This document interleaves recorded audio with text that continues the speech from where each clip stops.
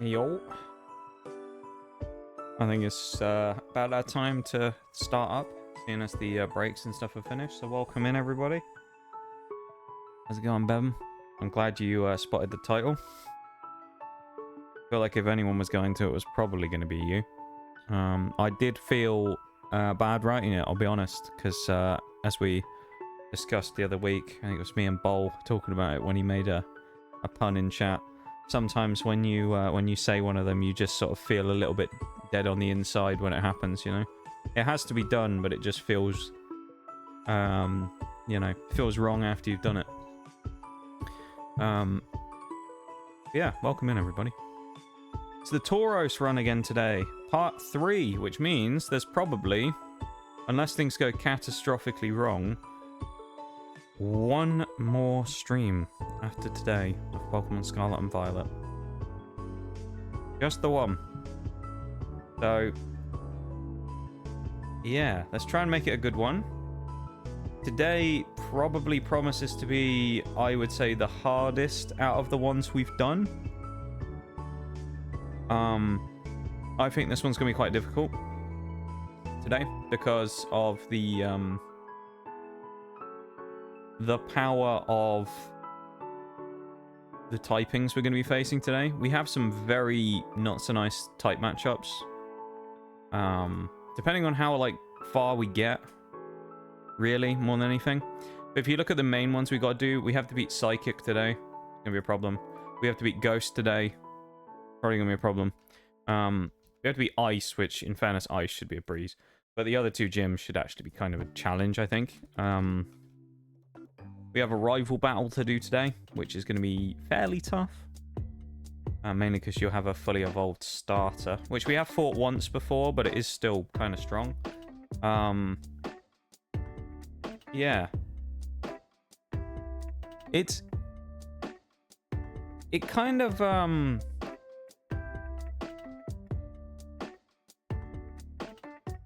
don't know.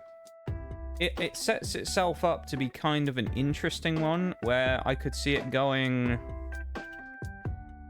and being quite difficult. But I could also see it going and being quite, like, maybe easy. I only say that because I know Tauros has kind of breezed everything else in the game so far. So, you never know. We'll see. Other than that, I do have a couple of other things to mention. One of which being that I, now at Black Friday's been and gone, I waited for the sale on the TCG stuff so I could get the last few pieces. And none of the booster boxes were on sale. So I waited until Black Friday for nothing, essentially, because all of the stuff I was going to get that we needed to get for the rest of that stream, none of it was actually discounted at all. So all of the boxes were full price. And to add insult to injury as well, on the day of Black Friday, they restocked the Stellar Crown boxes, which was the one I had to buy from the potentially sus website as well. So I would have only had to have paid, I think, £5 more. And I could have got it from a place where I knew it absolutely wasn't fucked with. So it was a bit of a middle finger to me, that one. However, I did take advantage of the Black Friday sale on some of the other pieces because I had a little bit of spare like cash for stuff like this. So I decided to make a couple of other purchases. There's a few things. I'm not going to reveal what they are until the day. You're going to find out when we get in the stream what they were. But I bought 6 items across 2 different places. 3 of them actually I got for free, which was nice. Oh no, 7 even. 7 items. So, yeah, initially I was going to do that advent calendar idea, kind of like I did last year, where I basically get a picture of all of it, black it all out, and then every day reveal one piece of it. 2 problems with that. Number 1 is it kind of spoils the surprise of the extra stuff that I've got. The other issue is half of it hasn't arrived yet. Because the Paradox Rift stuff that I needed to get, the last 2 booster boxes, won't arrive until probably late this week. And one of the other things that I got as a bonus is coming on the 15th of December, which is 2 days before we do the stream. So, Yeah, it's not really going to work out that well, is it? If I try and do a special reveal for all of it and then find out that one of them is 2 days before. So, yeah, we have to kind of throw that idea out the window, unfortunately. But so there'll be some special stuff. Essentially, what I'm thinking about doing is probably figuring out how many things we have in total with the bonuses, because we already have those booster bundles, and try and do like a couple of the extra little things a day, maybe. Or if I don't want to do that, because I have a couple from like different sets, right? Maybe what I'll do is just say fuck it and just blow like 3 or 4 different bits on one day as an extra special, a bit on like the last day or something. I'll keep a few extra bits back, or I don't know. We'll figure it out. We'll find a way to do it some way or another. But it's going to be fun, I think. And effectively, yeah, the last purchases have now probably been made. So I've just got to wait for it to all arrive, and then we do the stream. So I'm excited. Who knows what's going to happen? Who knows what polls we're going to get? Who knows what craziness will happen? I don't know. I will say, actually, as a bit of a mini teaser, this wasn't an intentional thing. It just so happened to go that way. And unless you're a real like Pokemon person, it probably doesn't really mean anything to you. But there is, with some of the extra things that I bought, a small sprinkling of Sword and Shield packs as well. Not just Scarlet and Violet. So we probably won't get anything from them, because Sword and Shield's hit rates aren't really that great. But if we hit something insane, and we pull one of the alternate arts from Sword and Shield, I mean, there's potentially no reason we couldn't pull like a $200 card out of Sword and Shield from the sort of limited number of packs we have. I haven't bought a booster box or anything, don't worry about that, but it's just there's a few things that I bought that happen to have, I think, a few like... I assume it's that they had a bunch of Sword and Shield packs lying around, so they thought they'd just pack them in other things, even though they were, you know, obviously a lot newer than that now. So, yeah, I don't know. So there's a couple of things in there that might be interesting to open just to see, because we'd never opened Sword and Shield on stream before. So we'll have a couple of packs. Probably 10 packs max, maybe, I don't know. But we'll see. Could be interesting to see if we get anything good. If we do, that'd be wild.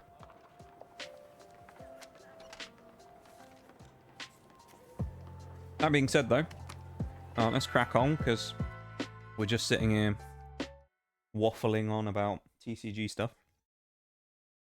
Let me switch screens, and we'll get going. But yeah, so that's good at least. I've got everything locked down now. All I've got to do is just wait for the delivery companies to do their things and wait for things to arrive. So, I mean, for me,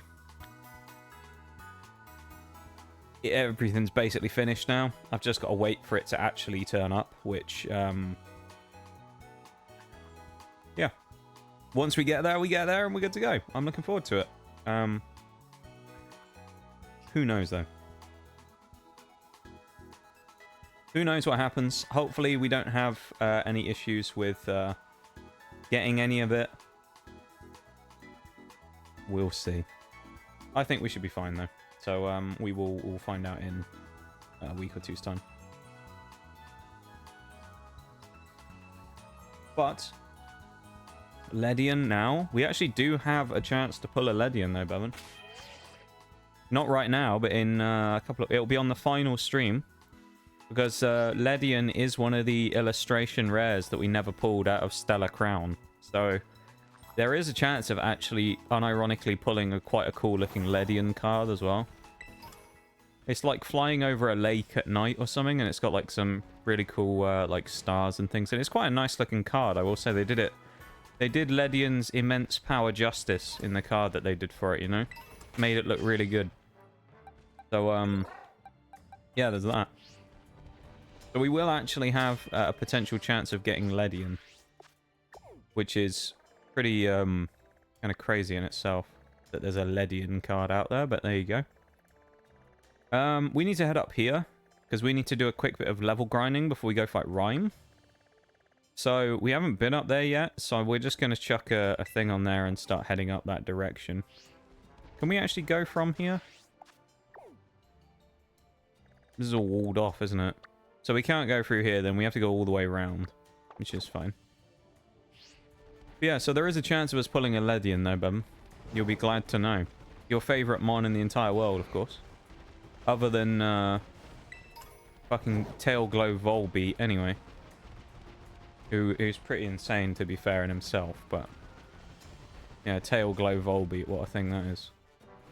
The amount of times one of us got one of those things in those showdown matches we used to do is crazy.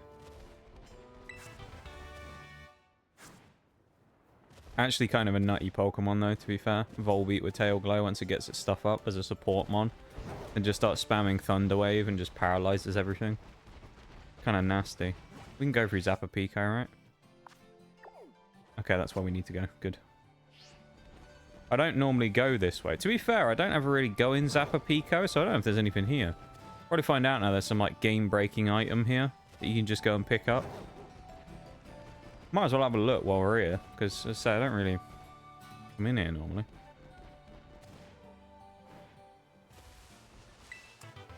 Psybeam, I mean that's nothing special. But over here. You saw it cracked on it.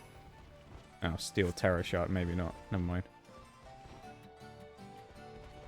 I doubt there'll be anything else in the town. You never know, there might be an item like up on that wall or something, but doesn't look like it, does it? That's a bloody tall jump as well.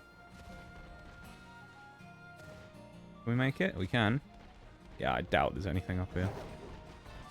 Would have been a cool place to hide something though, probably. Well, unless there's an item up here. No? Seems like a missed opportunity though to make this random little spot here and not put an item up there, but there you go. Interesting. We've never been up there before though, so it's an interesting little area to explore. May as well when we get the chance. You never know. As I say, there might be something kind of cool up there, so... There wasn't, which is unfortunate, but that's okay. Always keep an eye out on the hunt for shinies as well, just in case we find something. I doubt we ever will, but... We never expect to find a shiny, and then we do, so... You know, we'll keep it, keep the eyes peeled. There's an Axew there as well. Yeah. Kind of cool. We've had Axew a number of times now throughout our many runs. Wouldn't say Axew ever really became a legend, but it was in, of course, one of the most infamous fights that we did in Monotype Dragon that inevitably turned out to be the demise of that run, where we, unfortunately, in the fight against the Ice-type gym leader, Grusha, when everything was going really well, we got to the final turn, and we actually lived an Ice Beam from Altaria and subsequently got frozen, which ended our chance of winning the fight. So we were going flawlessly through the game until that point. We would have probably finished off maybe flawlessly overall. I can't remember how many losses we took in Dragon. May have only been one, being that one, or there may have been more. I don't remember, honestly. But either way, it was kind of sad to get all the way there and then get knocked off by Grusha. Especially considering it was our type matchup nemesis as well. We actually got really close to winning. Well, it's just how it goes, isn't it, I guess. You win some, you lose some. I'm actually kind of surprised that this one with the Tauros so far has been as smooth as it has been. I probably shouldn't say that, but it's been surprisingly smooth, and I'm quite surprised by that. Because I thought realistically with the general kind of like type selection we had being quite limited, it was going to be a challenge to actually make things work with Tauros, but kind of surprisingly, Tauros is sort of proving or disproving, I guess, the theory that sometimes utility in that is better than just straight up power, because well, Tauros has just like wrecked everything. It's basically just bulldozed its way through the entire game so far. It hasn't really needed to have any utility or any like strategy behind a lot of it. It's basically just been throw Tauros in, Tauros kills everything. So I'm very much not complaining, because it's certainly a simple way of playing the game, and it's certainly an effective way of playing the game, but not necessarily the most interesting, of course, but at the same time, it's been very effective, so we'll keep going that direction, I guess, when it comes to Tauros, and just bludgeon everything to death, because that seems to be the way forward. There's Medali, so we know we're on the right side now. But we can head up there as well, which we will. That's Grusha's Mountain. So we'll head up there and then we'll travel past Grusha and go down the other way. Hi Shayla, how's it going? Welcome in. Thank you for the 3 stream streak. I appreciate it. How are you doing, dude? How are we today? Hope you're doing well. No shiny. No. Doing good. How are you? I'm actually doing alright, to be fair. I got the last few things on, well, waiting for them to arrive now for the Christmas streams. So I waited for the Black Friday sales, and then none of the booster boxes that I was going to get were in the Black Friday sales. So I waited for nothing. And then I got some other stuff on discount to open for the stream as well, so there was some good deals on some other stuff, to be fair, that I wouldn't have probably bought otherwise, which I snapped up. But yeah, I'm doing okay. I feel like it's been a successful weekend from that regard. We managed to get some good stuff, and now I've just got to wait for it all to arrive, and then I'm ready to go on the special Christmas streams, which are, well, 3 weeks today will be the final one, because of course it's being spread out over 4 streams, so it'll all be over, basically, by this... Well, almost by this point on 3 weeks' time. Very sad, isn't it? No, it isn't, is it? No, it's not a shiny Cryogonal. It just looked a bit pink. But I think that's just the light on them at the moment. Yeah, they all look the same. Never mind. How are you doing, though, my dude? I hope you're doing well. Hope you've had a nice couple of days and it hasn't been too bad, whatever you've been up to.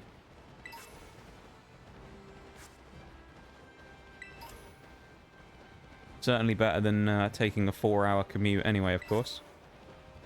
Not much getting worse than that, is it? Yeah, and I would say generally the last day or two has actually been fairly alright. That's not the streamer answer, by the way, as well. That's actually a real answer from me.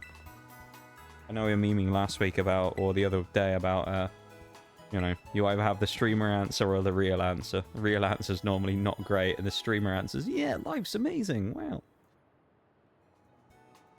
But, yeah, no, it's actually been okay, to be fair. Right, now we make the old run down here. This is the ski slope that we go on as well, I just thought about. Same old ski slope that we go down every time to get to the gym challenge stuff, which is thankfully one that you don't have to fight people in, so you can just level cap yourself straight away at 48 before this fight. If you're doing a level cap anyway, of course. Some people do, some people don't. I feel like now I've started doing level cap challenges.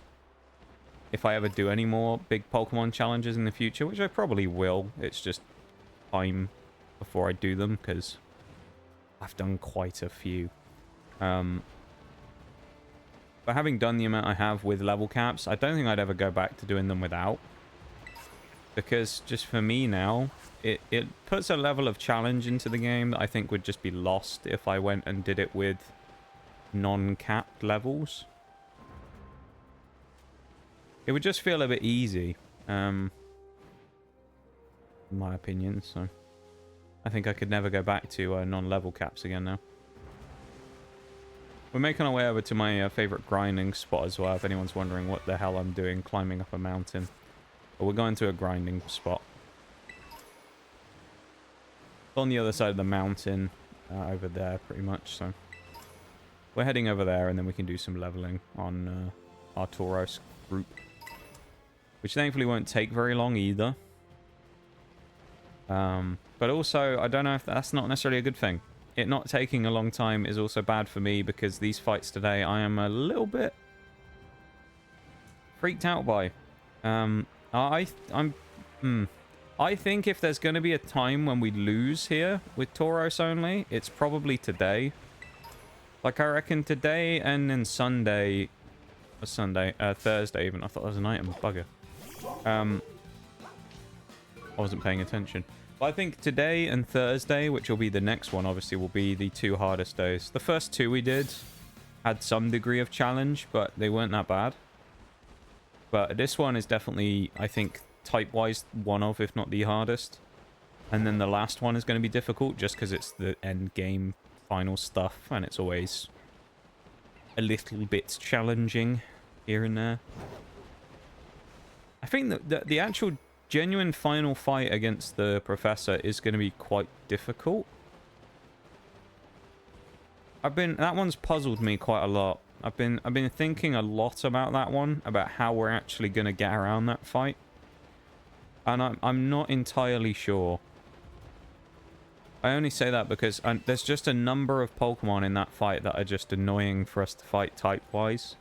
You got Slitherwing up front, who's fighting Bug, so he's got good resistances against most of what we have, except for Fire Raging Bull, so kind of annoying, but he also has stat-dropping moves for speed and attack, so he's most likely to use one of those on us and drop our stats on Tauros Fire, which then, you know, obviously removes one of our offensive options.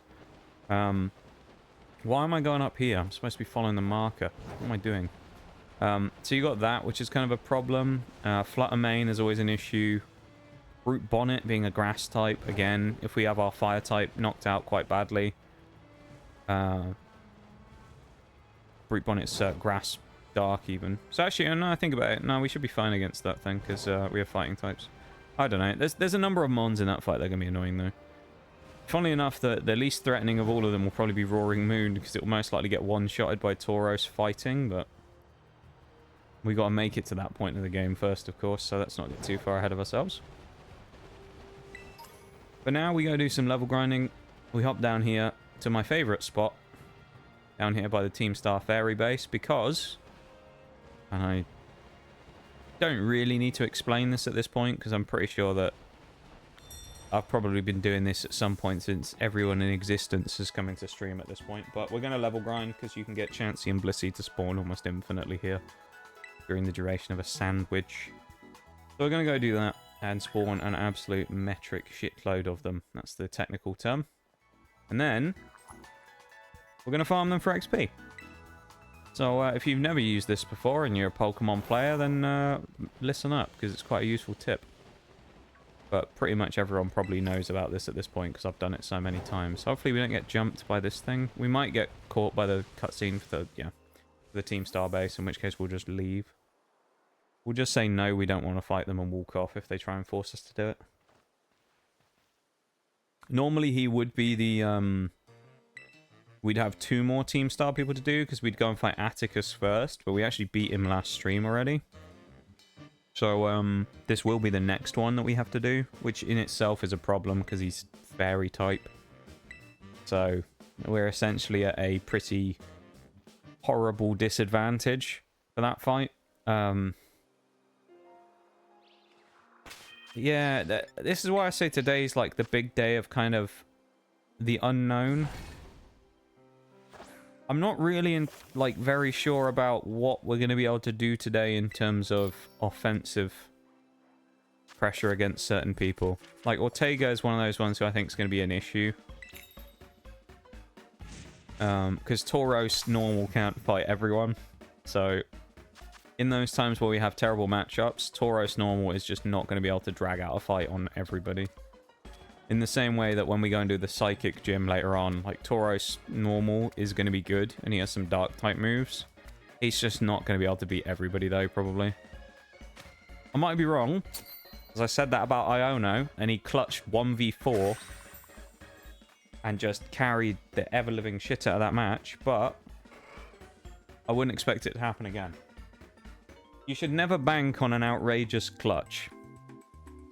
You should play in a way that allows you to win it normally without needing that piece of magic to actually win. If you get the piece of magic, you don't complain because it's great, but you shouldn't rely on it, you know? That's how I see it. We shouldn't be reliant on outrageous clutches. We should be putting ourselves in a position to win the match without it. Whether or not we do that is a different story, of course, but... To explain the method we just did there, of course, we just made a ham sandwich. It's just mustard, mayo, pickles, and ham. And then it spawns a normal type encounter power, which in this case is very good because, of course, there's a load of chances here now. And we can now just hunt them down, basically. They're level 45, 46 kind of range. They're very killable above. I think the lowest we've ever done when we've come here to fight them is like level 25 or something. Mid-20s. So it's definitely doable. I was going to say we don't have a fighting move. We do, Raging Bull. There you go. I mean, we're like, 9 levels under or something, aren't we? I know we're 37, not 36. But we're a couple of levels under and we're still one-shotting here. We only want to get to level 40, but that's just because we need to fight Rhyme. So we'll probably fight these guys here. Then we'll travel up to Rhyme's gym. I think from there we will then do the gym challenge. And from the gym challenge, we might come back here, level officially up to 42 if we aren't there yet, and then go one further and do the gym. Don't think rest is a really useful option here on Tauros either. It's probably the only recovery move we get, but it's also detrimental because it means we have to waste an item slot on chesto berries. Don't want to do that. And fuck off, auto mod with your cheap viewers. It wasn't Automod that did that, but Automod flagged it anyway. Welcome visit. Cheap viewers on asterisk, asterisk, asterisk. Damn. Such a bad service, it doesn't even show me the website. I think they'd have thought of that by now and they wouldn't keep putting like .com in the titles of their thing. So that it wouldn't get flagged constantly by Automod, but... I'd imagine, though, to be fair, that considering they're trying to scam people on Twitch to buy view bots, they're probably not very smart. So that would actually explain a lot. Raging Bull, because we don't have a fighting move on these Tauros anymore.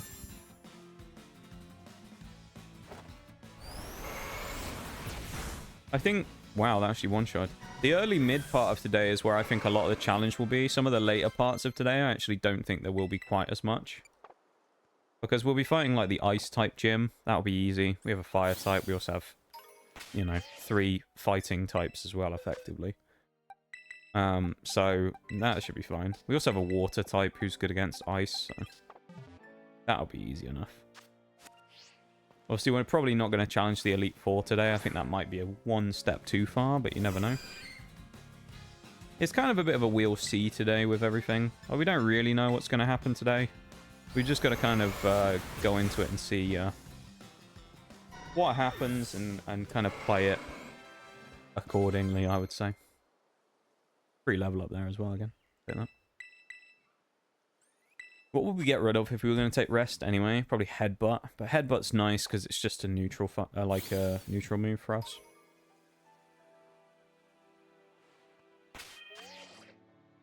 Grab all the Tauros back out again. That was a very quick level grinding session. Also, I think water and fire don't have it. Yeah, these two have a dark move, so both of these two are going to be up front. Because, of course, we are fighting Ghost. So, running Kanto and Paldea alongside each other, the dynamic duo, might be quite good here. And then we're heading up here. We'll grab this. Actually, what's the point of flying back to that one? That's only like 10 feet up the cliff. What a waste of a fast travel. Oh well. I think I was looking at the map thinking that was a bit further away then. What a waste of time. Oh well. So let's get running.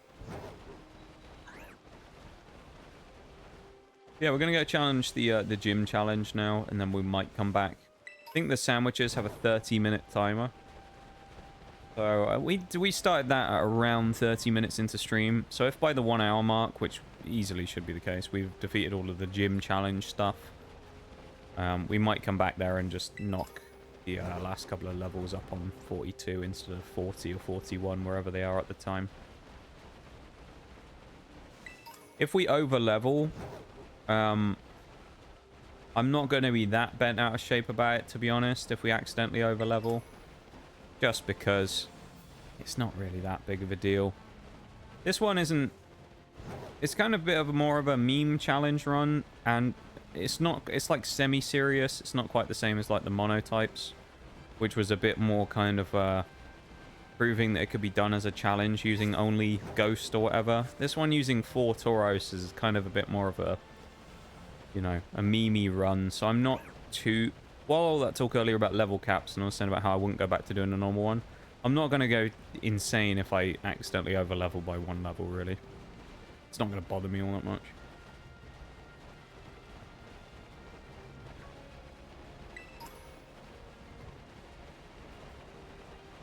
We'll see.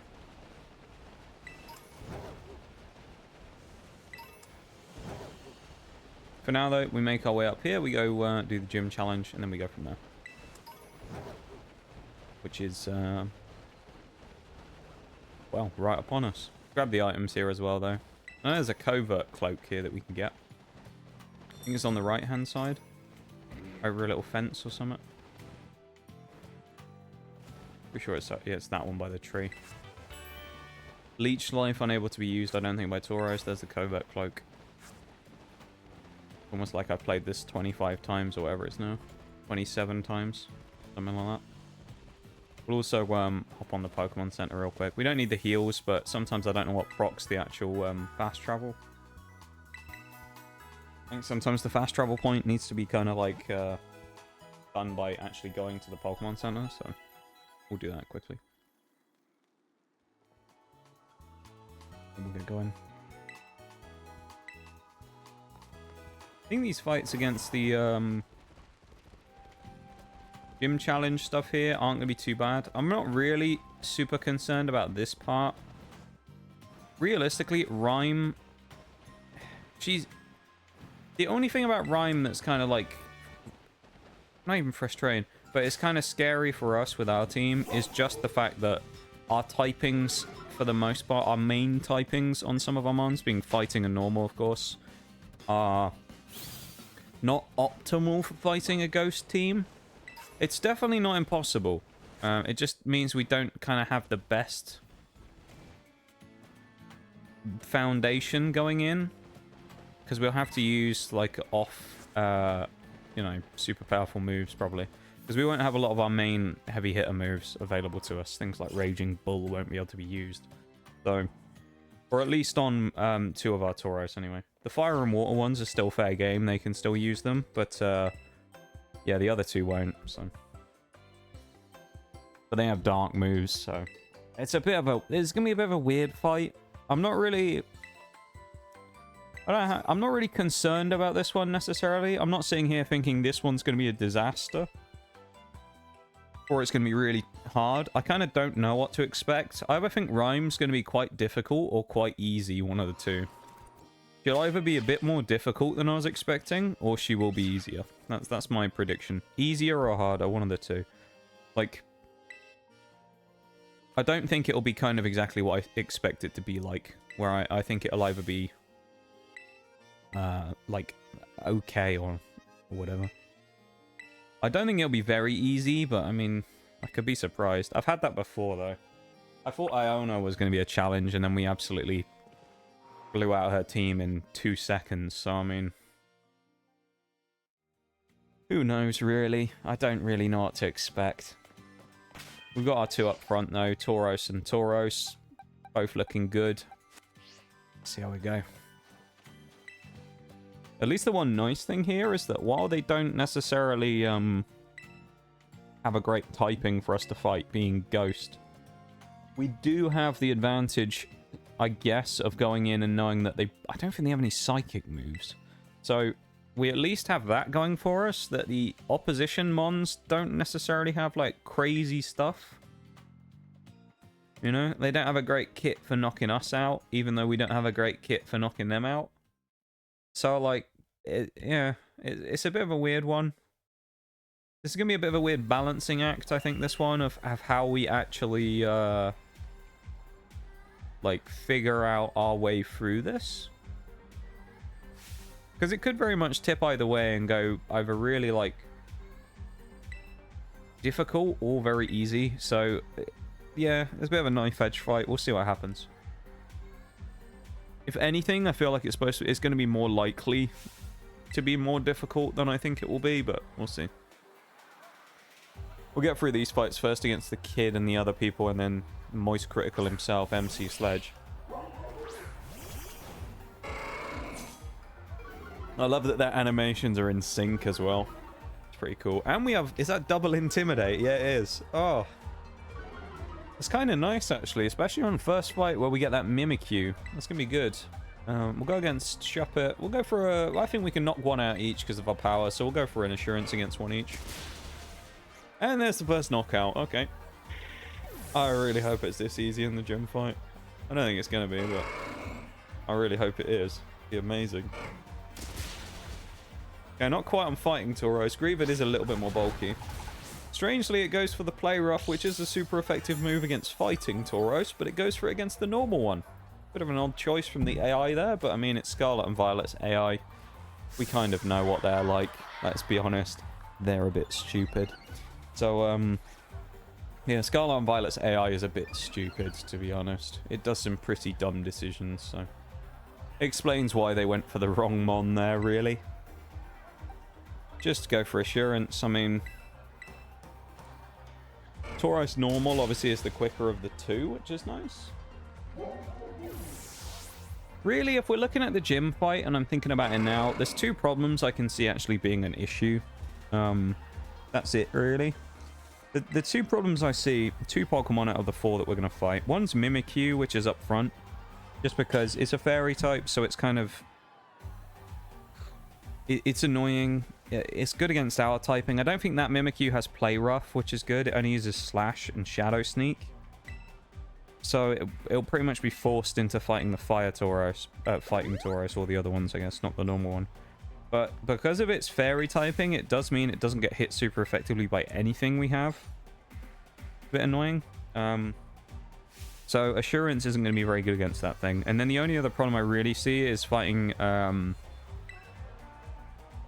what's his name at the end? Toxtricity. That's his name. Maybe fighting Toxtricity at the end, because he's going to have Discharge that he'll use against us.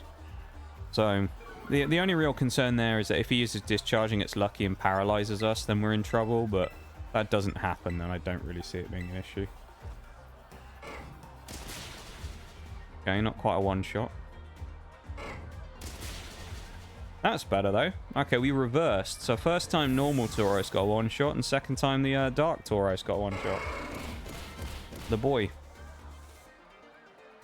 Pain split. Doesn't really matter, though. Yeah, do you know what? I mean, having... These fights are against just, like, little baby... versions of things. I'm not really that, concerned from like doing this bit so far, because I mean Assurance is kind of doing decent damage. The only thing, and it's a bit of a weird strat, it actually might not necessarily be the worst thing in the world in the event that one of the opposition fights that we do with Rhyme involves her getting the boosts. Now, if she gets the speed boost, I think that actually could be quite good for us, because our team is quite quick, and if we take damage and then use Assurance, it doubles the damage. So, yeah, I think in theory, our team could actually be stronger with these two Tauros up front if we're slower than the opposition. If we're faster, we'll be hampered a little bit from our damage output, but I don't think it'll be an issue either way. I don't know, though. We'll see. We'll kind of see when the time comes.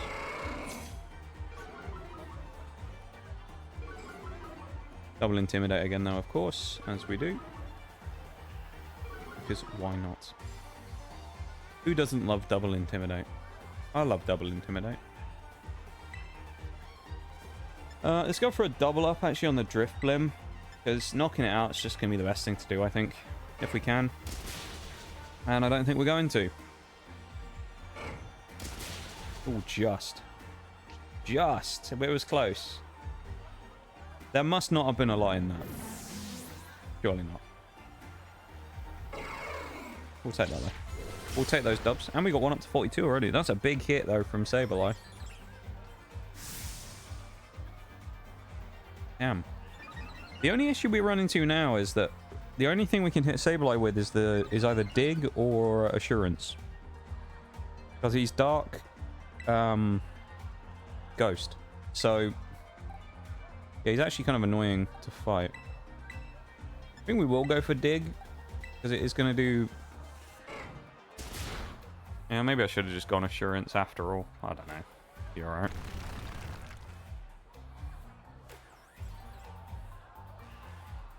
Missed on the Shadow Claw as well. That's unfortunate. This fight's over.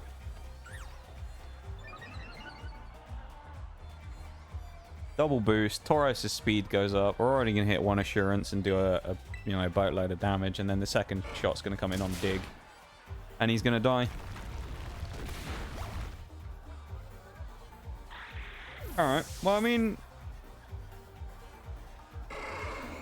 that little fight there...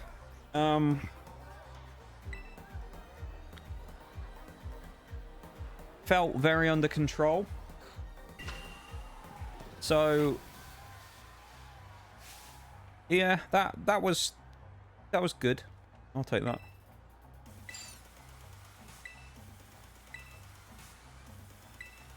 I feel like that puts us in good standing for the gym fight, but as I said earlier, you got to remember, this is probably rank 2 out of the 3 gym fights we're doing today in terms of difficulty. Russia is obviously going to be a blowout. That one will be easy. Second fight, which will be this one, will be like medium difficulty, and then the hardest one is by far going to be Tulip. Because her team's just like the absolute enemy of Tauros. She's got fairy types, she's got psychic types. It's just going to be annoying. She also has an Espathra, which if it's got competitive, will also get boosts off of our Tauros if we boost, so... yeah. That one's going to be hard. The rest of them, though, I mean, take it or leave it, but I think that one will be quite difficult. We're going to do what we said, though. I'm going to take... we'll go to the Pokemon Center when we're there, but we'll take Tauros out of the team real quick, the one that's already leveled up. Then we'll go knock out 1 or 2 more, probably 1 Chansey, probably. That'll be enough. We get to level 42. Then we're going to go up and challenge the gym. And we'll see what happens. I am vaguely hesitant, but we'll see. We shall see. Also, I just realised it's the first stream of a new month, isn't it, as well? So, yeah, hopefully we get off to a good start today. I don't know. Last month was something, I'll tell you that. So, I don't know. I'd like to think it can only go up from there, but who knows? Who knows indeed? Also, of course, I'm going to be gone for a week at the end of the month as well. So, it's only going to be like 3 weeks of stream. 2 weeks of normal stream, 1 week of special stream, and then the final week is going to be me being gone, so... There's something to look forward to there, a week without me. Hew, hew, hew. It's going to be weird, though. It's been a long time since I've taken a long period of time away. So I don't know what I'm going to get up to. Something uninteresting, probably. Who knows?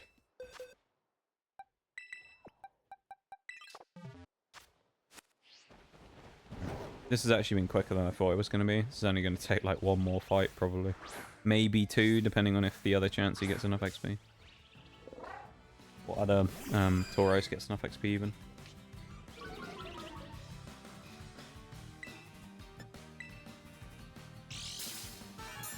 This should one-shot now, I think. Hi, Bowl. How you doing, dude? What am I meant to do over Christmas? Yes. It'll be fine, you know? There'll be plenty of other people about. I'm sure. It'll be alright. You lot will live while I'm gone. Be a good thing anyway, probably, you know? Be a chance for us to all kind of reset. Maybe. Chance of a bit of a reset. Start the new year. I don't know what I'm talking about, to be honest. Nice to see you though, my dude.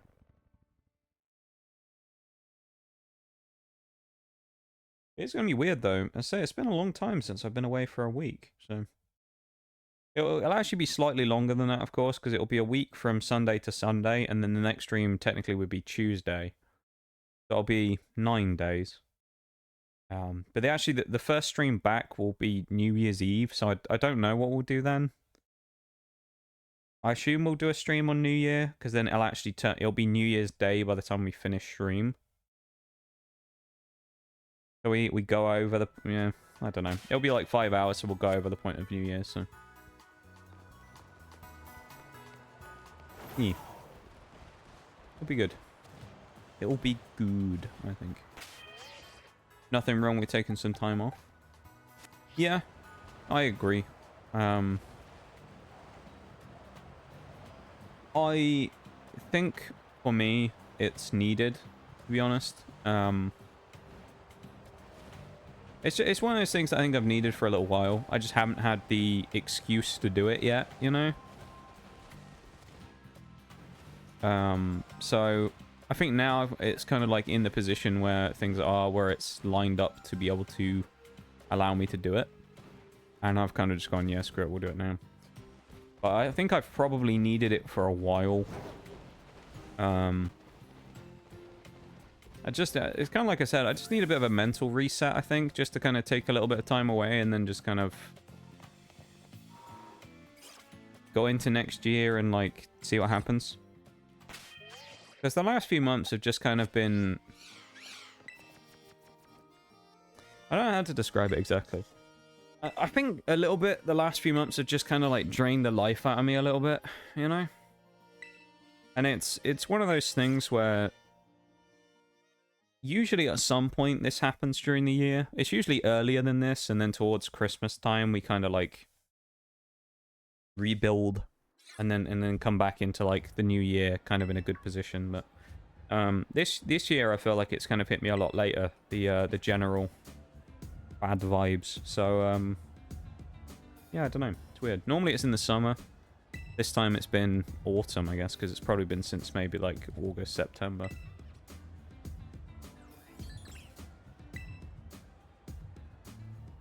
Oh, I shouldn't have done this, should I? Well, unless we finish this fight really quickly.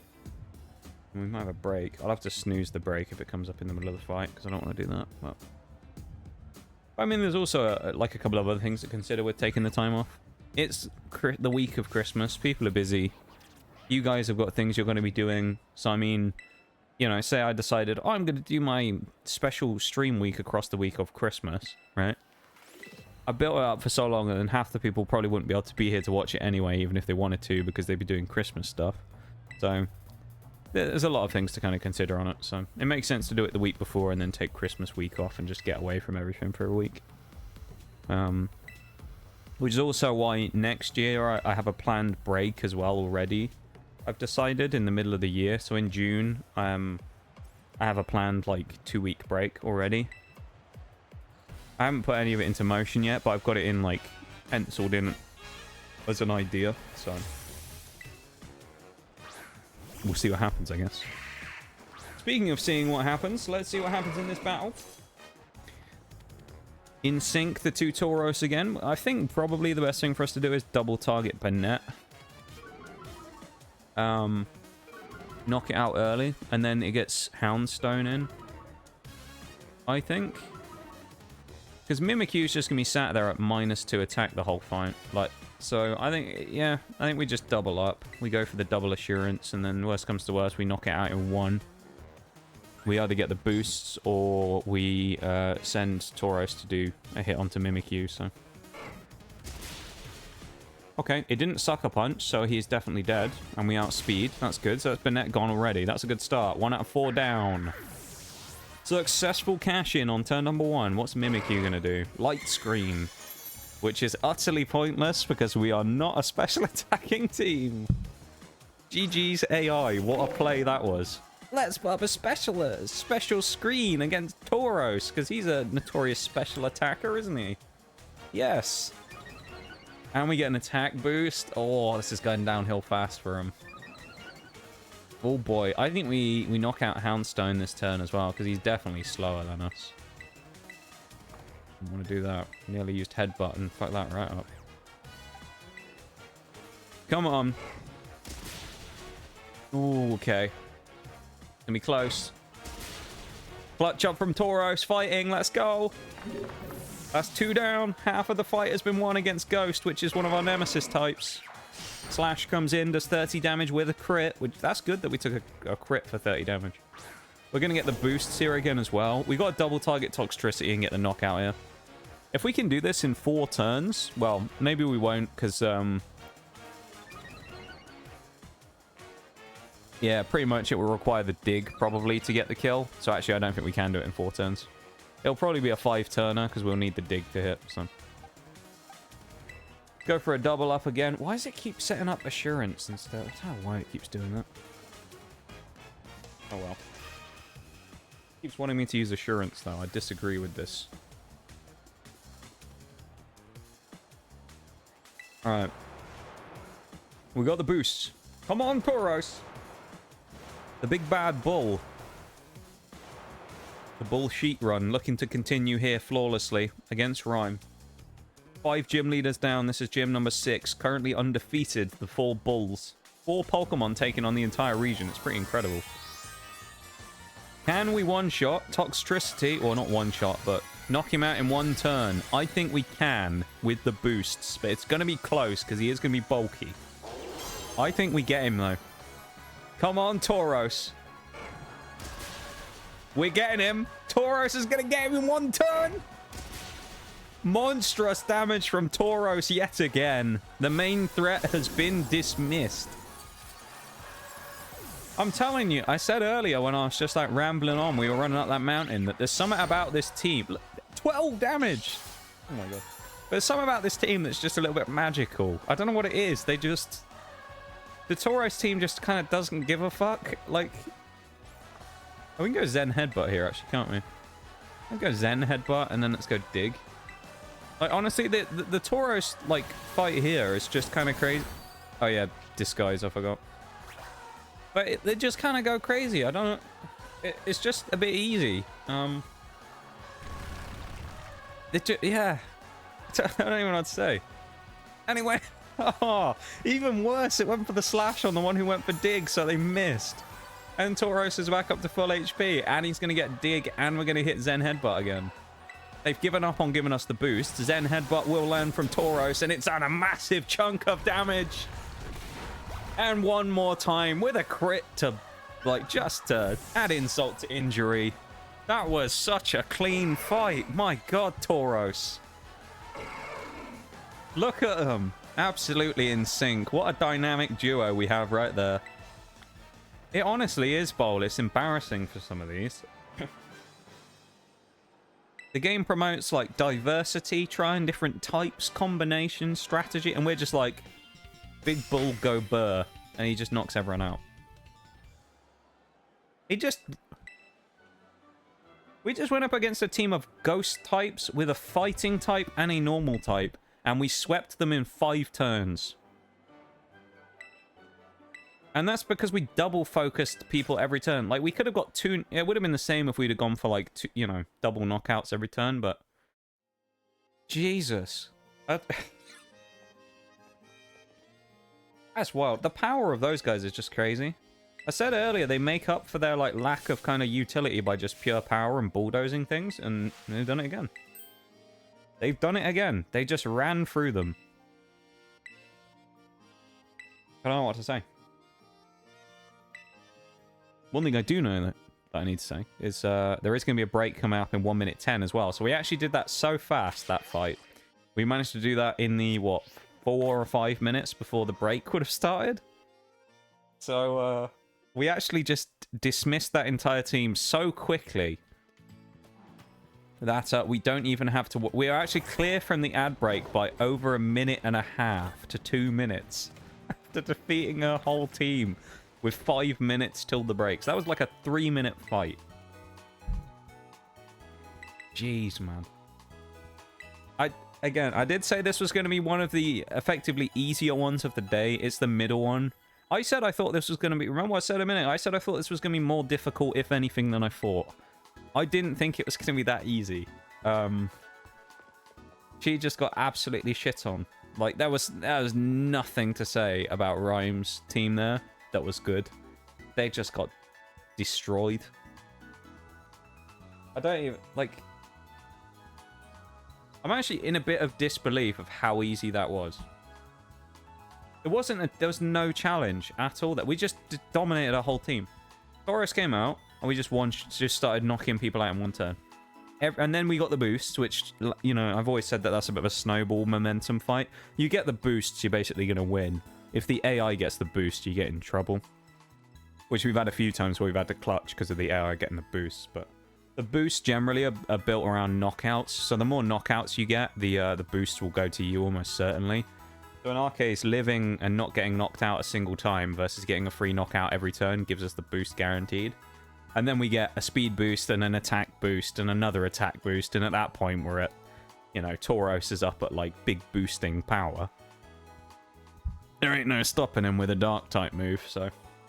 That's a good sign of things to come, though, because that should have been a typing that gave us some level of trouble, and we just breezed through it, so... Maybe that's a good sign of things to come for future fights against Tulip and people like that. I don't know. We'll see. But we will see in a little bit, because there is a 5-minute break. A 5-minute break, 3-minute break coming up. So, let's go for the BRB.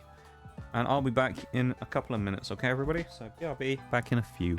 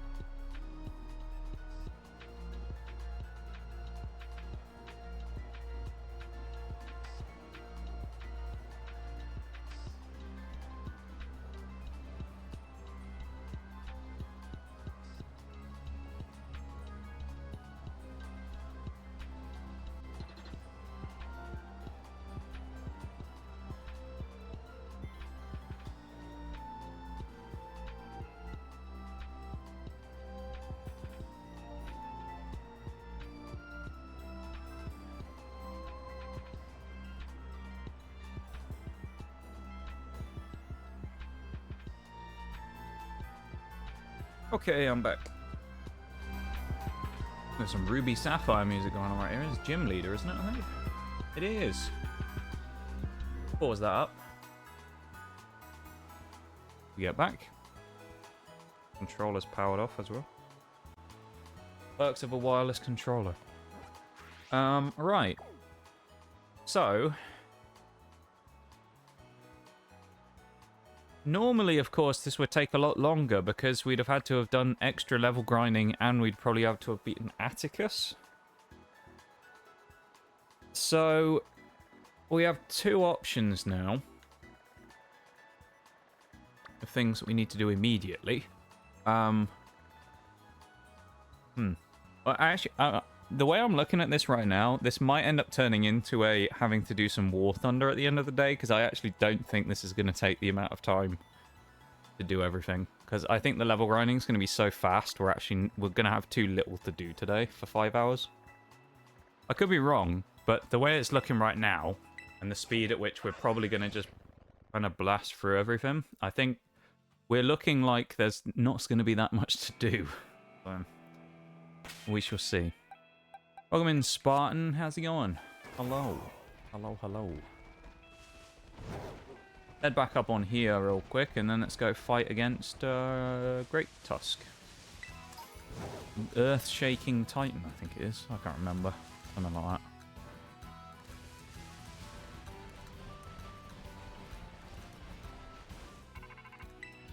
We use Water Tauros with Aquajet and Raging Bull. It's probably an easy enough fight, to be honest. I don't think we're really that threatened. Not too concerned about that. It'll be nice and simple. And yeah, welcome back from the break, everybody, as well. If you were here when that happened, I was just making a drink, so took me a little longer though to get back to normal, but that's okay.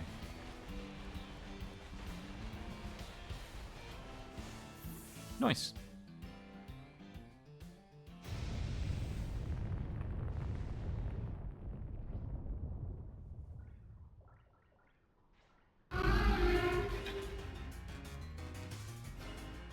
Surprised it never showed the animation of us throwing out Tauros though.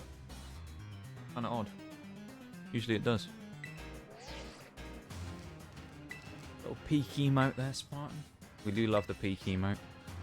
Love all the emotes in this channel. I'm very glad that I'm lucky enough to have met the people to do the emotes that I did. I'm very happy with them. I'm glad people like using them, you know. Okay. Not bad. Only a quick claw, that's fine if we get knocked off. Oh, I didn't get knocked off anyway. Alright, that's okay. Okay. That's good damage, that's good damage. I can't complain. Yeah. Alright, this should be in. That's it again, it's just another one of those situations where you're like, okay, well this won't be too bad. Tauros is just destroying everything again. It's just wrecking everything, like... That's why this run's been so, like, simple so far. It's just like the fight against Rhyme. You go, oh, this might be a bit difficult. No, it just bulldozes everything. Tauros literally just powers for everything like that. Just two-shotted Great Tusk. And I think this is the one with minus attack as well. Like, this isn't even the powerful Tauros. This is only just the regular water one with kind of subpar stats. It's crazy just how strong they are. Maybe we went for a challenge that's too easy by going for this, you know? Maybe Tauros only, mono-type Tauros, was actually too easy of a challenge, because it just seems like they've just destroyed the whole game so far. We've broken the game by using Tauros. We are too strong. That was a lot of damage, actually, in fairness. Okay. Speed drop's quite nice. I mean, we did less than a quarter there. Actually, no, I'd say probably we did about half of what we did last time, so I suspect it's probably a doubling of the HP. That kind of makes sense with what I normally see in terms of how much damage I expect to land per hit on this fight. So, yeah, I think they normally double the HP. And a resist on knockoff is nice as well. We probably knock out here if Sco Villain hits as well. Ooh, maybe not. I think he's going to be left with a sliver. Scovelin missed. Alright. That's fine. Oh, okay, we get knocked down now. Thanks, Scovelin. Useless. Alright. Let's go for our mate Kanto Tauros and go for Zen Headbutt. Why not? The worst that can happen. Avenge his fallen comrade. That's sad though. That's actually it's not that often you see one of our Tauros get knocked out. I thought we should have been okay there, but oh, he didn't get it. Sliver of HP, and he's another miss from oh Jesus. Another miss from Scovelin. That is poor. That's very poor from Scovelin. Unfortunate that is. I mean, we're probably still faster. Here we are. Okay. Never mind. We're not worried. Calculated. Never worried. GG easy. All that stuff. We got the win. That's the main thing. We knocked him out. We got the win. We're good. May have taken a 1 turn extra, but we got there. That's the main thing. I'm a little sad that Tauros got knocked out, though. Would have been nice to just clean sweep it, but hey. We already destroyed, like, half of the game. So, not that big of a bad thing.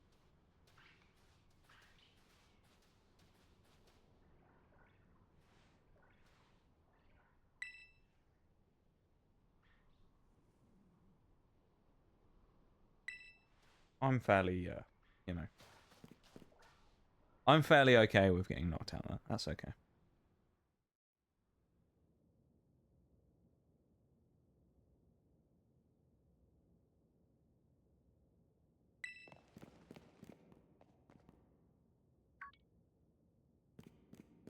So you had to rely on something that wasn't a Tauros. Oh, Pokemon are useless. I mean, you're not wrong, actually. If you want a job done properly, just Tauros it and it'll work. But yeah, you're right, Bol. We did. We had to rely on someone else to hit. And they missed. You are correct. It wasn't even a good meat shield, because he didn't take any damage for us either, so... Yeah, disappointing from Arven there. Typical as usual, he went for the kill steal though, didn't he? He didn't deal any damage until the point where it was like 1 HP, practically, and then tries to kill steal it on the last turn. Dirty tactics from Arven, really. I know he wants to one-up us, but like, come on now, lad. Just do better, what I say.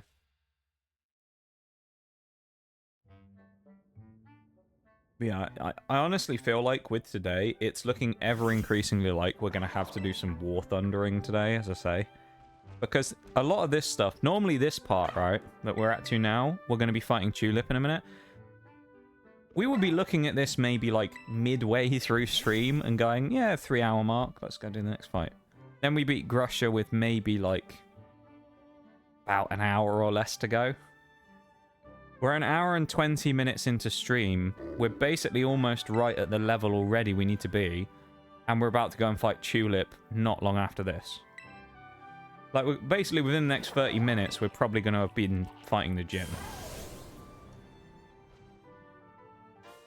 So, like, this might be a half and half stream where half of this is actually going to end up being, like, War Thunder. Because there's just not going to be enough to do. Because we still want to have a good final run on Thursday or Sunday, whenever it'll be.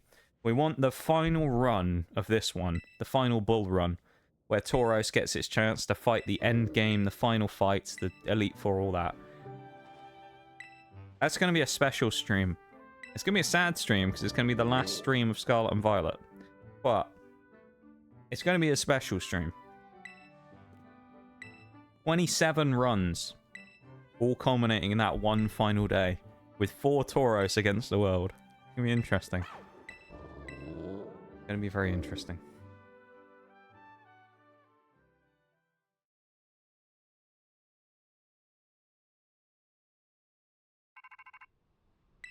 We shall see, though. We shall see, indeed.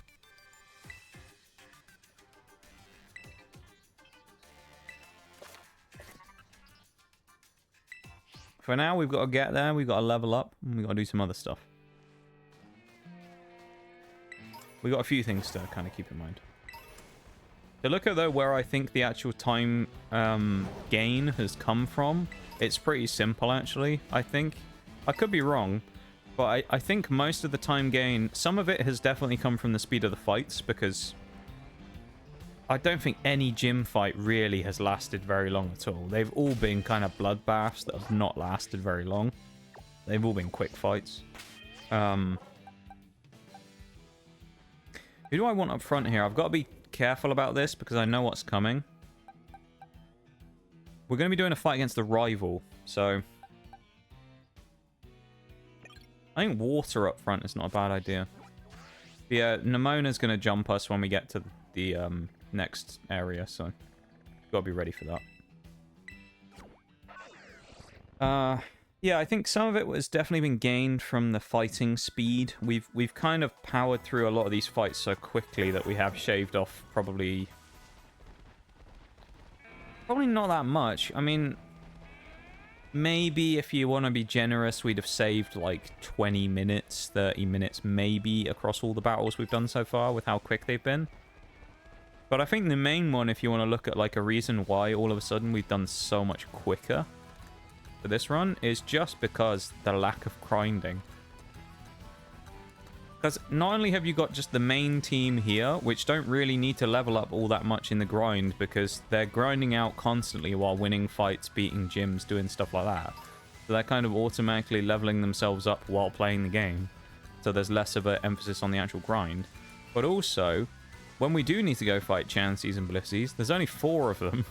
So, like, we can do it in, I don't know, 10, 15 minutes, versus if we were doing the amount of Pokemon we normally have to do for a monotype or something, it might take us an hour to do all the grinding. And even if you look at, like, the fact we've only done, what, 1 Blissey grinding session so far, there's also the things like when we went to the quarry and leveled up by fighting the Dug Trios. That was really quick. Normally that would be a good chunk of time for that as well, so yeah, it's definitely one of those ones that you've got to kind of look at and think the grinding has definitely been where we've shaved most time off here. It's definitely been quick. I don't know if this is the just based on the way it's gone so far, whether this could be considered like the quickest run. I don't know, because I don't have a clock for any of them in terms of like total time played. It'd be interesting to know, actually. I should have done that, shouldn't I? I should have got one of those like speed run timers up to see just in general, out of all the monotypes and all the runs we did, which one was actually the fastest. But I would hazard a guess and say that I think this one's probably quicker than all the rest of them so far by quite a way. Dare I say maybe even like an hour or 2 ahead. This one's probably very far ahead. Now that will slow down, I'm sure, because fights coming up are not going to be pretty. Particularly this next gym, which is kind of the one I'm dreading.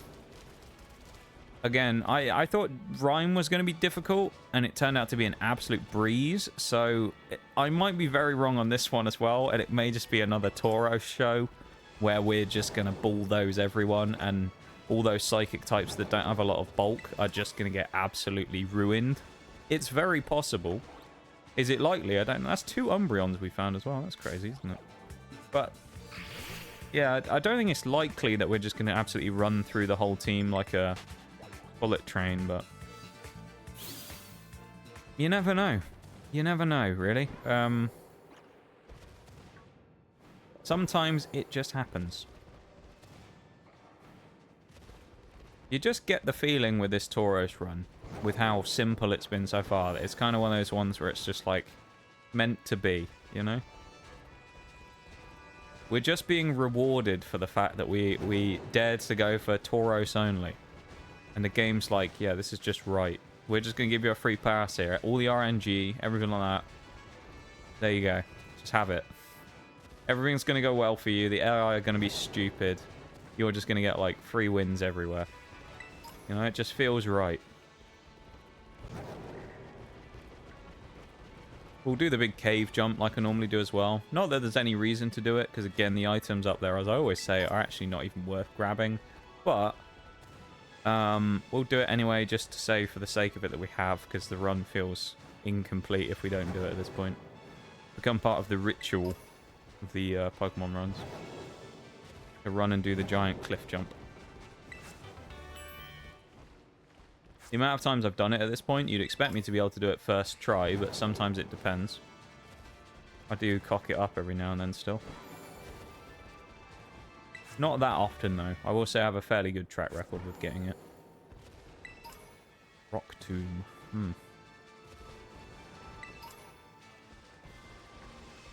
Rock Tomb... Rock Tomb might actually be useful. I don't know if we can teach it to us. I think we can. I seem to remember when I looked at the TM list, Rock Slide or Rock Tomb is available on Tauros. I think there may be a use for that, though, to be honest. We may actually have to grab that at some point. Because I've been thinking about it, and I'm just like... One of the worst fights in the whole game for us, I think very, very easily, to put a finger on it. If not this one that we're going to do here against Tulip, which might turn out to be really easy again, I don't know, is 100% going to be the fight in the Elite Four against Larry. Because while his team in itself isn't that crazy, and we could have certain things that go for us that make it a lot easier. It's happened in the past. For example, if his Tropius manages to get Sunny Day up, that actually benefits us hugely. Because if we have Fire Tauros running up front, right, against Sunny Day Tauros, Sunny Day Tropius, gives us that massive boost on our fire damage, and Raging Bull starts going crazy at that point, and we, you know, just kind of decimate the fight. The issue, though, the big, like, problem that I see out of that whole fight will be that Flamigo at the end. Our friendly neighborhood Jerry, as we like to call him. Jerry, I think, will be the biggest enemy of this, really. He's actually quite terrifying because both of his moves will be really good against us. If we use normal Tauros, he'll get close combated and almost certainly one-shotted. And then if we go against the flying moves that he has Brave Bird, which is 120 base power flying move, and that will probably one-shot all of our fighting type versions. So it's kind of going to be one of those ones where it's going to be a one-shot or get one-shotted fight, I think. First try, look at that. Clean as a whistle. Yeah, you can get across here without the having the ability to climb. It's actually not that hard. You've just got to angle it properly on the rocks. I'm kind of terrified of fighting Larry, though. I'll be honest. That Flamigo scares me, just because I know how strong it is. And in runs where I have more Pokemon to play with, it's not as big of a deal, because you can sack something and get him to drop his own defense. Or, you know, do a huge amount of damage to himself with recoil. This one, though, where we only have 4 Mons, a bit harder to do that, because if you sacrifice people, you're probably not going to have much left for the actual fight itself, so... Yeah, bit of a concern, but we'll see. I'm vaguely optimistic, but at the same time, it's, you know, erring on the side of caution. Because it's probably quite easy to get a little overconfident and get, you know, clapped or something here, so we don't want that. We got to be careful.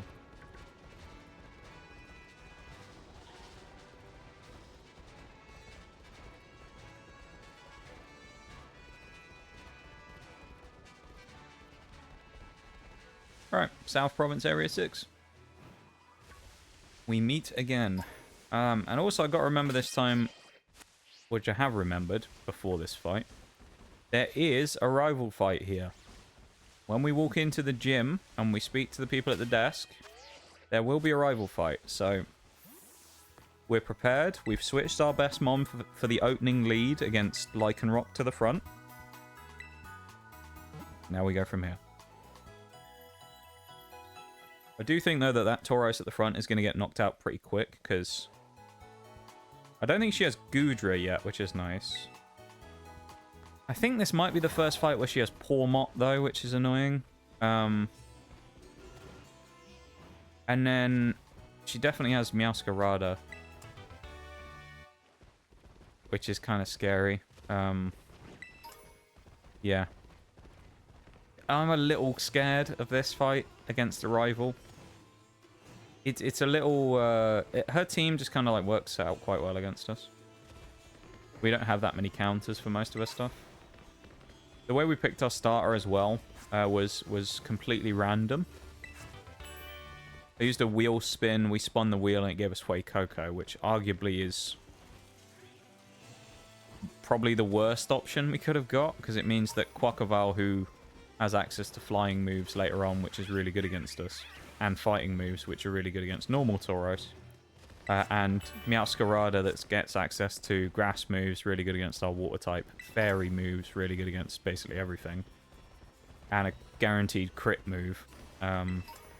Pretty dangerous. So yeah, we're at a bit of a disadvantage because of the random pick, but at the same time, maybe we need the challenge in this run. Who knows? Because it seems so far that Tauros has wrecked everything, hasn't it? So far, has been very little in the by the way of roadblocks for Tauros here. So maybe we need it. We need that challenge to make it a little more interesting.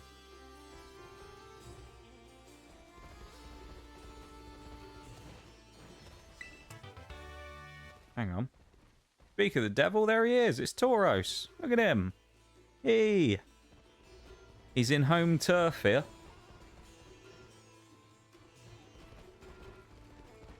Oh, we don't have another one before the end.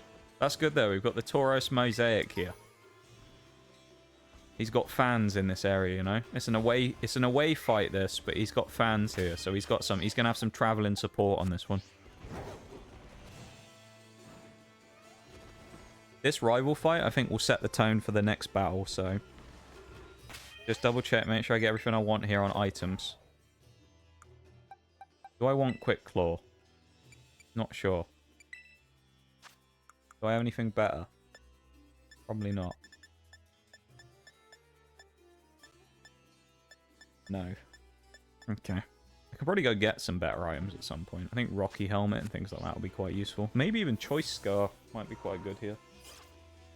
But we will have to kind of figure our way out through everything to get to that point. So. Alright, let's do it. This fight's a little scary. I'm not looking forward to this.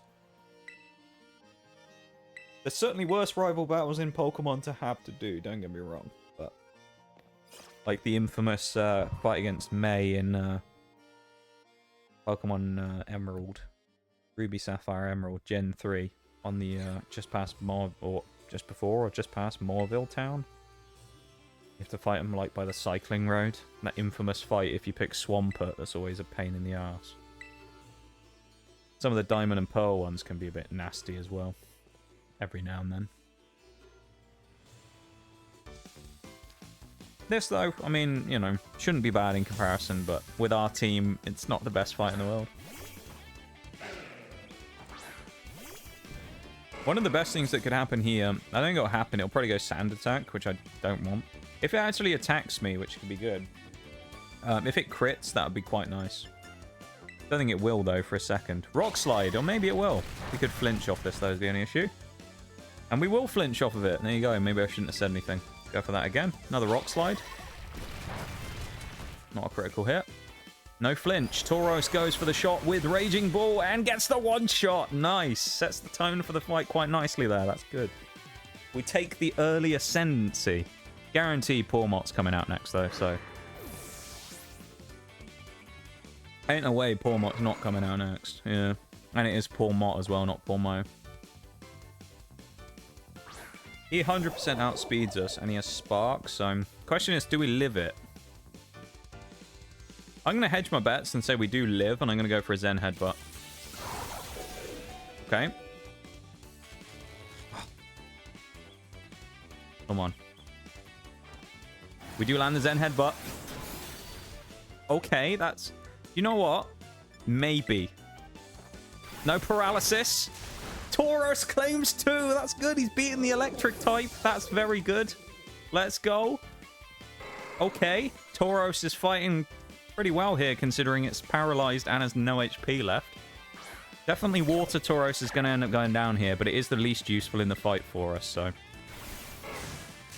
Any damage is good damage right now, because it's basically on the brink, so... Nice. Okay, that's fine. That was a good little set from Water Tauros there. I'm very happy with that. We got rid of one of the big threats in poor Mop, so... We want to keep Fire for the end, I think. So I reckon we go with regular Paldea now.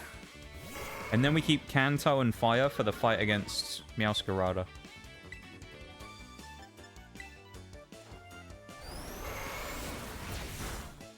Okay. Of course, Sliggoo is quite bulky in the special department. He's not really that good. Same with Goodra in the end. Not really that defensively strong in comparison. It definitely airs more on the side of special defense. So that is quite nice in this case. We do have a stronger Pokemon on that side to go for. Here we actually lose our super effectiveness, I've just realized, because this is going to go Terra Grass. So Raging Bull is the best move to go for here. We're almost guaranteed to get hit by Play Rough, I think. It may go for Flower Trick, but I feel like the AI might go Play Rough. But then again, it's Scarlet and Violet AI, so it'll probably go for, like, a move that doesn't even hit us or something. It'll use a boosting move or something dumb. I'm waiting for the idiotic turn to come up here. No, it's going for Flower Trick. Well, we need to survive this. How much is it going to do? This could be telling, depending on how much this does. Okay. Not the worst. Good retaliation from Tauros. It's obviously going to hit us again. We'll go for the Raging Bull just from some miracle if we survive, but I don't think we will. Maybe it got, like, titanically low rolls or something, and we live on friendship. But... okay. We're going to go with regular Tauros next, and then we'll keep Fire at the back, because it also has Flame Charge to boost its speed. So we'll go with this one next. Gets the Intimidate as well. Obviously, that doesn't make any difference here in the case of knocking down the power of Flower Trick, because Flower Trick anyway is a guaranteed crit, and as we all know, if you've heard me talk about it so many times now, critical hits negate any status changes, or stat changes and drops. So in the event of a critical hit, it doesn't matter if you're a million defense, it'll still cut through as if it had neutral, no boosts at all. I'm hoping it goes for Play Rough. We probably die if it Flower Tricks, but you never know. Oh, hi, Nitty. Got that feeling of deja vu. I've seen this bullshit before. You ain't seen nothing yet, dude. I'm telling you.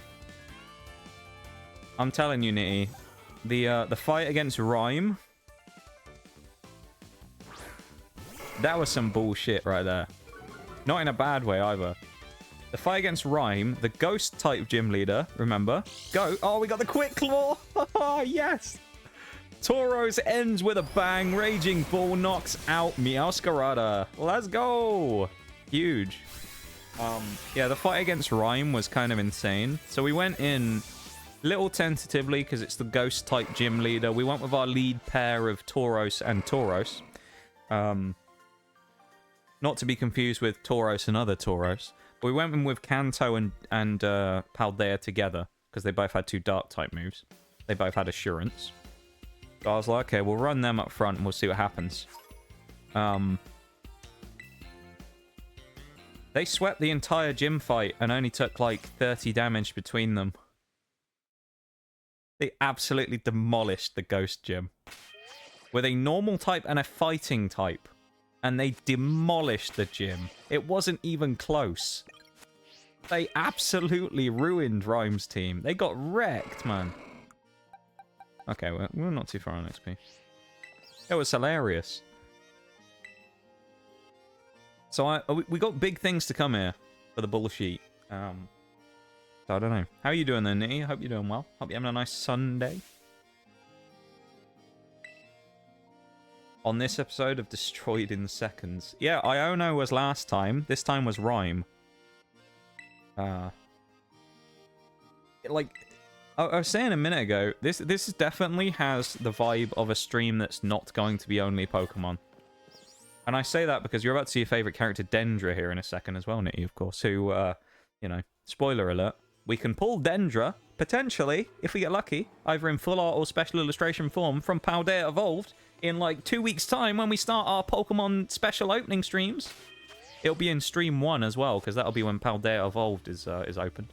We are going to do them in order at which they came out. So the first day will be Base and Paldea Evolved, which will be interesting from the perspective of it will be the least exciting in the sense that we've opened the majority of those two before. But it'll also be more interesting because it means that the hits that we get, there's less chance of getting something new. So it's kind of, you know, the stakes are higher for that one. So it's almost more interesting but less interesting because we've been there and done it before with Paldea and Scarlet Base. But if we get something new, it's fucking hype because we already have like half the ultra rares. So I'm still missing, believe it or not, I think I've opened 4 boxes of Paldea Evolved now, and I'm still missing like 5 regular EXs. Which is crazy, because they're like the super common ones, and I don't have any of them. It's bizarre. I don't know why I don't have them, but I'm hoping we'll get some of them this time eventually, because fuck. Yeah. I want to complete that bloody collection of the base set. It'd be nice. Angry Tauros. Yeah. Surprise Tauros. He just looks... I mean, they all look the same, really. Happy Tauros shaking his head. Okay. Man, I'm excited for that stream, though. I was saying earlier that I'd finished the final pieces, if anyone wasn't here when I talked about it. Final pieces are now ready. I waited for Black Friday. Which I said I was going to wait for Black Friday to get the booster boxes, which I did. None of them were on sale. All of the booster boxes were exempt from Black Friday, so none of them were on sale, so I ended up just buying them at full price. I think in the 2 Paradox Rifts, I ended up getting for 108 each. Which is kind of crazy that I managed to get a Stellar Crown for 100 and paid 108 for a Paradox Rift box, but there you go. And then after that, I used the Black Friday sale to get a few extra goodies as well, which I'm not going to be revealing ahead of time. They're completely random bits and bobs I probably wouldn't have bought otherwise if it wasn't for the fact they were all on sale. Or in some cases, I ended up getting them because of something else. Yeah,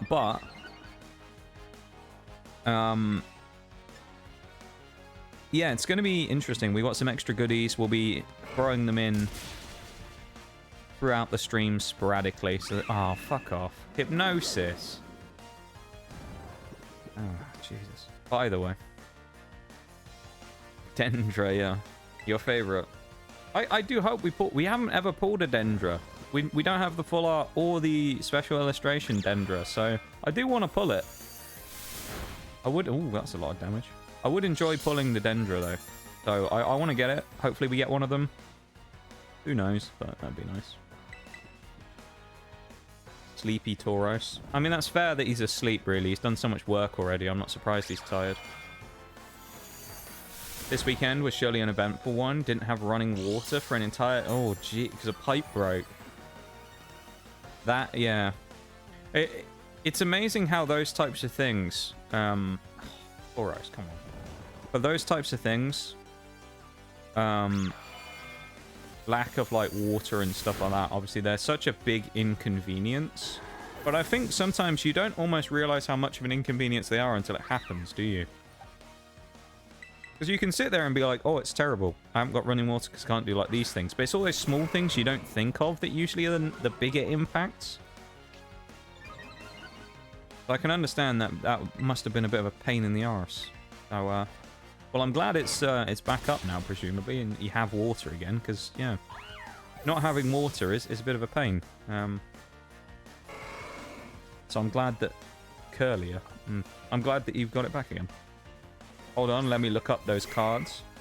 Yeah, it's from Paldea Evolved is the set. There, towards the end, it'll just be the Dendra Full Art and the Dendra Special Illustration Rare. Let's try Raging Ball. I don't know how much this is going to do, though. Yeah, we are intimidated as well. Not gonna lie, I'm a little concerned here, actually, because of this. Go for Headbutt. It's part fairy, so okay, Headbutt's good. Assurance isn't gonna do that much. We win this fight for free now. I don't remember what the Dendra cards look like, to be honest. I don't think they're that crazy in comparison. Like, some of the other ones, the special illustrations and stuff are different, but I think that one's fairly, like, okay. I don't think it's anything crazy.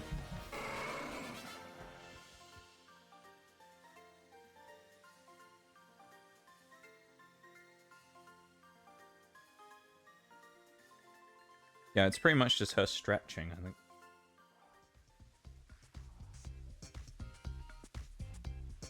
The full art, I would argue, actually might potentially be better than the other ones, so. IDK, dude. That's fight number 1 done, though. Now we have to use Toro's fighting, because unfortunately we got put to sleep. Very sad. Dendra back up again, doing her fitness class. Or whatever it is. I don't even know what it's supposed to be. What is this even supposed to be? We're all just, like, randomly outside doing, like, a workout or something. But we're just, like, expressing emotions, not actually doing anything. We're just hitting a pose, and then... I don't know. I was in sync with that old woman behind me, then. You can just keep doing it over and over as well if you want. Oh shit, I did the wrong one. I was trying to get another one in the last second, and I messed it up. I think if you hold it down, it doesn't do... No, it doesn't do anything either. You just have to keep pressing it.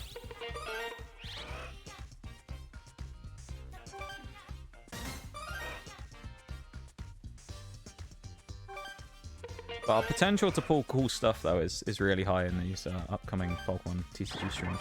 I was actually looking through the binders yesterday, because I was thinking about it as well from, like, the promo side of things, because, of course, we have, like, the Surging Spark stuff, where there's a couple of promos in those pieces, and I was like, oh, let's, you know, have a look.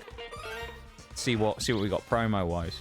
And I flicked to the back of the binder where I keep the dupes, and the sorriest state of affairs of anything was when I opened the Obsidian Flames binder, and I had a look at the back of it, and then I realized we've opened, I think, 2 boxes of Obsidian Flames ever, and half the hits were the same. Like, I flicked to the back, I had a look at it, and it's like the gold Charizard we have a dupe of, I think 3 full arts we have dupes of, and like 2 illustration rares, and it's like, man, that second box we opened was basically exactly the same as the first one we did. We just got the same stuff twice. It's like, damn. We got unlucky there. Gold Zard dupe? Yeah, we do. We got 2 of the gold Charizards, yeah, from Obsidian Flames. That's the only one... Oh, I have the regular one as well. The regular EX, the dark type one. It's super playable in the TCG. It's quite popular. So I have that one, and then I have the gold Zard. I don't have the special illustration, and I don't think there's a full art of it. Yeah, I don't have any of those ones. Oh, the other one. But yeah, that's the funny one, though. It's like, you look at that, and I have 2 dupes of the gold Zard, 2 of the Reveroom full arts. I think I have 2 Vespiquen full arts for the Terras. I have 2 Poppy full arts, I think, and I might have 2 of another trainer full art. It's wild. For some reason we just got loads of the same stuff. I'd say I think we got our done by basically with our Obsidian Flames boxes, which is why I've said before that if we end up somehow managing to get another box, which we have here obviously on the side, and we open it and it's somehow the same gold Zard again, if any point during the opening, because I mean there's other stuff as well, right, that I don't know, might maybe contain Obsidian Flames. I don't know. I don't know what the content is of all the packs and stuff, so there may be some other stuff, like one of the random things that I may have bought as a bonus item that may have a random pack of Obsidian Flames in it. If at any point during this opening of across this week, I pull another gold Charizard, I'm going to lose it, man. Actually going to lose my mind. If I manage to pull 3 gold Charizards, like... I don't even want it. That's the thing. I don't want the gold Charizard because it's Charizard. If we pull 3, though, it'll just be stupid. 3 are like the secret rare ones. Especially because I think we have 1 special illustration rare from Obsidian Flames, which is Poppy. That's the only one we have. And other than that, all of the other ones, all of the other, like, high-value cards have been the fucking gold Zard. Which I think it's like a $30 card or something. It's not crazy. $30, $40 card. But, I mean, it's still nice to pull something like that, I guess, that has some level of value to it, but still. Not gonna lie, just because of that one little bit there that we did, where we fought against a Grumpig and that, I'm actually a bit concerned about this fight. I'm genuinely a little concerned, because Grumpig, and to some degree, Curlier as well, kind of just ran through us. Albeit we had our regular Taurus put to sleep, so, you know, that is something to consider, but... yeah, I'm a little bit concerned about this fight now. I was feeling good up until this point, after we beat Rhyme and we beat the rival so easily. This one's got me a little bit... I don't know. At this point, if you get another Zard card, just go and get the lotto ticket. Honestly, dude, if we pull the special illustration and the gold or something crazy, again, that'll be wild. I did say earlier as well, this is an interesting thing as well. Because there will actually be a couple of firsts for the special week. I'm not going to reveal... I said this earlier. I'm not going to be revealing anything, really, about the new extra bits that I got. There was only a couple of pieces that I ended up getting as, like, extra things because they were all on sale on Black Friday, and I wouldn't have got them otherwise, but it was kind of just one of those where I went, screw it, I'll pick them up because they're on a really good deal. So I did. Well, rare candy here as well. So I did that, and one of them... Because I think it is something... It's not old, but it's, like, slightly older in the Scarlet and Violet era. It was one of, like, an earlier product that came out. Has, I think, some Sword and Shield packs in. So it will be a first, and it should be, I think, the first time on stream we've ever opened a Sword and Shield pack as well. Be kind of cool. So, there you go. We'll have Sword and Shield packs. I'm going to make an item switch here. Oh, should I, though? No, actually, I don't think I will. Yeah, no, I'm sticking. I'm sticking with what we have. Level 45. I'm double checking just to make sure that this is the actual level cap. I'm not stalling, I promise. Alright, maybe I am. I don't want to do this fight. I don't want to do this fight.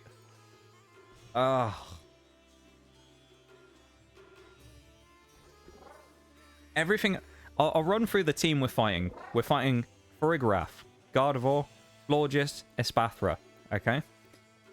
Farigiraf, one psychic move, but it also has Reflect, which is a complete just killer for us because it nerfs our physical damage by a lot. It's about 1/3, I think, so, or half, something like that. It's crazy. So that'll be bad. And it has Zen Headbutt, which isn't guaranteed to hit, but it also has weaker defense, so we may be able to work that somehow. It's going to be hard, though, either way, is kind of the gist of it. If it goes Reflect, we're in trouble. Psychic Fairy Gardevoir with Dazzling Gleam and Psychic. Not good. Espathra has Psychic. Not good. Florges, Moonblast, Fairy move, super effective. Psychic, super effective. The only good thing is that none of her Pokemon have really high defense. At least physical defense. So... yeah, we maybe have a chance here, but this is genuinely... I think this is going to be one of the hardest fights of the run. This is definitely the hardest fight we've taken so far, on paper. Now, again, who knows what happens? Maybe Tauros fucking crits every turn and one-shots everybody. I don't know. But on paper, and the game isn't played on paper, but still, this should be the most difficult fight we've done so far. Not today, in the entire run. This should be a hard fight. I'm expecting... a tough one here. I think this will be hard, this fight. Sword and Shield packs? Yeah. I would say... so, it's because I think... it may only be one thing, I'm not sure. But as I say, there was something I got that's kind of early from the Scarlet and Violet era. So it includes... because sometimes what they'll do is... If Pokemon has, like, old stock they want to get rid of... like, you know, they might still have, like, the end of the printing of some of the last couple of Sword and Shield sets that they had, right? And they aren't probably making, like, the ETBs and things like that anymore, and they're not making booster boxes anymore. They just probably have some extra packs lying around.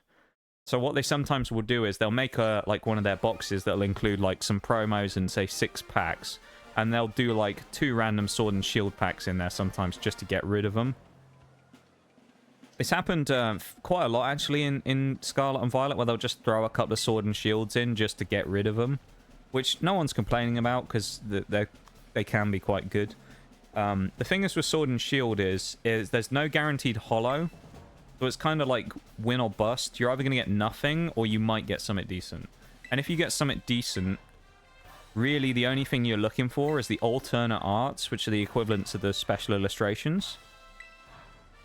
And if you get one of those that's the right one, there's usually one in each set that's really expensive. You could be looking at something like a $200 card, but it's all about which one you get. Like, one of the best ones that we would want to get, and I don't know what the pack selection is like. It's just based off, like, I think we might have some of these. Is Giratina from Lost Origins, one of the ones we would want to get. If we manage to get a Giratina alternate art, which I don't think we will for a second, but if we did, that'd be nutty. So, Lugia from Silver Tempest, if we get one of those. Fusion Strike is Gengar. I think they're all the main ones, really. We need to... Oh, that's not a lot of damage. Okay, he's gone for Zen. 30 damage. Okay. But yeah, Sword and Shield, it'll be the first time we've ever opened it on stream, if we end up getting any, which I think we do. That's the only real, like, teaser I'm giving about stuff. And obviously, some of you guys know, because you were here when we talked about it before, but the booster bundles as well we have. So, you know that we've got 3 booster bundles, one of which for Paradox Rift, one of which for Twilight Masquerade, and one of which for Scarlet Violet Base. Because they were all ones from, like, a month ago, 2 months ago that came off the throne on that crazy day where we first announced the idea, and some of you guys crazily decided you wanted to help out and get some of the boxes. So there was 3 booster bundles that got bought on that day, which are those 3. And then obviously, you know, we've got the main booster boxes, one of each, except for Paradox Rift, where we have 2 for every Scarlet and Violet set, as well as the Surging Sparks, ETB, and something else as well. And then there's this other random assorted stuff that I've picked up, which I'm not going to be talking about, but will be available for the stream. Okay, this is good. So we're going to get through Guardy with regular Tauros. Espathra and Florges are the problem, though. That's the issue here. Espathra is definitely faster than us. There's no way we outspeed that thing. I'm a little... I hate this. I don't like this. This Espathra is going to be scary. It's just because it's so fast. If it wasn't as fast, we'd probably be okay. Do we Raging Bull, or do we go... I think we go Assurance on the off chance we somehow... We're faster! Wow, we're actually quicker? We definitely die here, then. That might be a good sign, though. I don't know.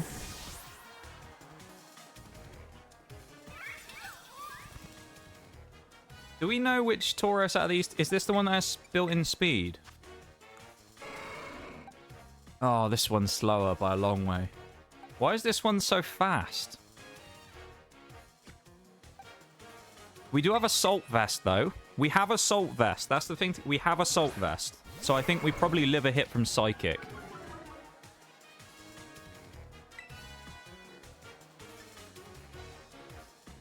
There's no way we're faster, but we'll just pray. Okay, we take the Psychic. Welcome in, Onyx. Thank you for the... Oh my god, we die if we don't have Assault Vest. Thank you for the cheeky Noxcat Kayers. Welcome in, man. How you doing? Yeah, boosting in front of Espathra is a bad move as well. The good thing here is Florges is slow. I think Florges is slow as shit, if I remember rightly. Oh, 75 base speed.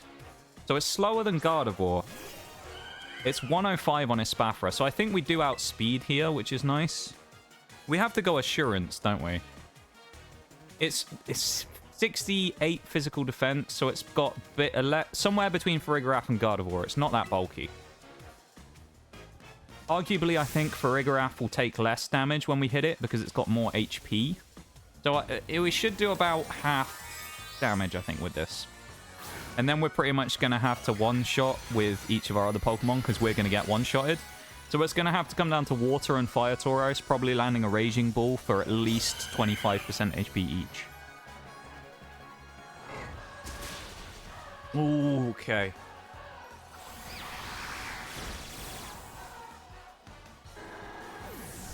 I mean, it didn't need to go for a Psychic move there because we were so low HP, but Petal Blizzard? What? What a weird choice. I don't know.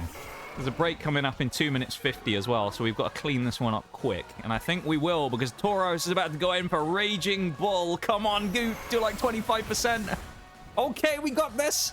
Water Tauros is guaranteed the victory. We're going to get it, even though we're going to get one-shotted. There's no way Tauros lives this, unless it's the power of friendship here. Psychic's going to come in, Terra boosted with a big old shot into him. Can he live on 1 HP, Tauros?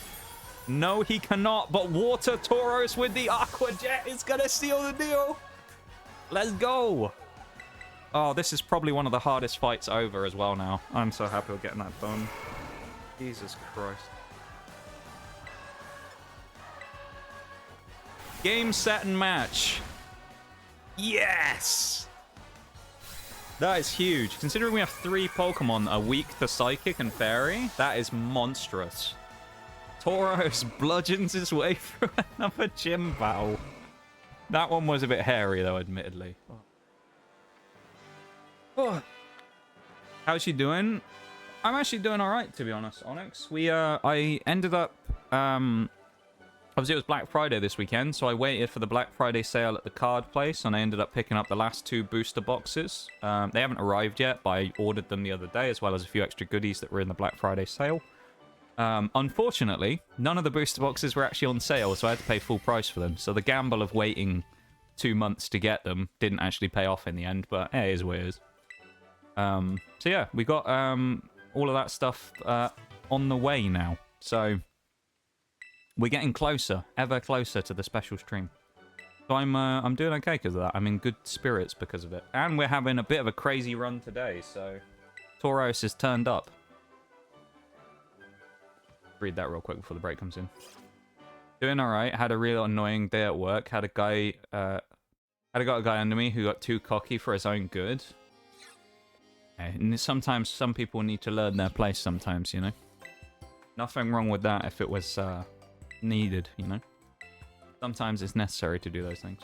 The break's in 30 seconds, by the way, as well, just so everyone knows. Have the same speed, just the typing's different. Oh, do they? Oh, interesting. I wonder why I want to have so much higher speed then. Must just be, like, EVs, IVs. I assume. Maybe... Oh, you know what? You know what? That could make sense.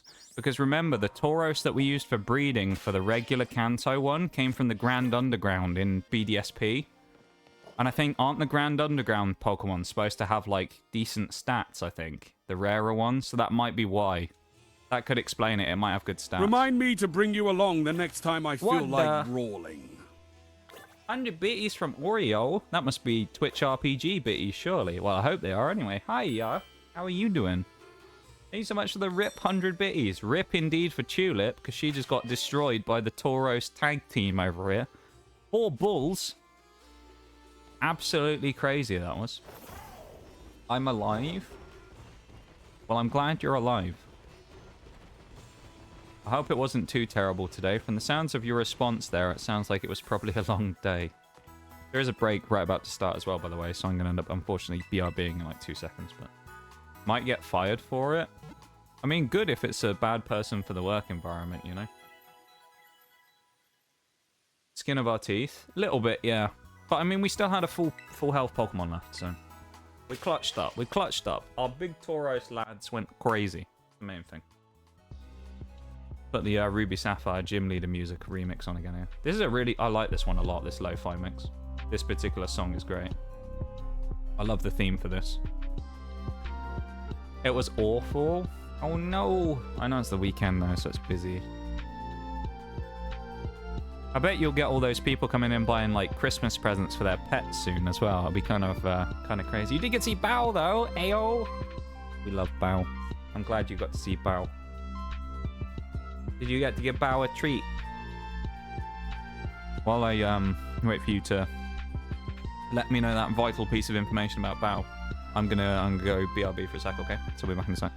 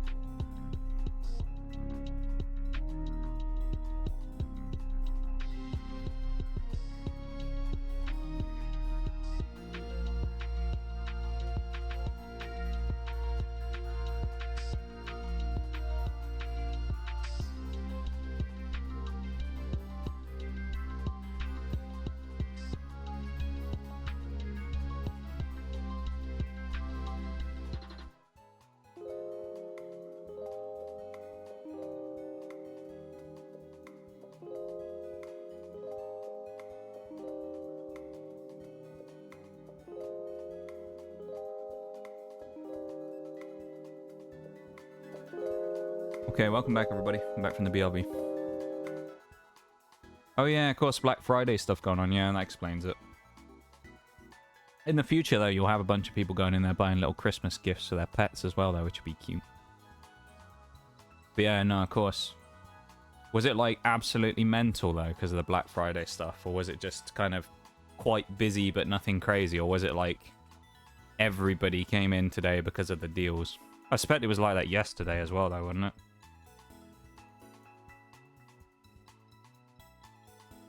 Finish the rest of my now cold belter of a coffee. No, but I did get... Oh, yeah! You get to give him belly rubs. I like Bao a lot, and I've never even met him or seen a picture of him or anything. I know nothing about Bao other than the fact that he goes in there and you get to see him being a good... I was going to say a good little lad, but he's not little though, is he? He's huge. But being a good lad, and you get to give him treats and things. And he just seems like a great guy. Little Bao. And I just love the fact that you always get to have little interactions with him. Presumably you know the people who own him quite well now as well, because you see them fairly... Like, you seem to see them, you know, fairly regularly. So I feel like you probably build up a little bit of a relationship with the people who own him as well. And, I like Bao, though. Never met him. Never met the guy. But I like him. People are already buying Christmas stuff? Actually, that makes sense, actually, doesn't it? It's December. Oh! You know what? I've completely forgotten to do something, chat. What am I like? I'm not going to do it now because... Well, I'm not going to do the one part of it now. I completely forgot something. I completely forgot. There's something I was supposed to do. The stream today. I was supposed to change over to the Christmas PNG, wasn't I? And I forgot. Because it's the 1st of December today. But also... There's something else that needs to come on, isn't there? If you've been here for Christmas before, you know what's coming. Here it is. It's the Christmas tree PNG. It's back. The stock Christmas tree image that half blocks the screen is back for another year. May the festivities begin. I was looking a minute ago and I was like, oh, Christmas stuff. Yeah, it is December 1st now. And then I had that moment in my head where I went, wait a minute, I was supposed to put my Christmas shit up on stream. It didn't feel Christmassy until that point, but now we're right there. Christmas theme stream now. But yeah, we'll have to ignore the fact that I don't have the PNG up. But the Gingy will be back for next stream, don't worry. Tuesday, when we do Skyrim, Gingy is going to be here. So, Bloomfie's Gingy will be here. That'll be great. All right, let me scroll up real quick there. I completely forgot that and then just remembered it out of nowhere. So thank you for saying about that with the Christmas stuff there, Roya, because that reminded me to do that. Because otherwise I would have forgotten to put the PNG on the screen, which I'm sure, just like my regular PNG on the right-hand side, is going to piss that random guy off if he ever watches another one of my Skyrim VODs. And he's going to get in the comments and be like, get that shit off the screen. He's going to be even more annoyed by it. Be hilarious. It'll wind him right up. No, it was slammed. Uh-oh. I mean, it kind of makes sense because, I mean, you know, obviously the way it is, I feel like any form of retail, everybody who works in any form of retail always says Black Friday is kind of the worst time of the year. Because it's great because discounts, but also it's terrible because it means everybody wants to buy stuff. And all of those people who wouldn't normally buy things come to buy things because it's discounted. In the same way that I did with the TCG stuff, right? You look at it and you go, I probably wasn't going to get this, but it's too good of a discount to pass up. You know? Like, if I went in and I said, I'm going to get, like, 1 or 2 extras for the stream, and I went into a place somewhere and then I saw a thing on the wall that just said ETBs were 50% off, and I went, well, I wasn't going to buy any ETBs, but 50% off, though. You know? It makes you think, and you just go, I'll go out for the sake of it. So, yeah, that's kind of the same thing I did. So I'm no better than those people. But yeah, I can understand it being really busy, though, because of that. Been slammed since Friday. When did your Black Friday stuff end? Is it just the end of this weekend, or does it go on until, like, Monday tomorrow? Which, hopefully, if it does, you're not there, you're not there tomorrow. I'm quite behind on chat as well. Shags, welcome in. I saw you with the Yoda death on screen a minute ago. How are you, man? Welcome in. I know his mom pretty well. Even saw her out in public. Was she with Bao, or was she just out on her own in public? In a you met Bao in a non-professional setting, potentially. There you go. You don't have to be a professional then. You could just go and see him out in the wild. Yeah, the Christmas PNG's up. I forgot about it until now. Now it's truly Christmas. Exactly. My screen blocky time of the year. That's the only problem with the Christmas tree. Like, I put the Christmas tree up. It kind of, like, covers a bit of the screen up, right? You won't be able to see my HP bar very well. But at the same time, it doesn't feel right if we don't have it. Now, let's do a test real quick. All right, let's remove the Christmas tree. Let's just feel the vibe disappear from the stream, all right? Here we go. So let's, where is it? I can't even find it on my fucking list anymore. Where's tree gone? It's actually disappeared. Where has it gone? Okay, there it is. Okay, so we got the tree. Now let's take it away. Dead. Dead vibe. Dead vibe. No Christmassy feels anymore. Terrible. Streams, it doesn't feel the same. And then you bring it back, that festive vibes. We're back in again. We need it. I feel like it needs to be done. We have to have the Christmas tree. So we're going to go with the Christmas tree. It's up and running. It's here to stay. If it blocks the screen, that's unfortunate. We can live with it for a few weeks, alright? We only get to do this once a year. It also does mean that with the exception of Skyrim and Pokemon, where we have their respective lo-fis, for War Thunder Day now, Christmas lo-fi will be coming back out again as well. I'll have to find the Christmas playlist. No Christmas PNG, unsubscribed. I completely forgot about it, Shags, until about 5 minutes ago, I'll be honest. Where I was sat there and then we started talking about Christmas stuff. And I was like, oh, I haven't put the PNG on. It kind of caught up with me because, of course, today was the 1st of December, so it just, you know, I forgot. Thank you for the redeems, everybody. The Hydrate Spinal from Nitty as well. I'll have a sip of this Apple Tango, which is the opposite of the coffee that I had, because that was cold and then, or warm and then went cold. this was cold and is now warm. So there you go. I'll finish that off as well. Because why not? As we level up to level 48 here, about to go and fight Grusha. And at this point, it's pretty much confirmed. I can almost guarantee this, but this isn't just going to be a Pokemon stream, because there ain't no way that we're going to somehow manage to squeeze 2 hours and 45 minutes out of one gym battle. So, yeah, even if I did all the level grinding, I don't want to start the Elite Four today, because that's just, like, the final chapter, right?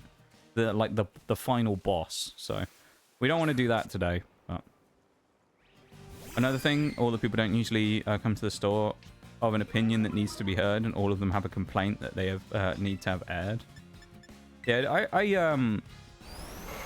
I always feel sorry for people who work in retail positions at times of the year like that, because it must fucking suck, you know? Like, it's already annoying enough in some situations that you have to deal with people being just kind of annoying.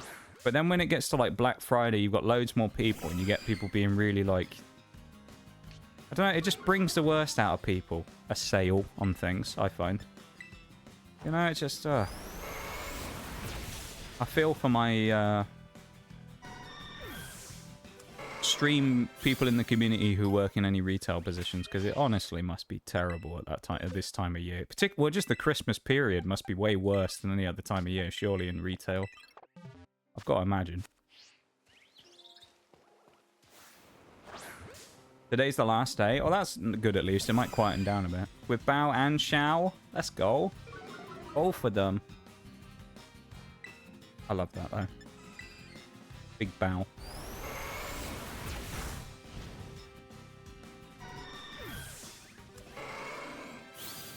Bao is a cool dude. I'm glad that you get to see him and give him treats and stuff.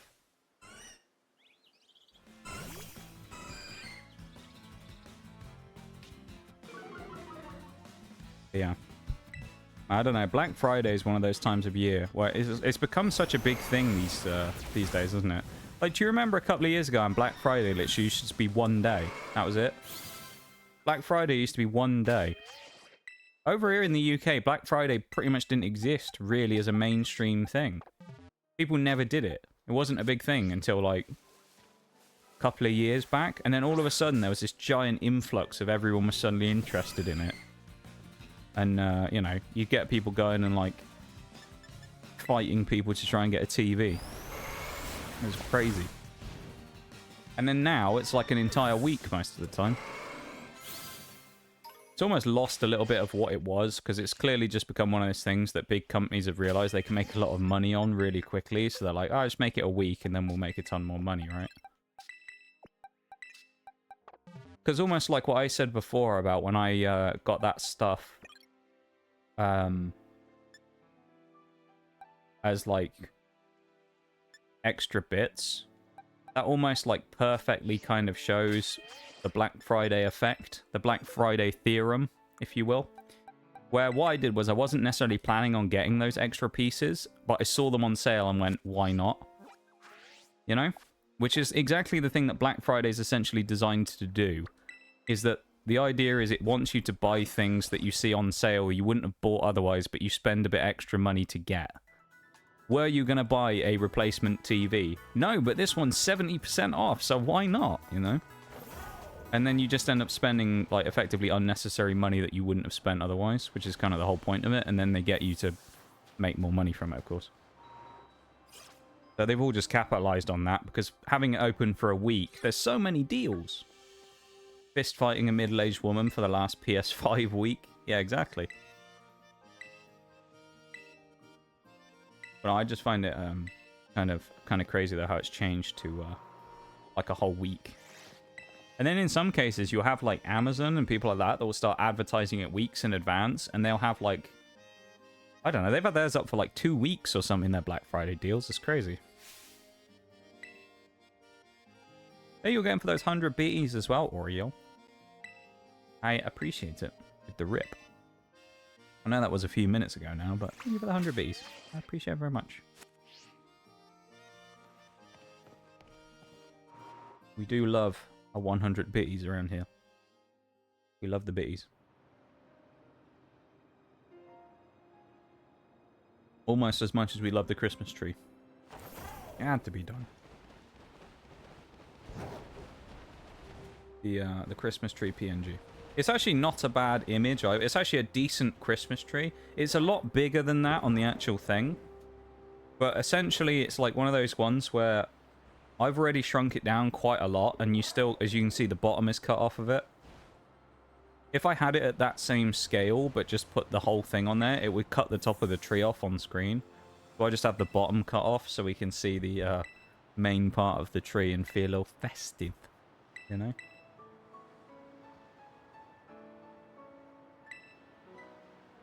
That'll be the eventual plan, is we'll need to get a festive Nox cat as well. The only difference will be it'll be normal Nox cat, except the green will be on his mask will be changed, like the green like substance will be changed to like red and white stripe, like candy cane. That's all it'll be. Candy cane mask stripes instead. That'll be the Christmas PNG. That's actually quite a good idea as well. Wow, look at our skillful skiing as we slide down the slope. Yeah, look at this. Look how technical we are. Good. Look at us go. We look like we're driving a bus, to be honest, considering we're skiing down a slope. Christmas RGB. That's actually such a cool idea, though. I like that. Look at us speed down the end. Let's go. Welcome in, Shiny. How's it going? And Crazy Cody, welcome in as well. Hello, hello. Welcome to stream. How is it going? Hope you guys are having a nice weekend. I can't believe what I'm seeing. Thank you for the cheeky follow as well. I appreciate it. Cheeky follow, that one. Thank you for the follow. And welcome to the lab, officially. We've got the Christmas tree PNG on the left-hand side of the screen now as well, which admittedly does slightly block some stuff, but yeah. Going good. I'm glad it's going good. Glad it's going good. Do you have an Obama Snow or Snova to trade with me? You know, when you first come into chat, Shiny, there's that box that pops up that you have to click OK on before you can talk.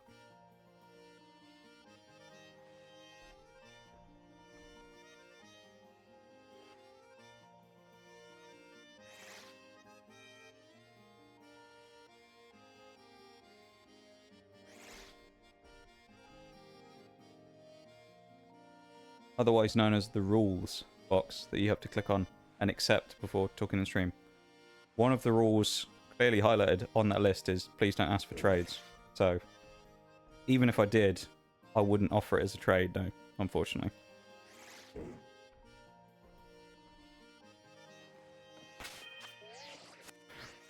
It's too good to be true, yeah. It's been a while since someone's asked for a trade, actually, to be fair. But yeah, it's just the way it is, I guess.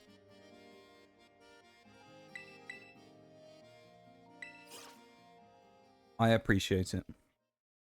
Thank you for not throwing a tantrum like some people would sometimes do when you say no. We've had some interesting ones before where people get quite annoyed if you say no. Quite funny. Why are you looking for an Abomasnow or a Snova? Like, which game are you in? Are you in Scarlet and Violet?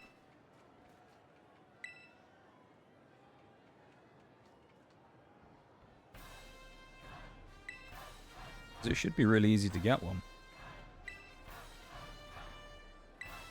I mean, other than the fact that you can only get them towards the end of the game, but actually getting one is not that hard. They're quite easy to find. If anyone's wondering what we're doing as well, if you've come in, I know we don't have it particularly in the title today, but we have a pun for the title. But we're attempting to beat the game with only Tauros. So so far we're undefeated across the entire game. We've won every gym battle up to the final one here with 4 Tauros. That's all we're allowed. No other Pokemon. level cap in place. And we play effectively in the way of... what's the word? We play it kind of like a Nuzlocke in the way that we do, like, no switch outs, set battle. Death isn't permanent, but other than that, we're good. Oh, we do have a... Actually, now you say that, Nee, we do have a Christmas hat for Nox Cat. I just don't know if it's on OBS right now. Maybe I removed it. I'm sure we had it at one point. Oh, it might be because of the mix-it-up stuff. I might have gotten rid of the old PNG ones that we had on here. But no, we used to have Nox Cat hat on here. I still have it somewhere on my files. I'm pretty sure I have it in a pictures folder somewhere. Hang on, let me have a look. But I'm pretty sure we have Nox Cat hat somewhere.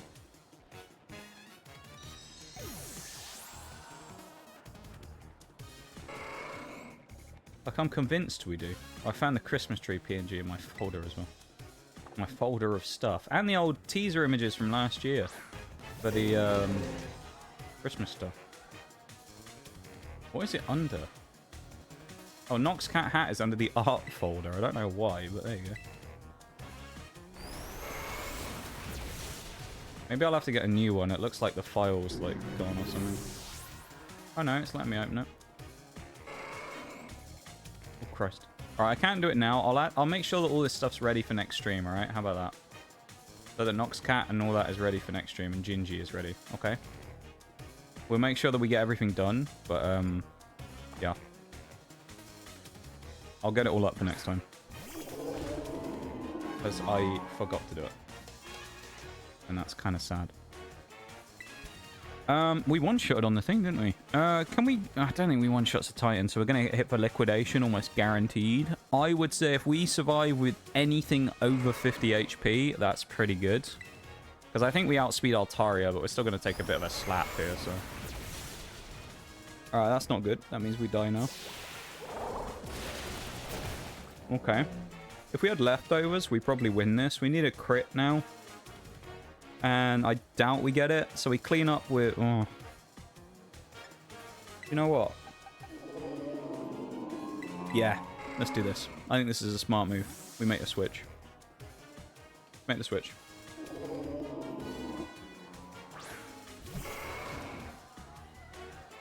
Yeah, the Nox Cat Christmas thing is a good idea. I'd say we have Nox Cat's Christmas hat, but it's just not here at the minute. I will chuck it on next time, though. We'll have it so that when Nox Cat appears, I'll just have the manual one for the hat, so I can just add it, but, yeah. That's my bad, because I forgot about it, to be honest. Put a hat on one of his ears. We'll have it ready, Nitty, don't you worry. It'll be there. I'm glad you guys like the idea. Christmas-iest Yule. I like it. Altaria. Here we go. Winding up. We're winding up that power right now. About to come in with a big old hit soon. We're actually going to use... We'll go for a sack effectively here on Tauros Water. Because, I mean, you might win it. You never know. But, like, Tauros Water will do this and then we'll bring Fire in a bit. Because Fire probably outspeeds Altaria and then kills it. But worst comes to worst, Fire dies as well. Then you know, we can go from there. The only scary thing here is that Altaria does have Hurricane. So it can probably one-shot my whole team. Well, apart from maybe regular Tauros, Kanto Tauros. But trade-off is Hurricane doesn't really have that great accuracy, so we'll see. We do outspeed, that's a good sign. That means Fire definitely does. It goes for a cane and misses! Oh boy, Tauros is going to go crazy again here. This is going to be another Water Tauros sweep, isn't it? I wonder if we live a Hurricane. We might. Come on, flinch. Is missed again! Oh, Tauros, let's fucking go, dude. Welcome in, Maximum. You picked a great time to pop in. Look at that. Triple shot from Tauros Water. No casualties as well. Damn. These gym battles have just been too easy today with Tauros. God damn. That was good, that. That was good. Nice. Thank you for the nice. And thank you for the 5 stream streak, my dude. Welcome in. I hope you're doing well and having a nice weekend. We do now have the Christmas tree on the left-hand side of the screen that's been there for 20 minutes because I forgot to add it. We won't talk about that, the fact that I forgot to. Okay. We'll just ignore that.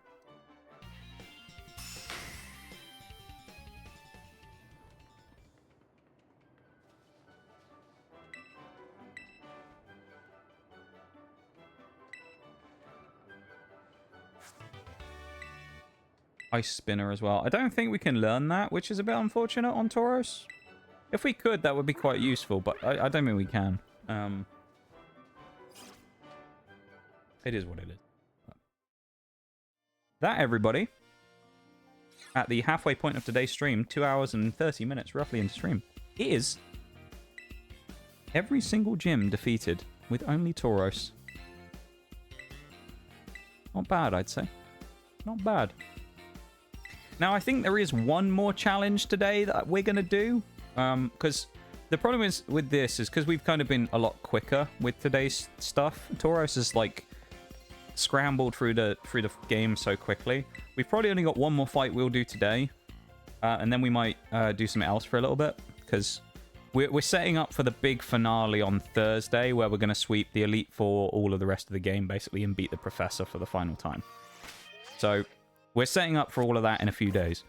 But this bit for now, what we're going to do is we're going to go and level up real quick. I'm going to say we're going to get to like early to mid 50s, and then we're going to fight Ortega. Which Ortega probably promises to be definitely the strongest and worst Titan for us to fight, I think. Titan? Team start. I don't know though. Eri's going to be kind of annoying as well. We have no counters for that. Have a good one, Onyx. Thanks for hanging out, my dude. I appreciate you being here, and I hope you have a great rest of the night, okay? Take it easy, man. Have a good one.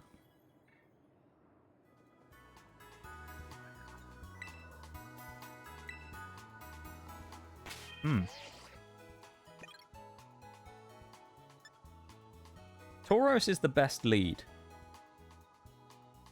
I know we have 4 of them, but I think Kanto Tauros. Tauros K is the best lead here. For when we do this fight eventually. I want to say. Reason being, it's the only thing that doesn't get basically pulverized by a Azumarill. The issue we have with this fight, and it is a big one, 3 of our Pokemon are weak to Fairy, although I'm not sure. I think Tauros Fire might only be neutral, thankfully, because of being part Fire. So that might actually work in our favor, but I'm not sure. I haven't looked at the stats on that one, so I don't know if it actually neutralizes it or not. By the way. So Tauros Fire and maybe regular Tauros here are the only 2 that can work here. Other than that, we don't really have any moves that are that good against it, so we're probably going to have to switch some TMs around here and chuck on, like, Smart Strike or something along those lines. And I would say we're also going to have to be very careful in this fight just because of the amount of pure damage we're going to take. I don't think we're going to be able to fight this one super easily. One of the other big issues we have is that I think 3, maybe, of the 4 Pokemon that we have to fight, excluding Reveroom, have Baby Doll Eyes, which is a guaranteed priority move to knock us down by 1 attack. So with our Tauros team, if we get our attack neutered, we're in trouble. So, yeah. This is going to be interesting, I think. I'm genuinely quite curious. I said that I thought the hardest fight... Ooh, Thrash.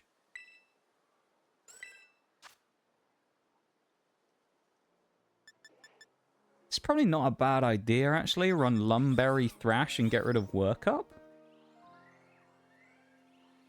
Yeah, why not? We'll try it. I don't know. It might work, it might not.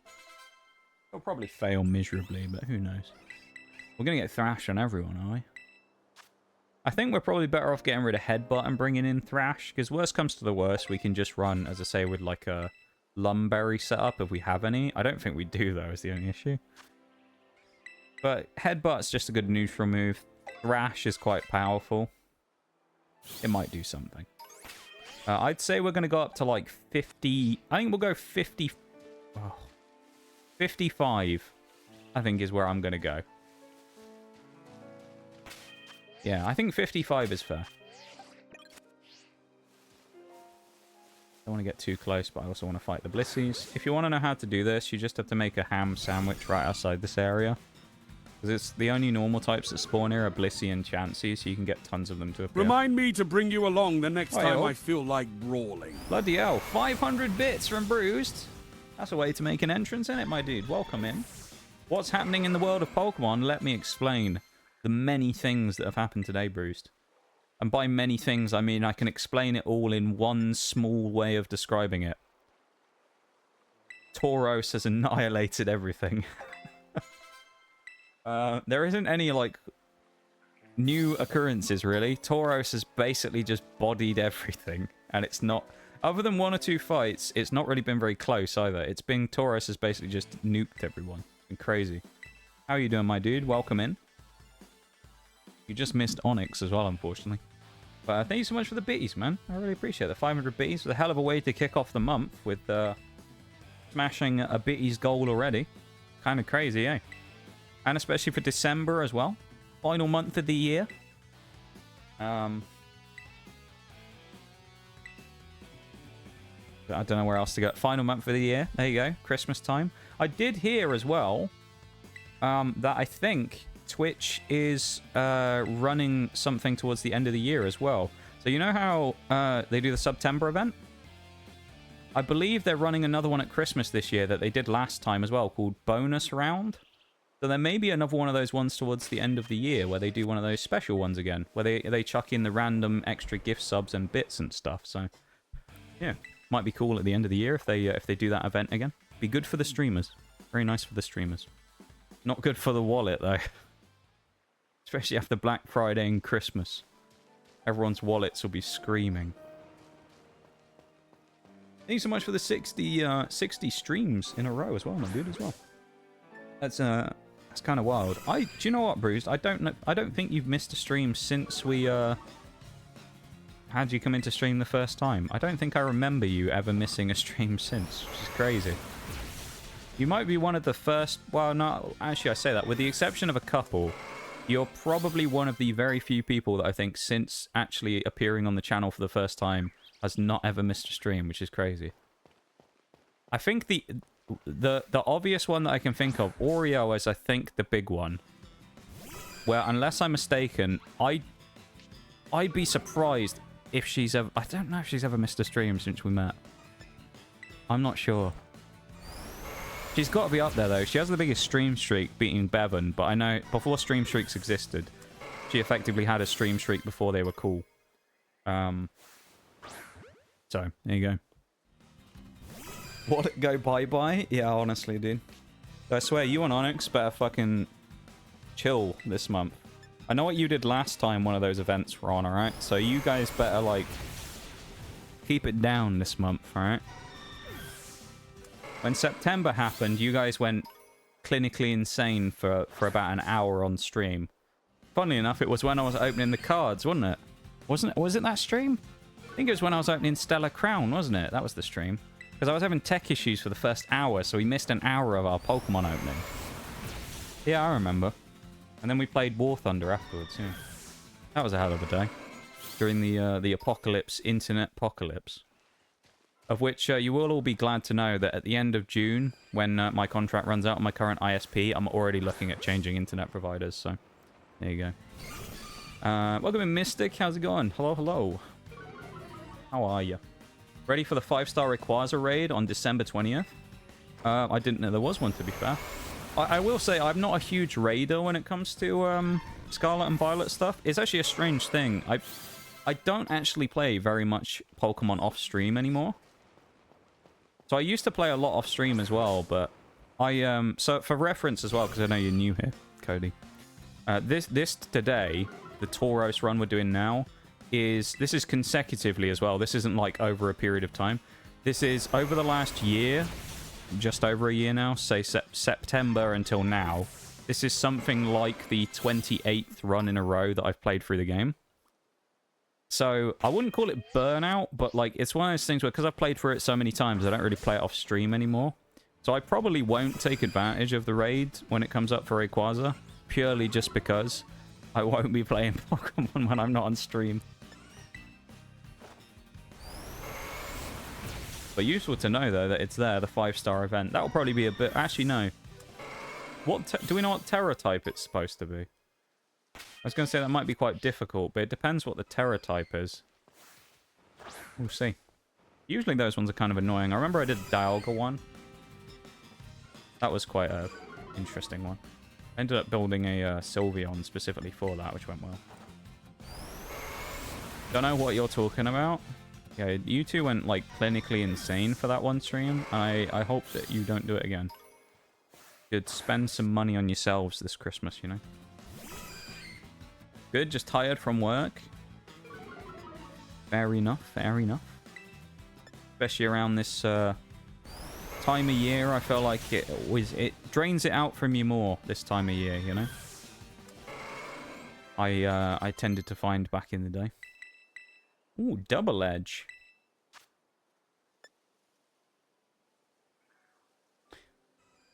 I feel like we just should stick with Thrash, honestly. Double edge is great, but the recoil is probably not worth it. In my opinion. Have a good one, Nitty. You take it easy, my dude. Thanks for hanging out as always, and I hope you have a wonderful rest of the night, okay? Take it easy, man. You have a good one.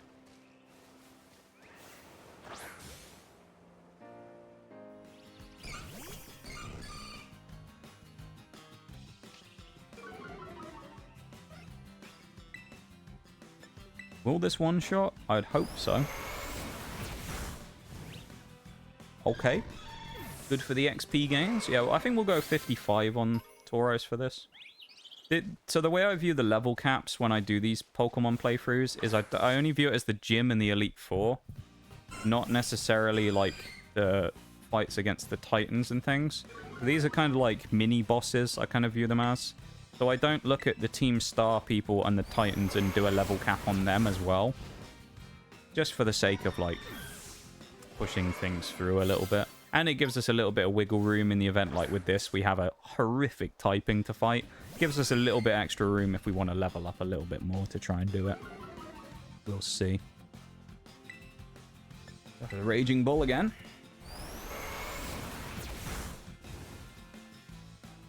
Because right now... Oh, yeah, of course, yeah, different hemispheres. That makes sense. I forgot about that, yeah. Because it's coming into winter for us, but for you guys, it's almost coming into summer. Heat really drains me. Yeah, I was going to say, because it's the opposite over here, isn't it? Because it's getting colder. It was actually very cold last week and the last few weeks, and it's got a little more mild this week, which is kind of nice, but... Been very cold at night recently. Yeah, no, stuff in the summer sucks as well. When we, back in the lab a couple of years back, we had a couple of big heat waves, which were over here was quite hot. Compared to other places in the world, obviously it's not, but it's one of those... There's a lot of stuff to get into about that, about people in Britain complaining about the heat. One of the big things being that, ooh, Flare Blitz. I don't think we take Flare Blitz, no. It does too much damage to us. But one of the things being that buildings over here are designed to trap heat in, not let heat flow through them. And, like, flow out of them. So when people do the whole thing where they complain about people over here saying it's really hot and it's 30 degrees, and then someone coming along going, it's 50 degrees where I am, why are you complaining? It's because those places have AC and have buildings designed to mitigate heat, versus the UK, everything's built out of bricks and concrete, and it's designed to trap heat in. So it's quite nasty in the summer. But I remember back in the lab a couple of years back, it was absolutely roasting for a few days when we were doing stuff, and we had things producing heat in there. So it was just, oh, it was horrible. It's just a sweat box. But yeah, so doing stuff in the summer can suck as well. I can relate to that. Gonna be Shiny Rayquaza with Dragon Terra type on December 20th. Dragon Terra. Dragon Terra is actually kind of good. I'll take that. Depends what moves it has, but that could be okay. I think Dragon Terra won't be too bad. Maybe I'm wrong, but... that should be doable. Maybe I will do it. Who knows? I don't know. We'll see how I'm feeling. Whether I want to load up Pokemon while I'm doing stuff. That whole week I'm going to be opening TCG stuff on stream anyway. We're going to be doing a big Pokemon TCG stream where we open 9 booster boxes, so it's going to be a fun time that week. That'll be the only Pokemon we get on stream. Take a cold day over a hot day whenever. It doesn't help. I have high sunlight sensitivity and photophobia. So the sunlight feels like it's burning even with a few seconds of exposure, and my eyes feel like they're being pierced by needles. Yeah, that certainly makes it more difficult, I can imagine. Especially living in a fairly warm climate. It's probably not particularly pleasant to have that type of thing. That's fair enough. I think even with, you know... I don't know. I feel like if you polled people, I would say generally I think people would prefer a especially cold day compared to an especially hot day. I could be wrong. But I would say that I think people would go and say that would agree with the fact that I think a cold day would be better overall for doing things in than a hot day.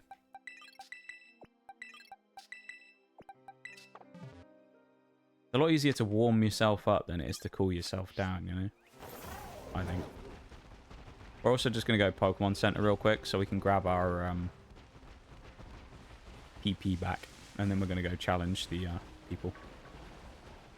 Harrington, or whatever his name is, I think. Monsieur Harrington. I also need to check, because I don't know what the type matchup is on Tauros Fire. So I was saying that obviously Fairy is super effective against fighting, which is a good matchup for him, against him. But, I don't know if him being part Fire negates the Fairy advantage. Aqua Breed, and the other one's Combat Breed. That's the name of them. There you go.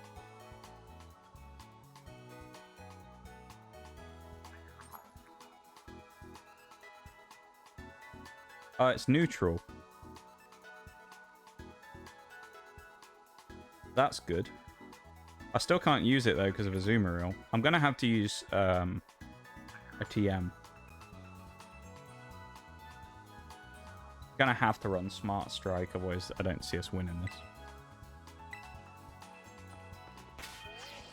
Let's hope I have some. Please let me have Smart Strike. I know we have one, I just don't know how many we have.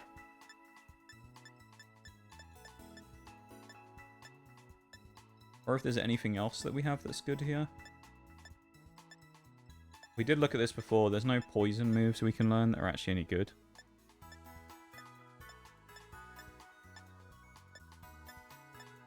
We have one. Oof. So we're going to have one hero here. I mean, I feel like it has to be normal, right? We have to drop Assurance and use normal with this one, surely.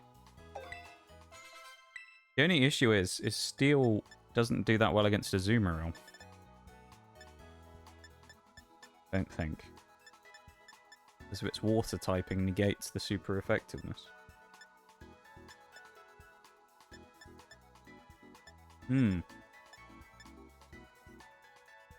I mean, what's the... I feel like we should just go into it and see what happens. This is kind of a let's see what happens kind of scenario, I think, isn't it? Because I don't really know what to expect. I think this is going to be a tough one, though, actually. This might be harder than the Tulip fight, I don't know. Hence, I often get nicknamed Vampire because I go for the shadows even during winter. Wear pants and long sleeves all year round. That must be unpleasant, though, in a warm climate. I mean, it's obviously... The reason why is, you know, fairly obvious. It must kind of suck, though, when it's really hot out, wearing, like, long sleeve stuff and jeans and things all the time. It must be kind of gnarly. I think if that was me, and I was unable to wear shorts outside, I would boil to death, probably. That'd be horrific. How much is this going to do? Oh, he's locked on. I mean, we're over-leveled, and he's not a third stage, so... This isn't really much of a bearing on this. Hatrim, strangely, isn't even a fairy type yet, so yeah, it only becomes a fairy type when it evolves. So we're just going to use Thrash, because why not? Critical hit Thrash. Nice. Don't think we have a Lumberry either, so I'm pretty sure that there's nothing we can do in terms of the confusion here either. If we can, Thrash might actually be the way to go here, providing we don't get Baby Dollized. The only other thing we can do is we go get Clear Amulet. So we can't get our stats dropped. But I don't know about that.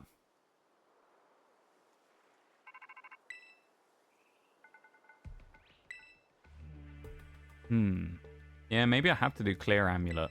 But I think the problem here is if normal type Tauros, who's our main offensive threat, gets punished too much in his offensive power. Like, he gets hit with these Baby Doll Eyes hits that knock his attack down. So he can't knock anything out with Smart Strike. It leaves us in a really bad position. But let's go to a... let's go back to Messagoza. Let's go hit up the Delibird Presence and go buy ourselves Clear Amulet, because I think we can get one here. I could be wrong. But I think we can get one here. But as I say, I've been wrong before. Believe it or not, I've been wrong before. Not all that often, though. I have a good track record with my feelings about things in this game. I think we can get Clear Amulet here. I know there's White Herb as well, which we can potentially use to negate one stat drop, but we prefer Clear Amulet if we can get one. Yeah, we can. Then we definitely take one of those.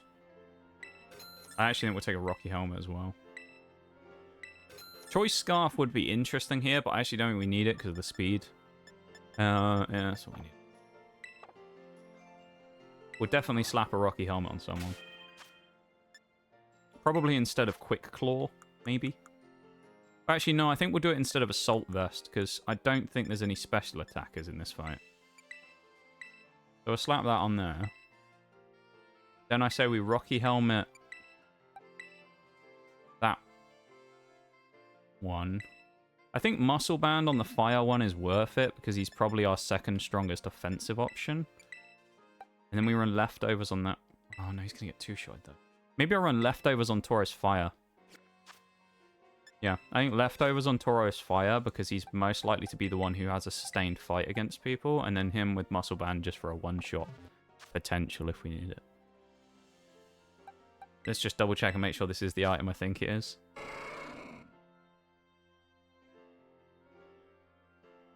Oh, it's only abilities.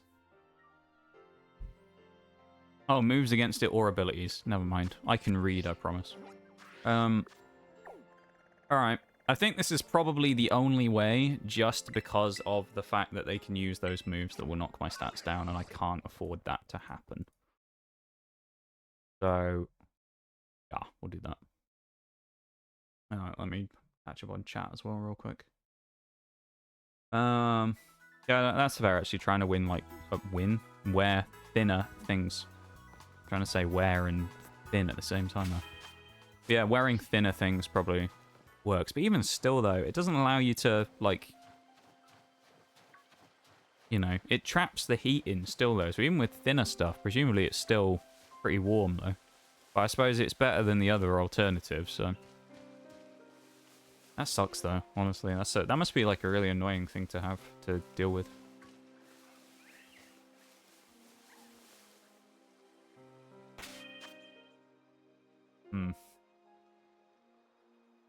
Alright, we're going in. We have Charm as well.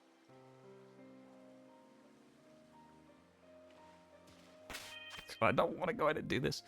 I'm going in and doing it. I don't want to do this, but we're going in and doing it. Here we go. We're going in. Ding ding. Go. Actually, I want to have a look. I don't normally do this, but I want to have a look at a Pokemon calculator real quick. Just interested to see what will do more damage versus Azumarill. Whether it'll be Smart Strike or the other one.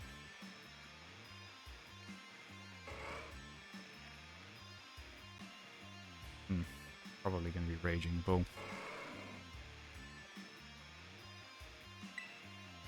Definitely get Raging Bull. Right. Raging Bull, though, as well. We also don't know the Azumarill stats, so... Raging Bull is the way to go here. I thought it probably would be. Smart Strike will be for the rest of them. Okay. It is, but it's either that or Fry in the Sun. Yeah, it's the better alternative than the other, you know. I suppose at least with that you can kind of keep yourself slightly cooler by being in shade and stuff like that, if there is any. But versus the other is basically there's no escape. You can't really escape the sun all that much.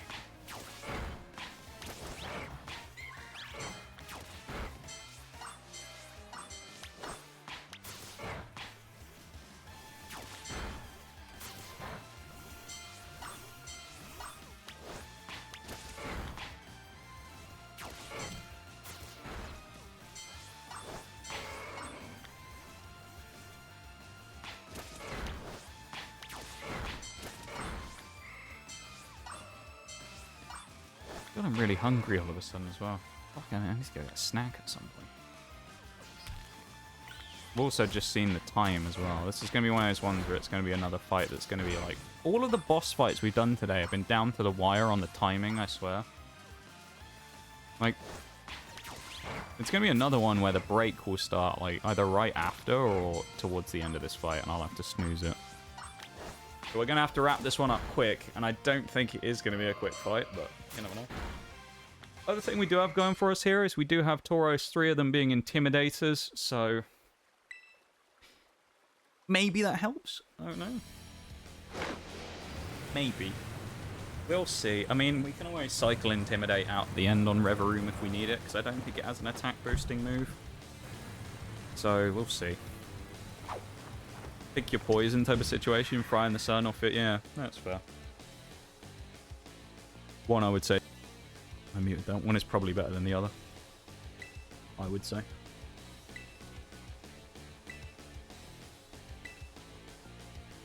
Right. This is the first... Well, Tulip was going to be that fight. It turned out to be not quite as bad, is it? No, it probably wasn't as bad as it could have been. This is the other big fight of the day that was the scary one, if we did it today.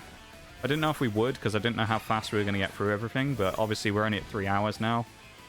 So, with 2 hours left on stream, I thought, why not give it a go? So let's fight Ortega today. This is the second scariest fight we're going to do. The only other one really in the rest of the game that's super terrifying is Larry. So... Let's see. I could go Thrash here, actually, but we'd get confused is the only issue.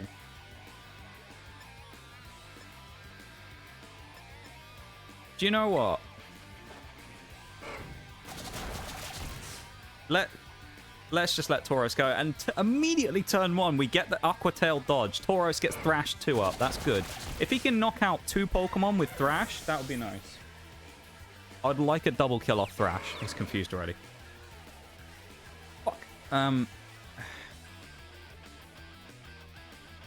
We can't switch. I mean, I can negate it by switching now if I wanted to into Fire Tauros. Fire Tauros is, I think, our best bet of winning at the end. So I would say the best thing if we're going to do here, if we're going to switch, is probably to switch in this one and then Thrash on this one instead. Because I don't see it going for Play Rough, maybe, on... normal. I don't know. I think it might go Body Slam. Intimidate's just useful anyway. But... Oh, it does. Oh, we walked right into that. That didn't do a lot of damage, though. And we got an attack drop. Lovely. I think we go Thrash here anyway, and we just say screw it and try and keep the other one alive. Let's just go Thrash. Oh. Just about 50%. Gyro Ball is a terrible move to use for Wigglytuff. That is idiotic, quite frankly. Oh, we didn't get the knockout, though. And we're confused. Oh. We low-rolled on second shot, I think. Alright, we got Battle Confusion now. That's fine, because this Tauros has kind of done its job. If it knocks out here, anyway. We can always use Aqua Jet on Water Tauros if we need to finish this off easily. We get the landing, though, with Headbutt, so... Team style that I had most trouble with was Poison, because of poisoning my Pokemon, and Fire because I was under-leveled. I don't know which one I would say I've had the most problem with over the time doing the runs. They've all been different. I mean, obviously I've done it with every type in the game, so... There's different challenges that come with each one. Oh, God. Like, that being considered, I would say probably the one that I've had the most consistent bad time with is probably Airy. But I could be wrong. That Thrash is so poor here. We're going to have to wait until we break out of the Thrash cycle here. And then switch out, I think. There you go. I think we have to switch here. We have to switch into normal again and then go for... Hopefully it goes Baby Doll Eyes again and we waste a free turn on it. That would be nice. And then we can get a hit with Intimidate and also a Smart Strike. No, it's gone for fucking Play Rough. Ah! He always goes for a stab move if he does the line. That's how it always works in this game. They'll say the line, whatever it is, if they go for the stab. Okay, that's a free wasted turn. That's good. Clear Amulet.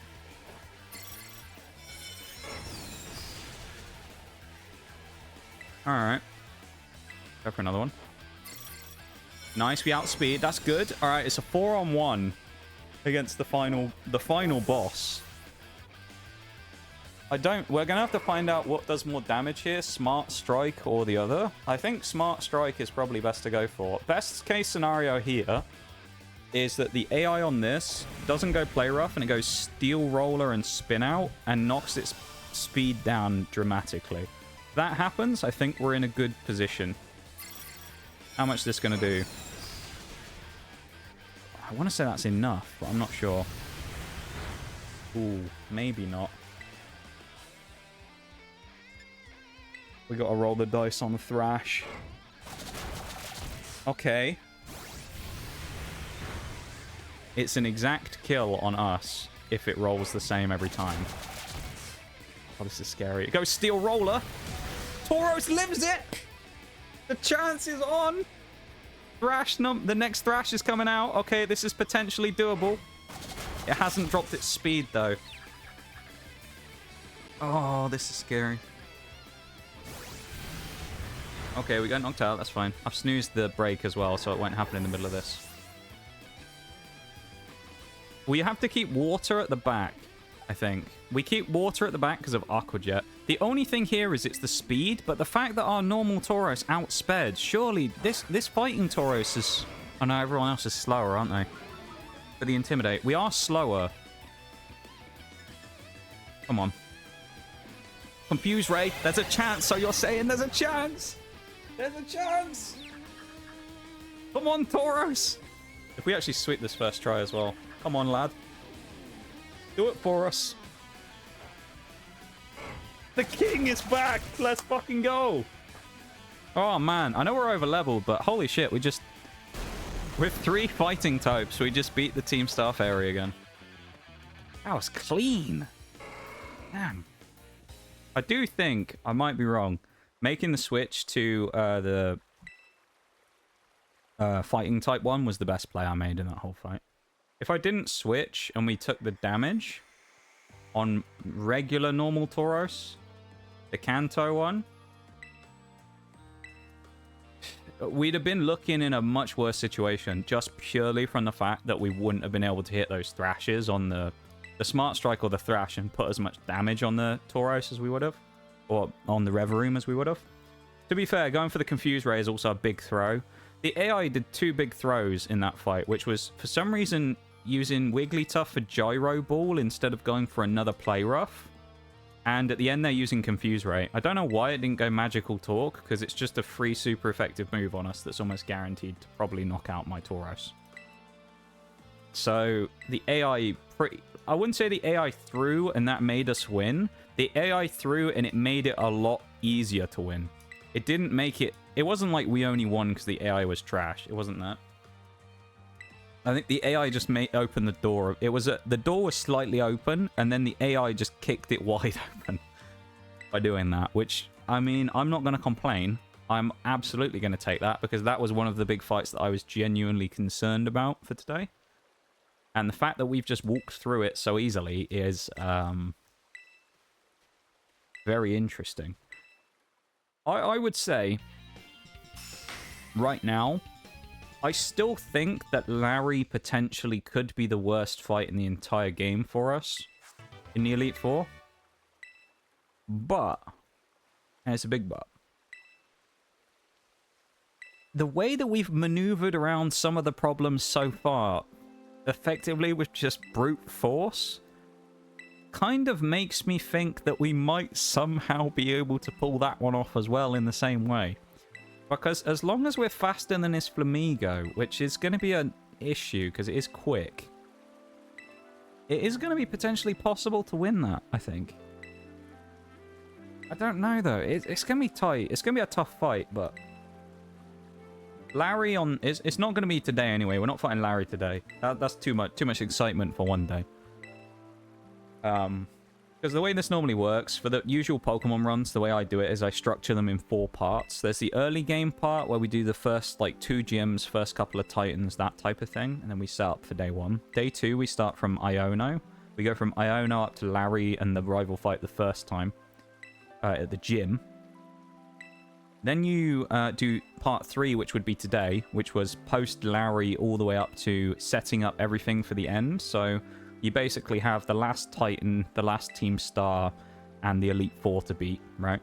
And then in the final part, you beat the Elite Four, the final Titan, the final Team Star being Eri, and then you go do the champion fight, beat all the rivals at the end, all 4 rival fights, and then you go fight the Professor. That's how I structure my, like, playthroughs.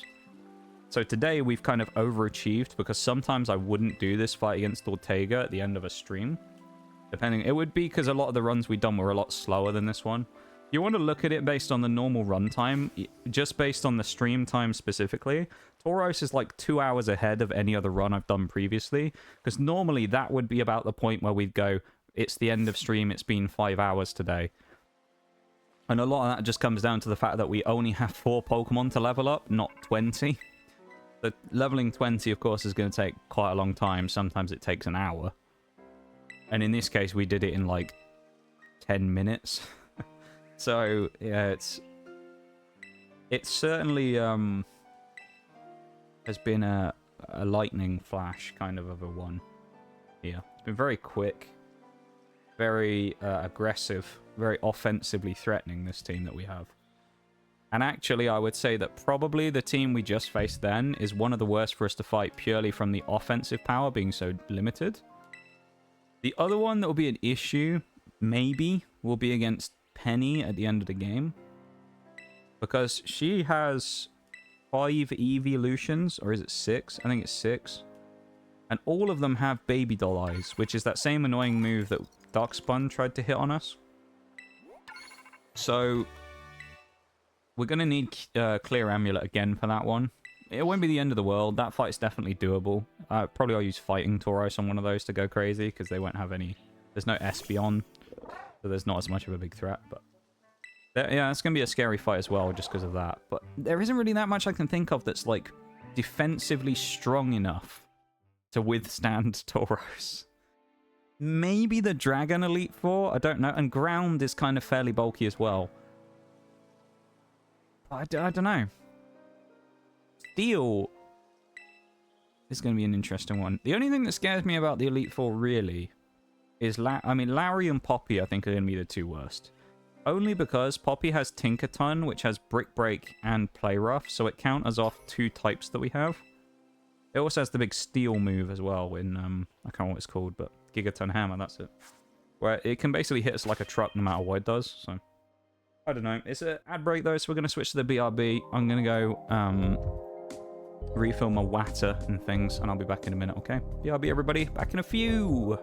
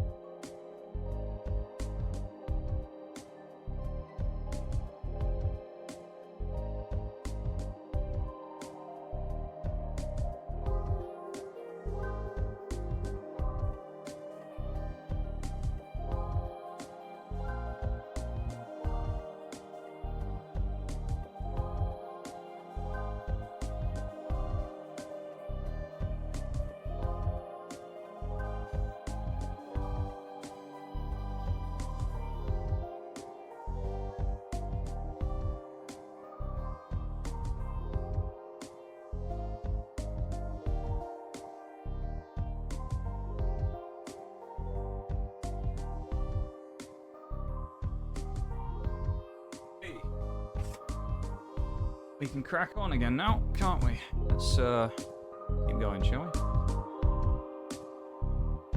Whoa. Yeah, that's probably the point of Pokemon that we're going to stop today.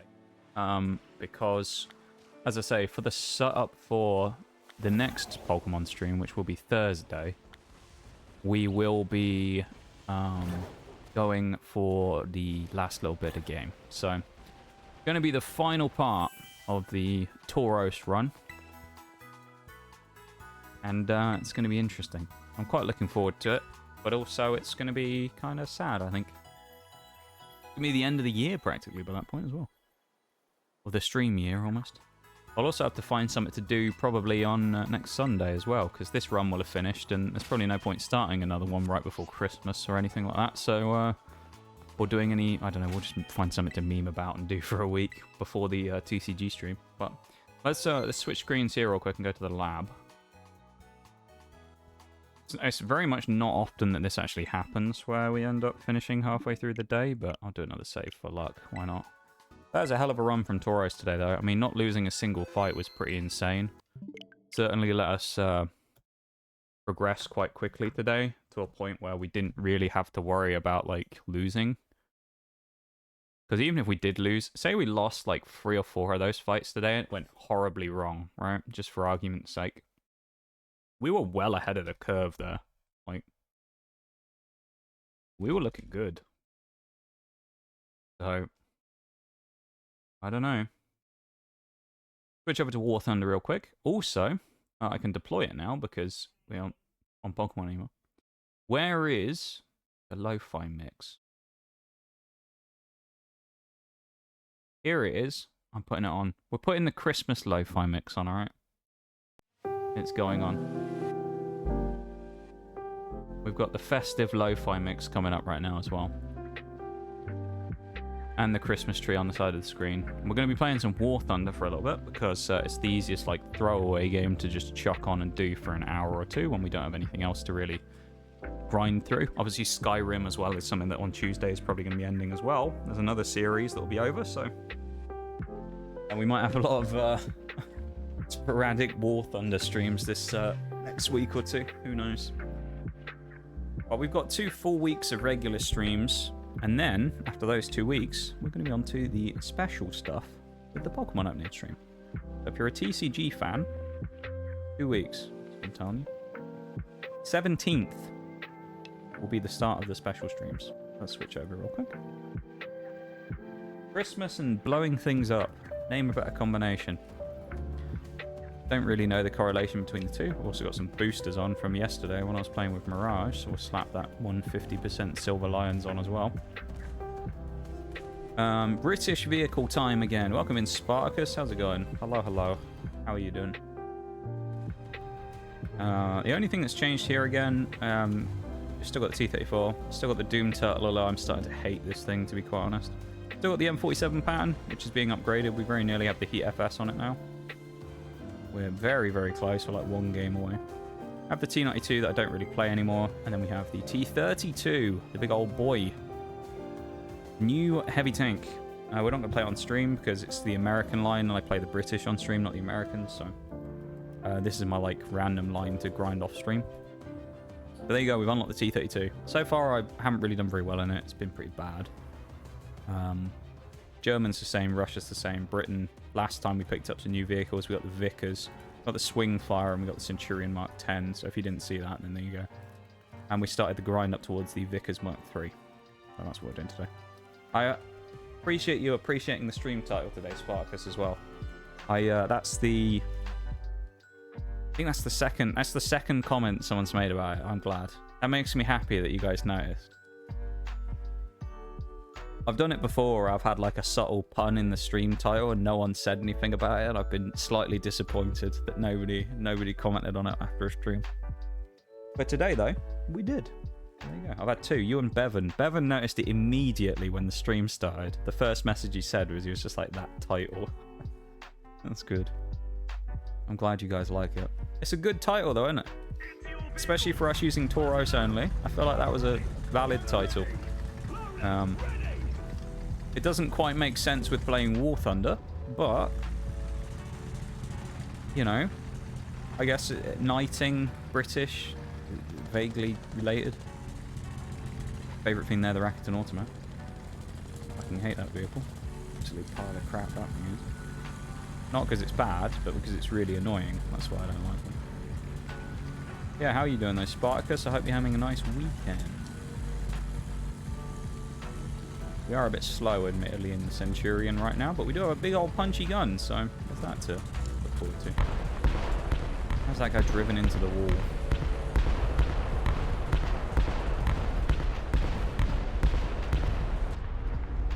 Okay, well, the missile launching MLRS there has just fired off. I guess he's decided he wants to shoot the building, so he's just fired off like 20 rockets. Because reasons, I guess. I don't know. Seems like a bit of a strange choice. I'm actually going to go around the corner and see if I can assault the B flag. These people are going to be held back, but I think it's T-54 and that are going to fight this side, so I can push around the corner. Yeah, they're both fighting that. That's good. Hungover, had Friendsgiving. Yes, oh yeah, of course. It was Thanksgiving a couple of days ago, wasn't it? Last time I streamed as well. I hope you enjoyed the festivities. It sounds like you did from being a bit hungover and that today. Sounds like you had a nice time during the festivities. I am glad. I've heard a lot about it from various people, so I'm glad that you guys all seemingly had quite a nice time this weekend doing various things. Thanksgivings, Friendsgivings, general events and things.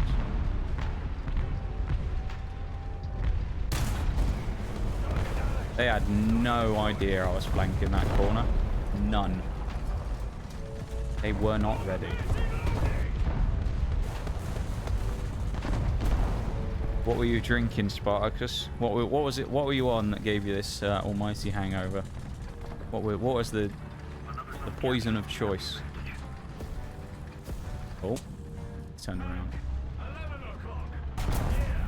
Fuck it, he got my gunner as well. Shit. Oh, come on. They obviously knew I was coming up behind them, but I always say this. I don't know if people would agree with this or not. This is my general assessment of any game in a shooter like that. If I'm going up for a flank and the enemy team who are in front of our friendlies, because you can't see the map. We had two guys here on this corner. This is where I died. We had these two guys here and a couple of people behind, I think, that have died. That Jumbo Mac guy was there as well. If I die on the flank, walking up behind them, and no one on the enemy team dies, which happened, that suggests to me that our friendly people haven't done a good enough job of punishing the enemy. Because if they're able to freely turn around in our team's face, shoot me behind them, and no one kills them, I don't really know what to say other than the fact that our team's just stupid at that point.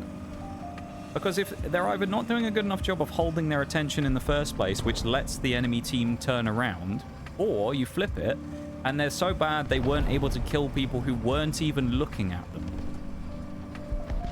Which is also pretty concerning. That they essentially lost the fight against people who weren't looking at them. And they could have just shot them in the back and killed them for free. Which is pretty telling, so let's go recap B again. Welcome back, Shags. How you doing, my dude? Live from the kitchen, how are we doing? Ooh, what are we rustling up, Shags? What are we cooking? It's going okay, though. We beat Team Star Fairy Ortega with Tauros. It was very clean. I was very happy. Things are all right, I'm gonna be honest. Go away, you little shit.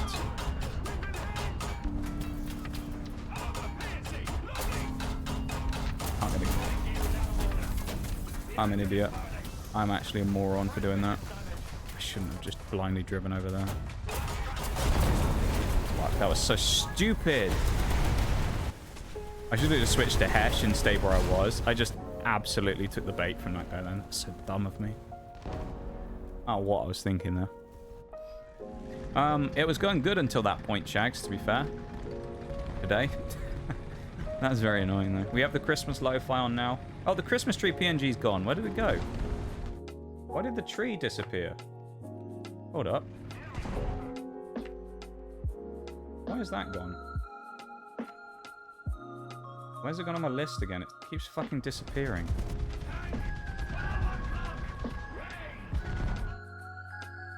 Where is it on? Oh, okay, it's down there by the lab. There we go.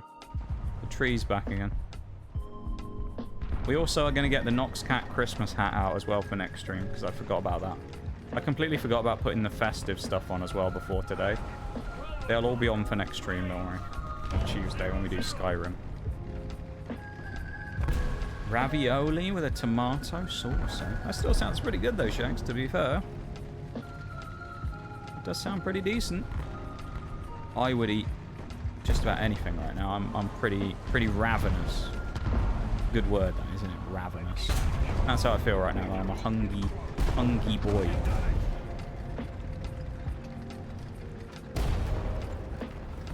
I don't know why I'm especially hungry today. I just am.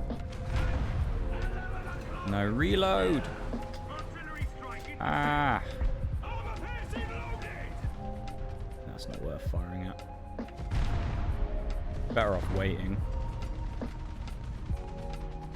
Or just going like hyper aggro and just saying fuck it and driving up on the T-32. I don't know what this thing is, but there's two people fighting it. Oh, it's a Hori. He's dead. Wee bit peckish, are we? More than a wee bit, to be fair. I don't know why, Shags. I'm really hungry, though. Very hungry today. I need to consume calories. That's what I need. I haven't eaten that much today, admittedly, though. That's probably why. What the fuck are you doing? Yeah. Yeah, you're suffering from the shit gun depression that the charioteer has, my guy. We've all been there. I remember those days of thinking I was going to fight someone and then the charioteer saying, fuck no. Simply saying, no, I refuse.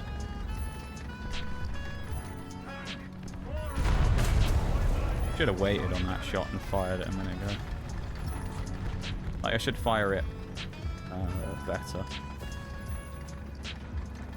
Oh, hello.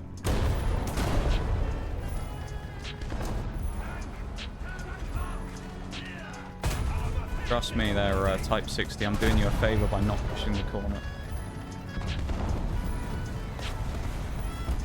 Oh, Type 99 now as well.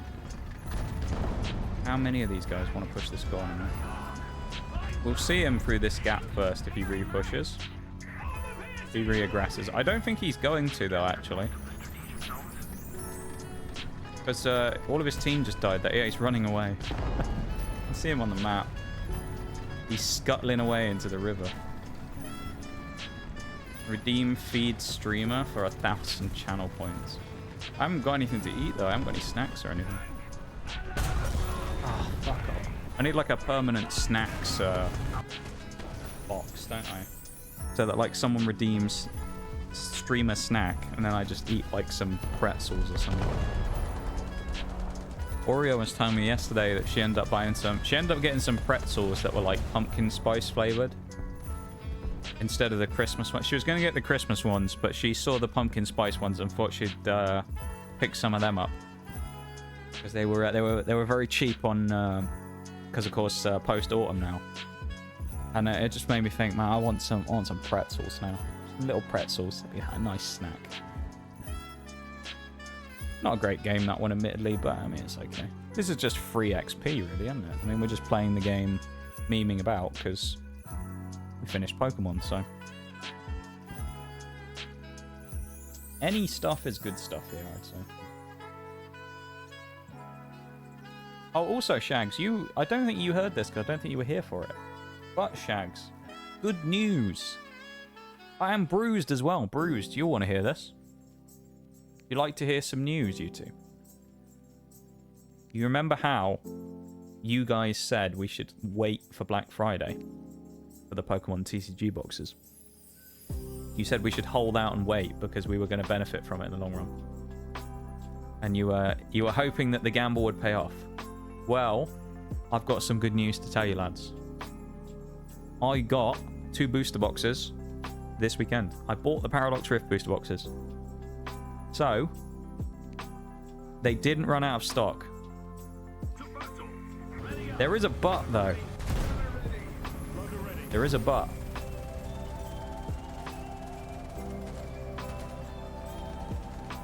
Would you like to know what the but is?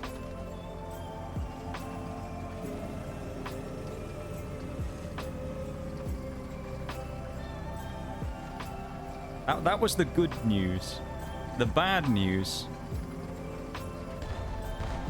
No booster boxes were on Black Friday sale, so that I paid full price for both of them. So we waited, and the wait... He hit me from 1.45 kilometers away, and... Fuck off, man. Okay. You know what? Swing fire, actually. Let's do that. Yeah, so we waited all that time. They stayed in stock, which was... The gamble paid off from that regard, but none of them were on sale, sadly, so I ended up paying full price. Which is kind of funny in the end, because I ended up paying 100 for that Stellar Crown box that was slightly sus, which actually came back in stock on that website on Black Friday, so I could have got one there instead of getting the maybe opened one from the sus place. And then I also picked up the 2 Paradox Rift boxes, which were 108 each. So I got both of them as well. Yeah, we ain't hitting that, are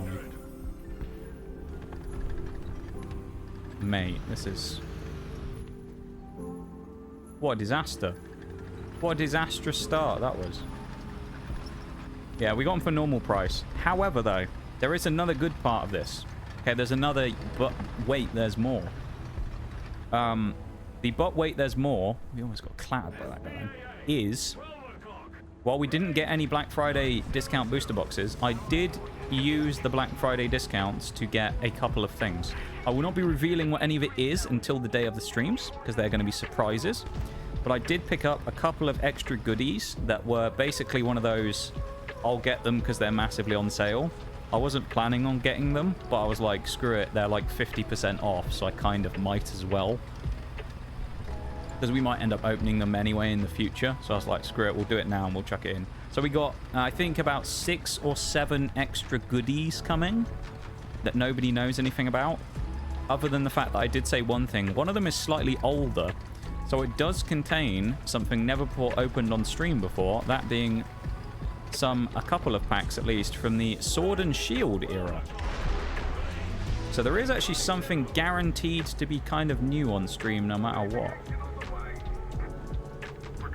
That was close. Bruh. That T-55 is... he looks like he wants to have a go, doesn't he? Too close. It's hard to, like, control some of these missiles at really long range. You got to figure out how, like, the depth perception on them to figure out when to drag them down if you're trying to fire over a ridge. But yeah, so we got a couple of Sword and Shield era packs within some of our stuff as well. Fingers crossed for Hop. Fuck Hop, dude. I hate him. I hope Hop's not in any of the things we open. If he is, I'm going to be so disappointed. Ruin the whole week if we pull a Hop. Fuck that guy. Looks to me like the Tyrann might be... I don't know what these guys are behind. I can't see it, so... It hit the tree. Oh, no, it didn't. Unless it shrapnelled and hit the T-54. This is really awkward trying to use this thing. I thought this would be a good map for it. I feel like Poland would be good, but here it's a bit dodgy. But yeah, you guys were kind of like half right. You were right in that it didn't go out of stock. So you get 1 point for that, but you don't get a bonus point because none of it was on sale. Which I thought is a little sad, but it may be because the rising cost of Pokemon cards is, well, rising again. The cost is going up again on a lot of the sets. Free kill. How did he not kill me? But the cost is rising on a lot of the sets again. So because of that, I suspect maybe they are trying not to sell booster boxes cheaply anymore. They're trying to get a little more money for them. So, there you go. As I say, we did get the last 2 booster boxes, as well as some extra goodies. I'm not going to be explaining what they are or talking about them at all, but we got some extra goodies as well. So, yeah, we'll probably bleed them out across the stream, and across the week, and we'll do maybe like... I'll see how many extras we have. If we have 8, that would be perfect. If we only have 7 extras, maybe I'll have to go and get an extra one randomly, so we can have a 2 extra per stream or something. I don't know. But the stuff you guys know about at the minute is, you know, we've got the 9 booster boxes. You know, we have the ETB for Surging Sparks. You know, we also have the 3 booster bundles. 1 for Scarlet Violet Base, 1 for Paradox Rift, and 1 for Twilight Masquerade. That's what you do know about. You don't know about anything else yet, though. So I do have a few tricks up my sleeve for things we are going to bring out on the day that no one is ready for yet. Suck on that one, you bastard. So I think you guys will be pleasantly surprised with some extra stuff on the days. 9 booster boxes. Yeah, none, Shags. No booster boxes will be open during the stream. We've got 9 of them. We're just going to look at them. And also as well, actually, now I say this, there's the binders as well, isn't there? I know we're not opening anything when we open the binders, but there's also those binders to keep in mind. So we will have those Pokemon binders to be unboxing on stream as well. So that's another little extra, I suppose. It's not quite the same. It's sort of a little bit of extra padding, but quite literally and figuratively. There'll be some extra like padding to open on stream with the things as well. We've actually got quite a lot of stuff across this entire week to open. It's going to be I think it's going to be a really, what pen? It's going to be a really fun time. You just know it's going to be Christmas lo-fi. It's going to be the Christmas PNG. The Gingy's going to come out. It's going to be good. And I'm looking forward to it. It's 2 weeks away still, but I'm excited. I think it's going to be great. And we're going to celebrate it, have a good time with it because, well, you never know. Maybe it's the last big celebration, Pokemon celebration we ever get to do. You don't know. So just in case, we're going to make sure that we go out with a bang on it and we're going to go crazy. And if we pull another golden Charizard, I'm going to lose my shit. Not because I want one, but because I've already pulled 2. Okay. Centurion, the sniper. The Swansea sniper. Returns. Oh, that almost hit as well. We've got this 120 here that I need to be careful of. He's about to ping me. No, he isn't. He's stupid. How does he not know I'm there? What's a mug? Sleeves. I actually might need to get some sleeves. I don't know if I need sleeves yet. If worst comes to the worst, as I say, and I have a situation where I don't have enough things, where I only have like 7 instead of 8 extra pieces, what I might do is, there is a place fairly nearby me that opened recently that I'm pretty sure does sell Pokemon TCG stuff. So I might have I've never been there, so I might have a bit of a gander down there and see if I can find something. Because you never know. Might get lucky and find some like random thing that's quite hard to get hold of. So we might have a go down there and see if we can find something. Ooh, there goes the T-55, the one who killed me. That's what you call revenge. And there's his mate. He also takes a critical hit right through the face. So yeah, essentially though, we've got a lot of stuff. Take us down GoPro. Be like one of those vloggers walking around. Casually dox myself in the process. Like, hey guys, today we're insert place name here. Look, we're hunting for Pokemon cards. Let's see what they've got. Awkwardly walk into the store and have everyone stare at you like, what's that guy doing with the camera? And she just stood there like filming Pokemon cards. You probably must get some really weird looks if you're actually someone who goes around and does that stuff though. If you're someone who's like a content creator who goes and does things like that, where you film yourself going and picking up cards and things, must be a bit of a weird, like with all the people around, like the random public, probably look at it just like, what is this guy doing? Like, what? Another moron in a 120.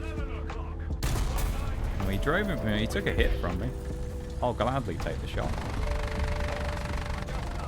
I don't think I would take you guys there in a GoPro because I don't want to dox myself. But I say I might, if I have a chance, I might take a trip down there just to see. You know, you never know. There might be something there that I can pick up quickly for the stream because it's almost Christmas. You never know. There might be something discounted. I probably should have gone during Black Friday, shouldn't I? But it's a bit late now. Best squad. Third on the team, 5 kills. Someone got 11 kills. Damn. That's not bad. That's a good recovery considering we drove out of spawn and died with the Vickers in about 20 seconds. So, there you go. 4,500 XP. Not bad. We've taken a good chunk off the Vickers Mark III though. Not bad at all. Fireproofing. Let's get... let's go for tracks. I always do tracks next. Not bad though. Some camera glasses right now. That wouldn't be so shocking. Oh yeah, that's a good point actually. Yeah, there's like those yeah, camera glasses. You're right. Yeah, I forgot those existed. I wonder if people actually use those for filming things. That'd be kind of cool, wouldn't it? You'd have quite literally like a POV shot in that case. You wouldn't need to just sort of like hold the camera around. You could just crouch down and people would see exactly what you saw. Be interesting, that one. Why is my phone giving me notifications? What is it actually pinging me for? Oh, it's fucking Uber Eats, isn't it? Go away, you bastard. Don't care. I prefer Deliveroo anyway. Not that I order food very often, but when I do, Deliveroo I prefer. Yeah, I don't know. We'll see about that last bit though. It kind of depends. I honestly don't remember how many extra bits we have. There's some of them already arrived, so I think there's 7. But I think we would be one short of having an equal number in everything. So maybe I'll do that. I don't know. It also depends how much it's going to cost. That's the other option. Because Pokemans can be expensive, as you know. So it'll also depend on how much it costs and things if we do that or not. But we already got some bonus goodies we weren't necessarily expecting. So that's a win in itself. I will say one thing, because I'm not going to spoil the surprise on it, but I did, for a bit, contemplate the possibility of whether it would be possible to get any 151. I thought maybe that'd be interesting. Unfortunately, though, there isn't a lot available of 151, and it sells out very quickly, and any 151 that I found was essentially, like, massively marked up. So, like, a booster bundle, instead of getting one for £25, was 62. And that was at a card shop. So, yeah. Yeah. We aren't getting any 151, just so everybody knows. Not really much of a spoiler, but so there won't be any 151 getting opened. That's 3 shots, 3 kills with the Vickers. Man, this thing has such a punch. And the gun sounds so nice when you fire the gun. Just this big boom whenever you pull the trigger. Oh my god, I like it. This thing feels like a scalpel. You know? The Conqueror is a sledgehammer.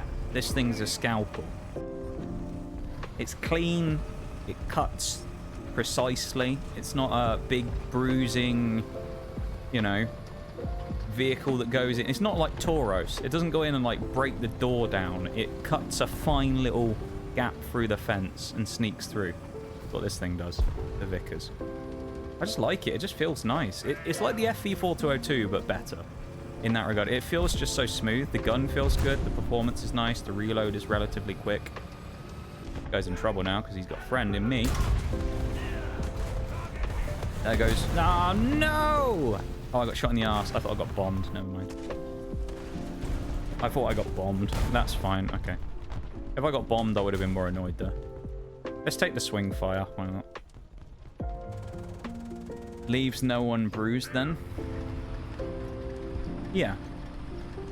I would say. Oh, it's those same people again, isn't it? Yeah, Nerve again. It's the same... I don't know if he was the one who killed me or his mate, but those were the 2 in the last game that we had a fight with that I killed at the end. Ooh, I assist. Ah, he's going to go behind the hill.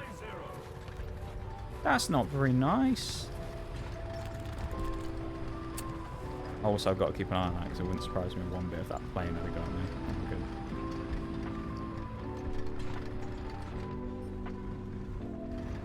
PLZ. Please.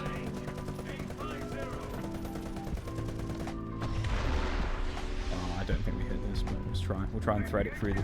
we got to fire it there. Oh, we were actually on target. That would have been great. That would have actually been amazing if that hit. That guy ain't getting hit by that. Bruh. AMX 50 Subbase. I think that's an AMX 50 B effectively. Gitaru, welcome in.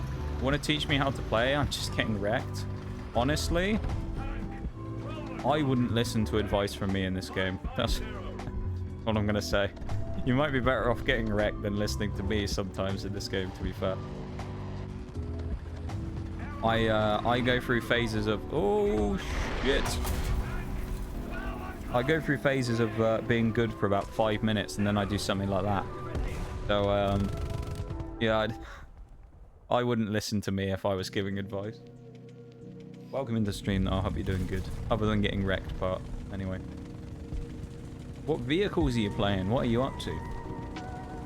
Camp Penny takes my 4.0 oh, yes. That hit. Alright, that was a bit fucking offensive, wasn't it? Come on now. Oh, it's that guy again in the... We're stuck here now. We'll go for the... Oh, you're no fun, are you? Is that actually one of the guys? Yeah, it is. Are those two guys in the T-55As, man? They were sweaty in the last game. Like, damn. Why you bullying me? Probably because I killed them in the last game as well. I bet that's why. They probably saw me and were like, kill him. Playing against Russian or German tanks makes me... Hang on, let's, do that. I have actually played through the American stuff. I'm up to 7.3, so hang on, let me have a look. What? So it's the... Oh, it's these ones, isn't it? It's probably the M4A2. Yeah, no, I will say... These... I will say... These tanks effectively at that tier, their pen isn't very good. Like, the 4.0 Shermans, they're decent, but their guns, yeah, aren't great, admittedly. Slapping this on, if you can get the upgrade, or if you already have it, for the M61 is probably the best shell. Because it's also APHE, so it gets, like, explosive power once it pens. Problem with these shells is, they pen and then they don't have any, like, post-pen effect. They just go straight through the armor and deal no damage, right? Versus these will do a lot more damage because they have some explosive. So if you do pen, you're more likely to kill things. That's if you pen them anyway. One thing that's quite common that you should probably try and shoot for if you can is shoot people in turret rings and things like that. That's quite a common pen spot for weak spots. Like on the KV-1, if we have a look at that here. In the armor. It's actually the same here, but 75 thickness.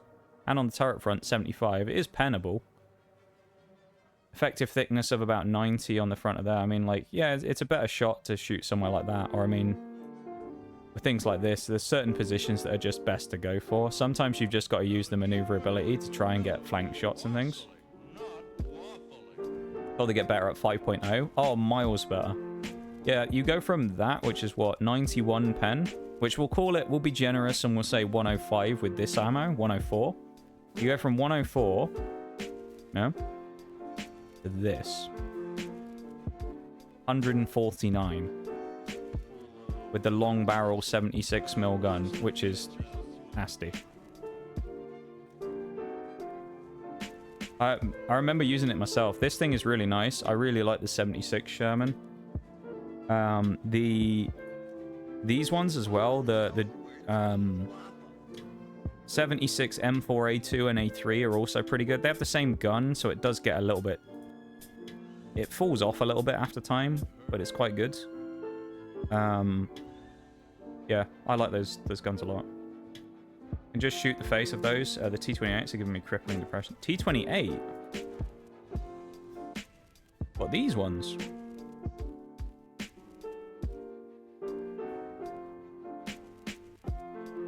Can't be this T28, surely.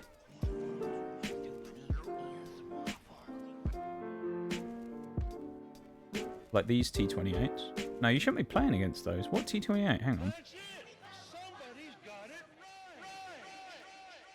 What T28s are there at? Oh, T34. Oh, yeah, the T34s. No, I know your pain. I have a Nemesis vehicle at like every rating, essentially. The T34 was my absolute nemesis at this early level. Now, I was playing Britain at the time as well, which the thing with the British vehicles is loads of them have good pen. Hang on. But they're like, none of them have any explosive ammo. So they all just pen things but don't do anything. But like here, you've got... Alright, Firefly, we'll have a look at that. You've got like 190 pen, but all of them are just solid shot ammo, no explosives. So it was always a chore finding those things. But T-34s though, yeah, massive pain in the ass. I don't like fighting them. I mean... Or I didn't. I always used to find that it was... I mean, shooting them from the front obviously is not great. Machine gun is always a good spot to go for, because it actually is the only non-angled part most of the time. So having a crack at the old machine gun or the front hatch is always a good idea. You can't get that though. I mean, turret is basically the best bet to pen them. Other than just shooting them in the side or whatever. I mean, if you look at the X-ray, you're going to shoot them.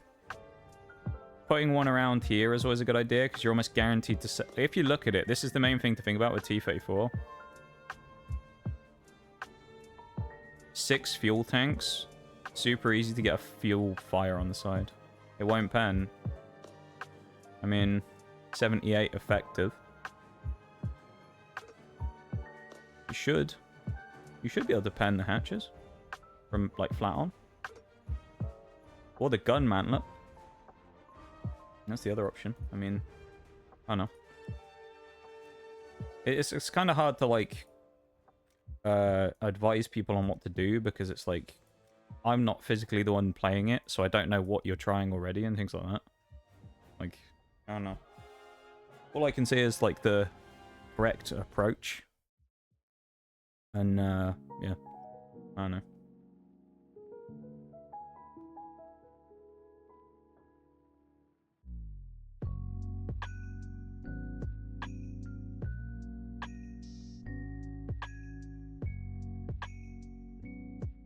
Yeah, I always used to hate them in that tier, though. Wait until you start fighting some of the nastier things at the higher tiers. When you get to 6.0 and you start fighting the M51s, you'll come to enjoy the time you spent fighting the T-34s.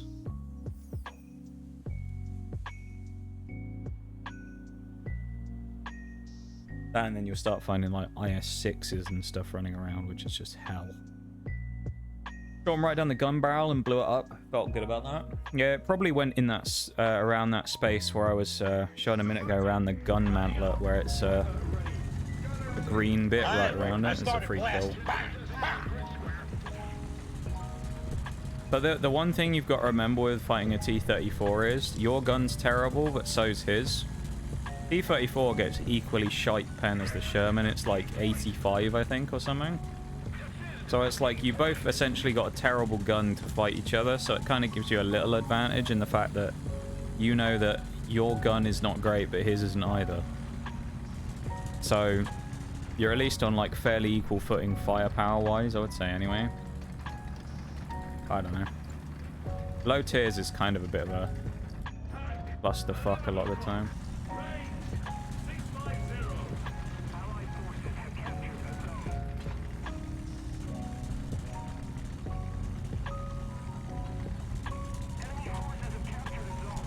I think this might be actually a really silly move, but maybe not. I should have fired early there, rather than firing late. Ooh.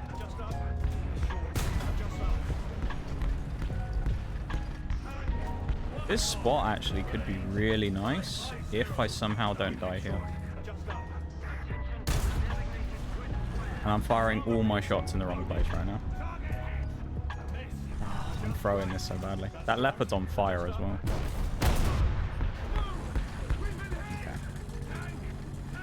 I'm at the mercy of that DF-105 now.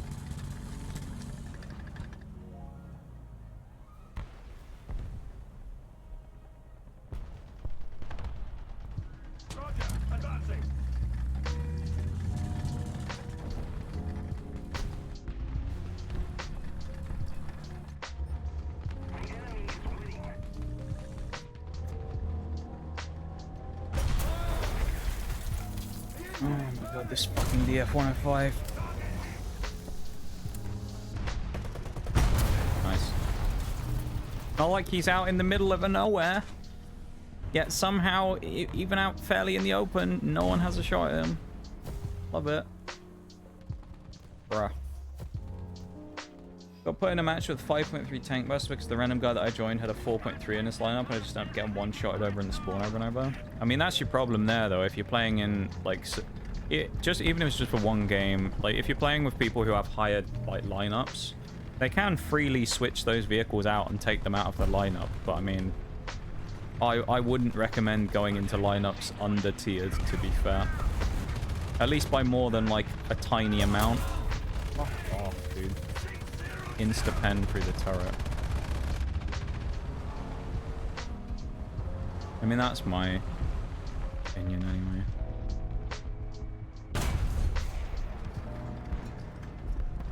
We went through the fucking ready rack and hit the ammo there. Surely. That shell went straight through it and didn't do any damage. I don't know, man. That's a bit silly if you ask me. D34 can one-shot pen the front armor of the Sherman with one of the 8 fuse rounds. I mean, if you also, do you angle your armor or do you sit flat on in front of them? This is what I mean by it's kind of like hard to like show people what to do, because in a lot of cases I don't know what you're already doing. Just being like, well, he just pens me. It's like, but also, what are you trying to prevent him from penning you? Do you play behind cover? Do you fight him in the middle of a field? Do you fight him in a town where there's nowhere to go around? Is there a position to try and flank him? Can you track him and try and get around him? If you can't kill him, can you shoot him in the gun to stop him from shooting you and then flank him and get a shot on his ass? You know, there's like a lot more to think of than just like, how do you pen something, you know? Playing Warhammer 40k Rogue Trader and just committed Exterminatus. Uh-oh. How many games let you end entire planets? Not many, I would say, Shayla. Probably not many I can think of let you destroy entire worlds, to be fair. You had their best interests in mind. Well, I would hope so, Shags. Otherwise it becomes a bit morally questionable, doesn't it? But Shayla's a trustworthy lad. I don't think Shayla would do anything like that. It would have to be justified, you know? Eaten by demons. Oh, there you go then, yeah. You're just putting them out of their misery, really. Fair play. I'll give you that. Any direction they still pen, look at the graphs. I mean, not necessarily, because you have things like, if the angle is too steep, it will just auto ricochet. Like, I don't know what to tell you. Like, I'm all for, like, to some degree trying to help with things, but, like, to instantly dismiss anything I say sounds like you just don't want help in the first place. Like, I don't really know, like, what to say at this point.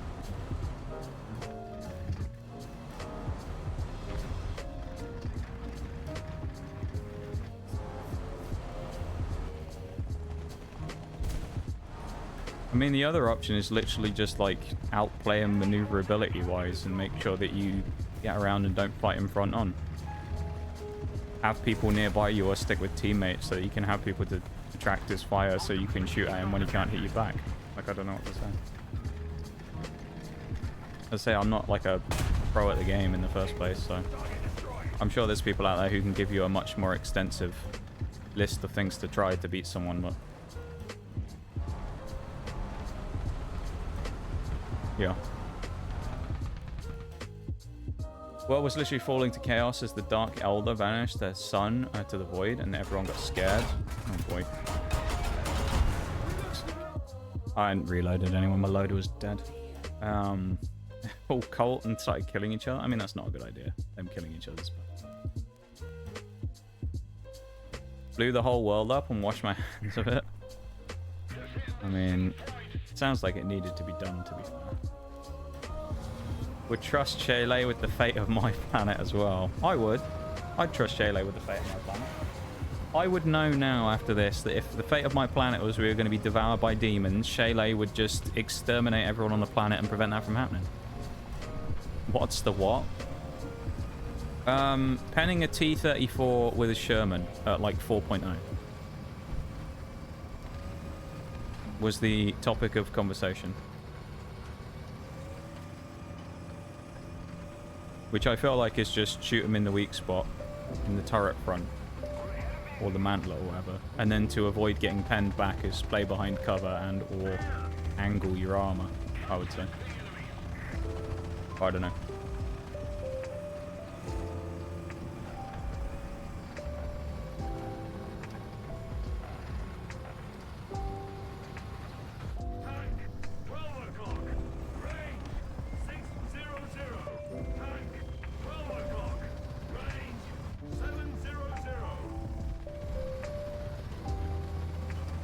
I mean, I would say if the game's that much of a struggle, like, best thing to do is just go onto, like, YouTube and find some War Thunder general ground tips.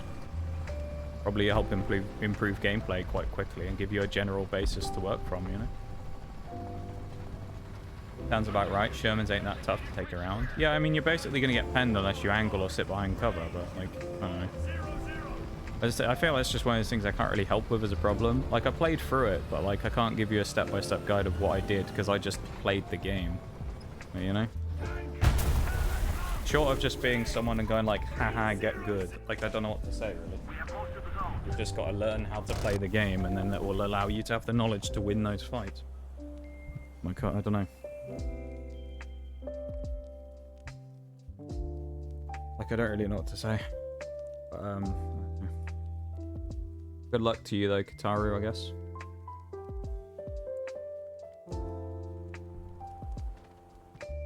I mean, I don't know. I tried to offer solutions and to help, but it seems a bit, I don't know. It just seems a bit pointless to be like, can you help me with this? And then you'll suggest some solutions, and then they basically just go, no, that won't work. And it's like, well, all right then. Continue getting, like, fucked up the ass by T-34s every game then. I don't know. Doesn't bother me. Like, I don't get the point of that at that point. Like, if you want help with it and I've given you a potential idea of something that might be good. No, I don't know. I mean, the other thing is as well is it's literally just like, what are you doing though? Are you in a fight where, like, what's the easiest way to stop someone from killing you? Shoot them in the gun so they can't shoot you back, and then flank them and shoot them in the side. Or something along those lines. Like, also, as I say, without knowing how someone plays in the first place, like, if you just YOLO'd into the middle of the field every time and then went, oh, I keep dying, what should I do? My advice to you is going to be different compared to, like, if you're competently playing cover and trying to peek and shoot out and do stuff like that, isn't it? If I drive out in the middle of the field and die and then go, streamer, what are some tips to not die in War Thunder? And the first one is, don't drive in the middle of the fucking field. And it's like, well, we're a problem. You know, because I think the best thing to do, honestly, genuinely, like, genuine advice, if you ever start a new game and you're like, what should I be doing to get better? The best place to go is go on YouTube, find someone who plays the game professionally, and watch some tips and guides, because it will give you some of the best things to do for things like you don't think about. Settings, graphical choices that might be worthwhile, like removing grass from gun sights and stuff. All that type of stuff that you probably don't even know about unless you watch the guide on it.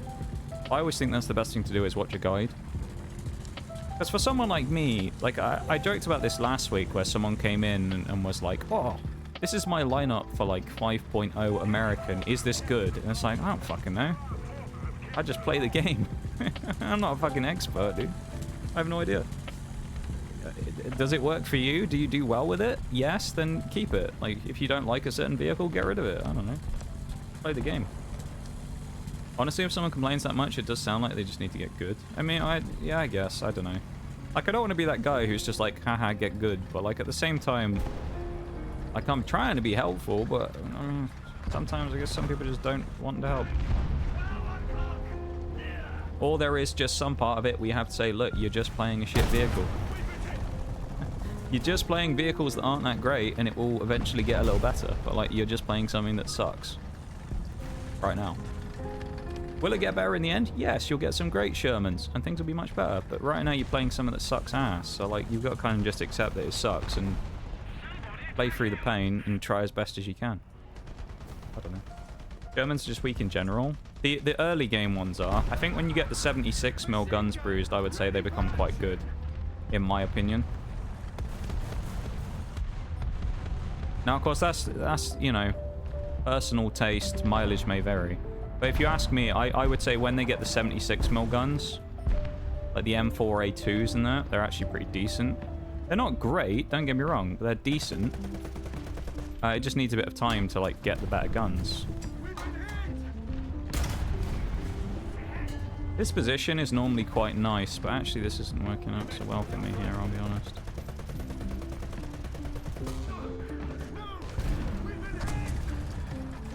No, I don't want to load the hash, actually. I was going to, but...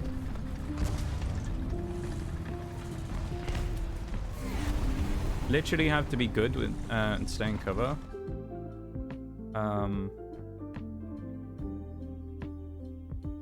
Stay in cover and shoot the weak point so I disable. Yeah, exactly.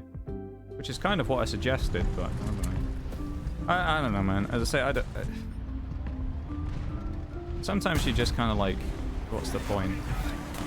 It's kind of what I suggested, but every time I said, like, shoot them in cover, it's like, well, it won't pen anyway. And it's like, well, play a different fucking nation then. I don't know. Like, I don't know what to tell you at that point. Like I said, I don't want to be a dick, but, like, at some point, it's just kind of like, just try something else. I don't know. I don't really know what I'm supposed to say at that point to, like, what... I'm obviously never going to give you the answer you actually want, so you're better off just going and asking someone else.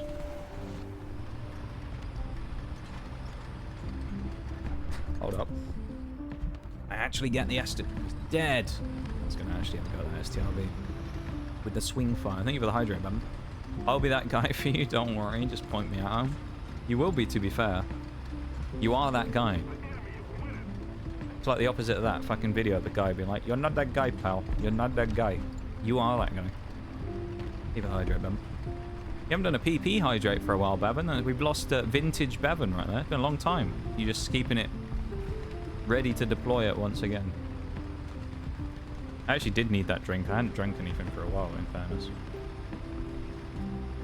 Ain't talking jumbo armor, right? But still armor-wise. Yeah. I mean, but like, as I say though, Bruce, it's like, I think what I would say from my perspective is, what part can I say to appease the problem of the armor being shit? You know? Like, don't get me wrong, there are things you can do. You can angle, you can try and do stuff like that. But if your issue is the armor is shit and I always get penned, and I say, try angling the armor, and you just go, well, I get penned anyway. And then at that point, there's nothing else you can do because I can't physically increase your armor. There's kind of no point complaining about it. You might as well just learn how to use it and suffer through it, you know?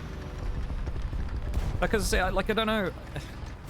I don't know, man. This is why I think it's just kind of like one of those things where it's like, just go find someone who's an expert in the game, I guess, instead to ask, instead of me, because I'm just a random fucking player.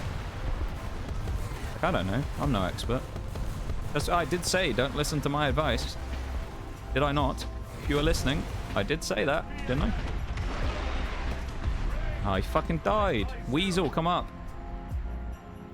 Fuck. Ad break coming up really soon as well. I messed that up because I started a game and then the break's going to start. That Weasel's getting away, isn't he? Oh, and I've got the Conqueror though. Although I think he's dead. Oh, he isn't. Ah! We dodged. And we missed the Conqueror by a mile because we had to duck down below cover. I think we live here if we get shot, don't we?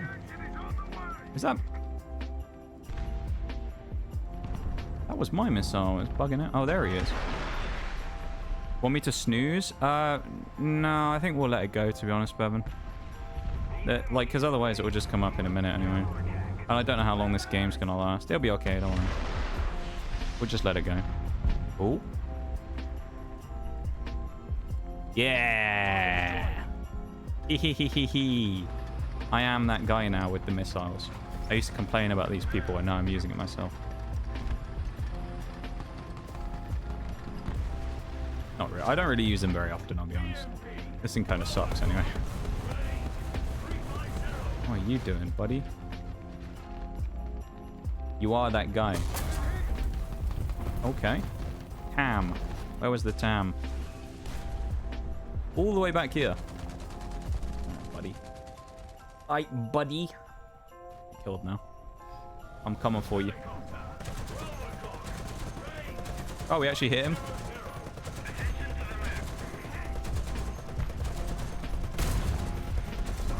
Oh, could you have imagined if we hit him then? Actually sniped him out of the sky with a shell. Just tell him to get good. Yeah, I mean, at that point, I don't know. Like, I'm not, like, arguing about it. I just find it, like, kind of... I just find this with people in general on the internet, and it just doesn't make any sense to me that people want a solution to something, right? So it'd be like, say in Siege, someone was like, oh, this thing happens, so let's make a strat. I want to know a strat to stop getting rushed. So you give them a strat that stops them getting rushed, and they go, no, I don't want to do that. And it's like, well... You're never going to win then, are you? Because you asked me for something, I gave it to you, and then you went, no, not that. I don't want to do that. It's like, well, sometimes we have to do things like that we don't want to do in order to win.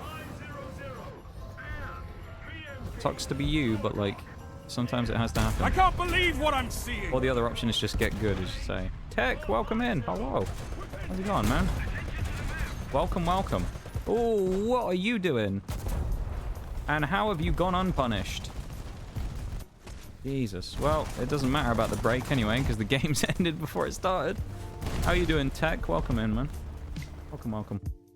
Thank you so much for the 18 months as well. I really appreciate it. That's awful timing there real quick as well, because we were about to go to the BRB, so I'm going to switch screens real quick and do that. But thank you so much for the resub for 18 months. I really appreciate it. And I hope you are having a good one. Yeah, I don't know, man. Lord Shax cannot believe. He can't. He can't believe.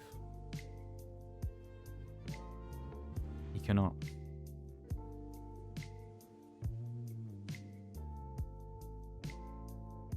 Yeah, I don't know. I don't think I was being unreasonable or anything. I honestly don't know at some point what I'm supposed to say. Because if no matter what answer I give, you're just going to be unhappy with it anyway. It's kind of like, well, why'd you even ask? You know?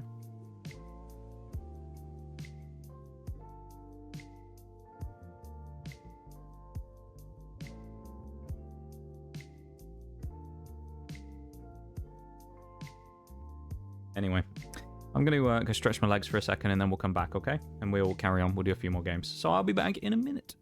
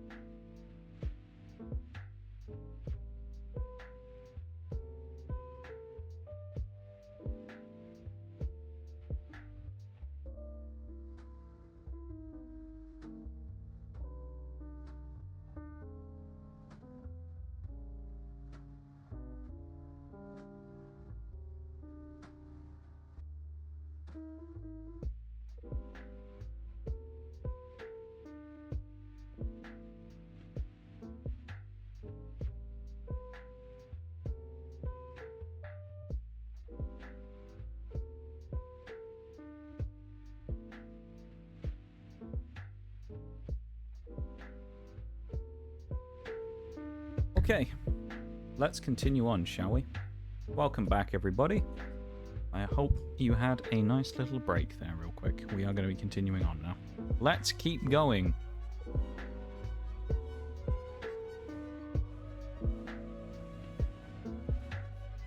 Yeah.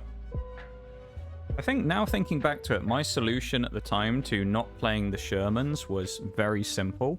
It was I didn't play them. I think. If I remember earlier, I'm pretty sure what I did was I just used the other vehicles that I had to gain XP on the Shermans while not playing them. Like, to just grind out the next vehicles, you know? Because I think if you look at them, my, like, Shermans are like, half upgraded because I never bothered completing all the stuff on them. So, I don't know, that's another option as well, is just play the alt vehicles instead. Play the Wolverine. That thing's nasty. That's better than the Sherman by, like, 100 fucking X. Wolverine's kind of crazy.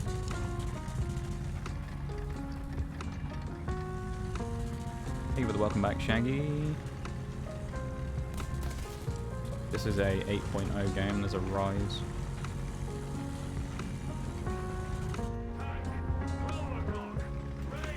Will we get shot at here? I hope we don't, but I think we might.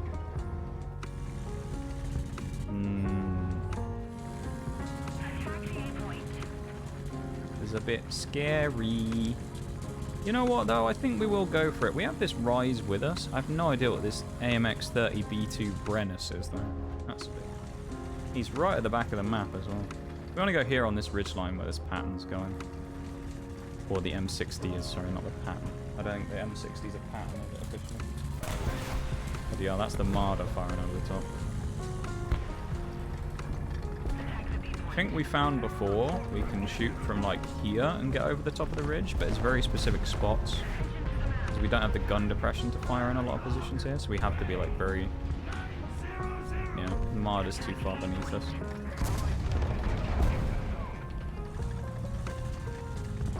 You're a Rattata? Love a Rattata. How did your Rattata come out there, Shayla? I hope it was good. I hope it was a good Rattata. What the hell is that mouse behind?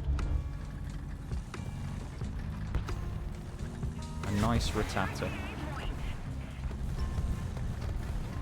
When I was a kid at school, actually, you know, people used to have, I don't know if they had the same thing, if the same in different countries. But you know when you used to do maths, you used to have school books for it that had squared paper in?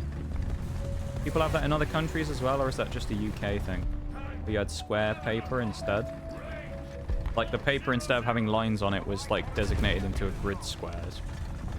Is that a thing anywhere else, or was it just UK that we did that?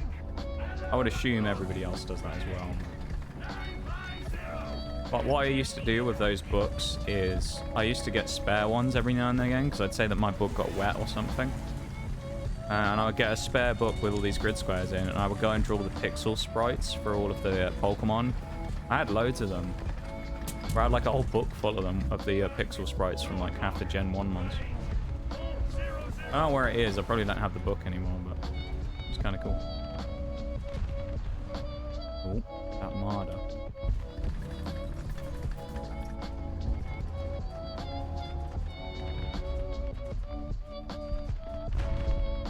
This is boring as shit, dude. Fucking hell, there's no one to shoot. Don't have a gun depression to hit anything either.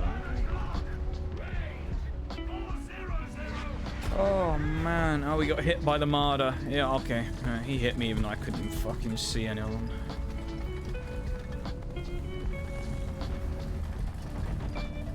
What a fun game this has been so far. I don't even know what to do. This is supposed to be a map that's effectively good for this vehicle because it actually has ways to use your gun depression, yet we don't have enough. Like, give me a break, dude. Just got that once. I was in university. Oh, okay. We used to have them in school. All of our maths books always used to be square paper. So I used to draw the, like, PC pixel sprites. You know when they're in the PC boxes? They have, like, the little pixel forms. I had a book full of them. I just do all the Pokemon I liked. I had loads. It used to be great fun. Because you essentially just had to count across the amount of pixels, you know, draw the outline for it. And then you could just color it in. Great.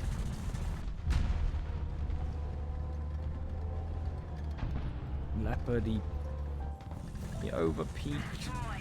But I missed my chance. That Marder might have a crack at me. He's going to have the M103. This is a snooze fest of a game. 90% IV Eternatus?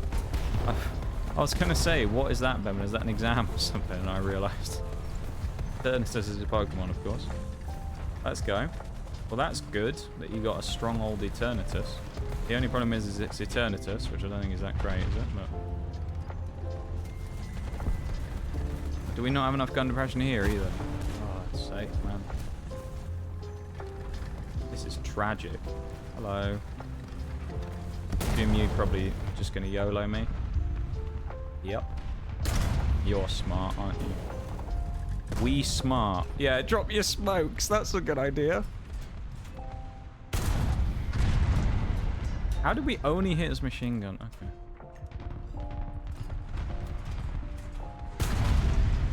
We smart.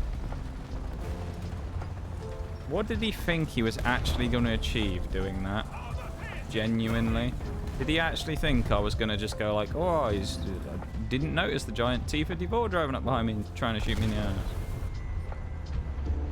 What a muppet.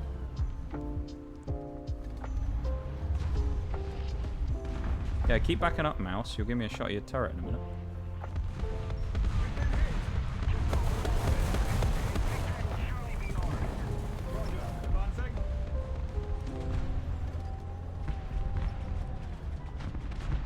Oh, I can't get the gun down far enough. Nice.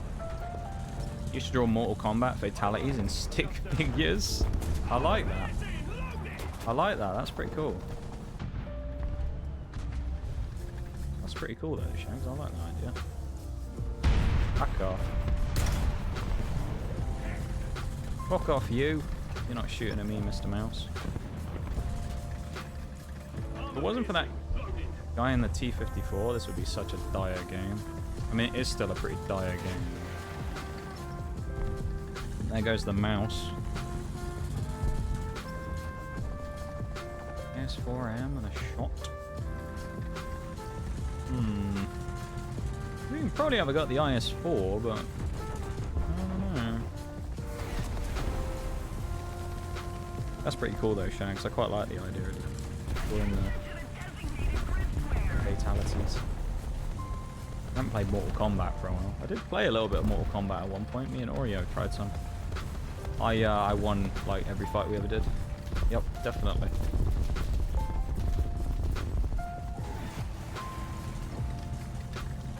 It was actually, to be fair, I'm not a fighting games person. It was a bit one-sided, that's what I'm gonna say. It was a bit one-sided. Ooh, that's a lot of people. Ooh. Didn't realise there was quite that many people. I mean, I knew there was a few people there, but I wasn't expecting them all to be looking at me. I'm the centre of attention. This leopard will peek again in a minute because he keeps doing it, and I'll catch him. There you go.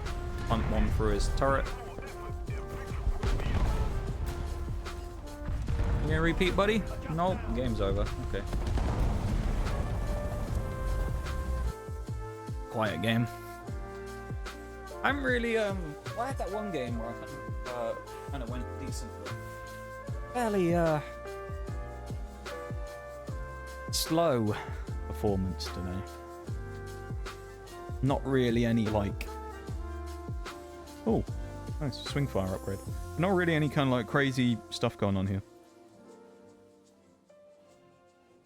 6 more games. It runs out in 8 minutes. Yeah, I think that's optimistic to say we could do 6 games in 8 minutes, but you never know. You never know. You never know. I am ever the optimist, of course. Hahaha. Just a hint of sarcasm in that answer there, that thing I said. Just a hint.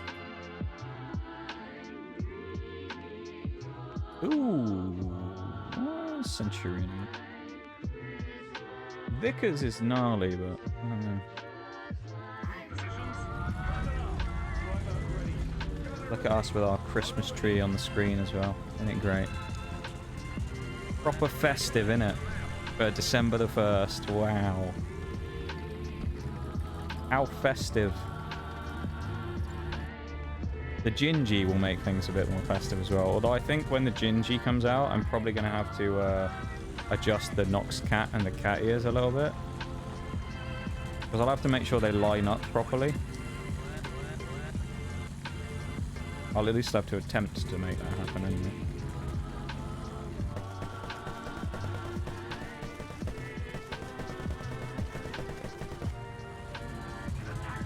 I want to go on to my usual favourite ridgeline bit over here.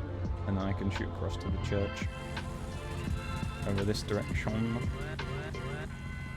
Just a smidge. Yeah, just a smidge. I think I'm planning on putting the Christmas lights up this week. I'm not sure about that. Probably the decorations will go up this week as well. I do like a festive decoration.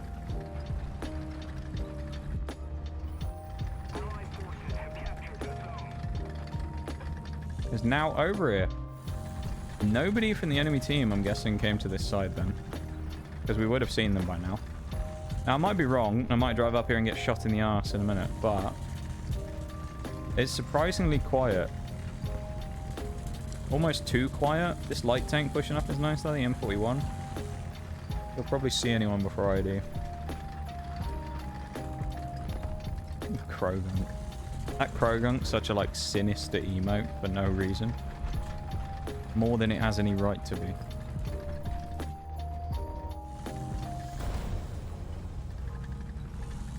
Someone just fired, didn't they? Over here? Just heard a shell land.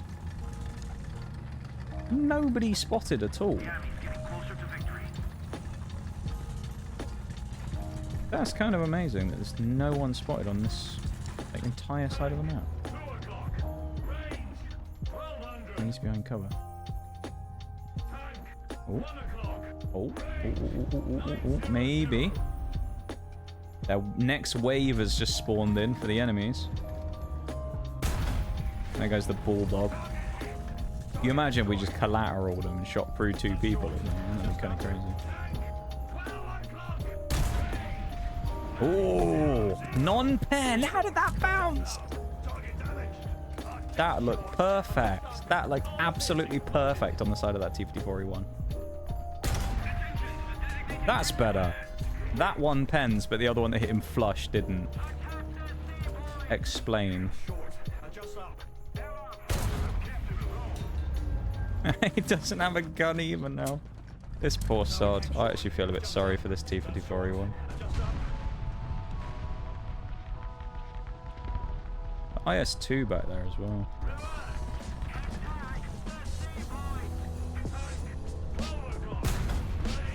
Oop. Where did he pen me? Mantlet. Oh, he shot me in the side. Okay. Oh, everyone else died. Yeah, no, I mean, I kind of forgot there was a spawn there. I was having so much fun peppering the enemy players on the other side of the map, I kind of forgot that there was a thing there. Krogunk is Krogunk is menacing. Do you know what? Actually, yesterday, I said about this earlier, how I was looking through the promo cards and the dupes from... I was looking through the binders of the TCG stuff that I already have, right? Because, of course, at some point, some of them are going to get replaced because we have those other binders, which we're going to open up on the stream, right? And I was looking through. And I was looking at the Obsidian Flames ones, and it was kind of sad that we've opened, like, 2 boxes of Obsidian Flames and basically gotten the same hits both times. I got a bit of a, like, a... memories flooding back when we did it, or when I went and looked through it, because the first ever hit that we got on stream, I remember it, was the first pack we ever opened of Scarlet and Violet, which was from a 3-pack, I think, and it was a Toxicroak EX. And when I went through the binder and I saw that Toxicroak, it was just like one of those moments where I was like, oh yeah, damn, is that Toxicroak? I remember this from when we got him. First day, first Pokemon stream ever where we did the opening, and we got that Toxicroak. Oh, damn, that was a long time ago now.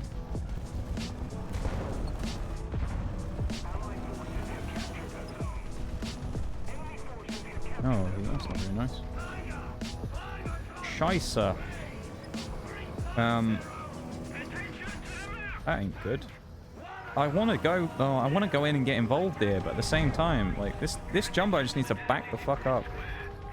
Oh, why he's trying to fight these people? He needs to back up and wait for them to drive in front of me so I can get free kills. Like, it's just, I don't know why he's pushing in. Like, he's obviously not going to fight a fucking T-32. Yet he's pushing up to him. He killed the Marder. There's the T-32. You see, sometimes you've just got to let the bigger gun deal with it. You've got to admit, sometimes you don't have the stuff for the job. Cruelty to small tanks is about to be seen here, okay, everybody, so... You know. Cruelty to small tanks coming out here in a moment. We've just shot that. Oh, shot on the T-44-100 from 1.15k away. Not bad.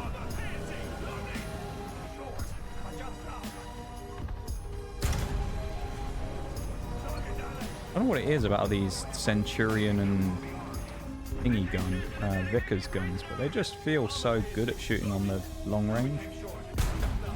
I think it's the velocity of them as well. It's just like those micro adjustments that people make at long range is not really so much of an issue with these guns because of how quick the shells fly. They really spit them out. Hello. Well, that's an SPAA. There's a medium over there and there's a Tiger 2 as well. There goes the T-44-100. There goes the Patton. Zestora is about to come out in a moment from behind that house, I suspect. And then there's the Tiger 2-105 over here as well. He's like, he might be able to pen my side, I don't know, so I've got to kind of keep an eye on him. He's looking at me. I would love to go shoot up the Tiger 2, but we just can't with this guy. Unless I do this. Okay, I was about to load Hesh and try and get him. That could have been better, I'm going to be honest. Not a bad game, actually, but it definitely could have been slightly better. We could have done it. Ooh, we could have... Yeah, we could have just done better. Could have done better. Wasn't bad, though. Don't get me wrong. There was a lot more potential, I think, in that one. 13 hits, 7 crits, 4 kills. Yeah, like, we had a lot more options to shoot at people. We just didn't kill them. Essentially. That's the sad part about it.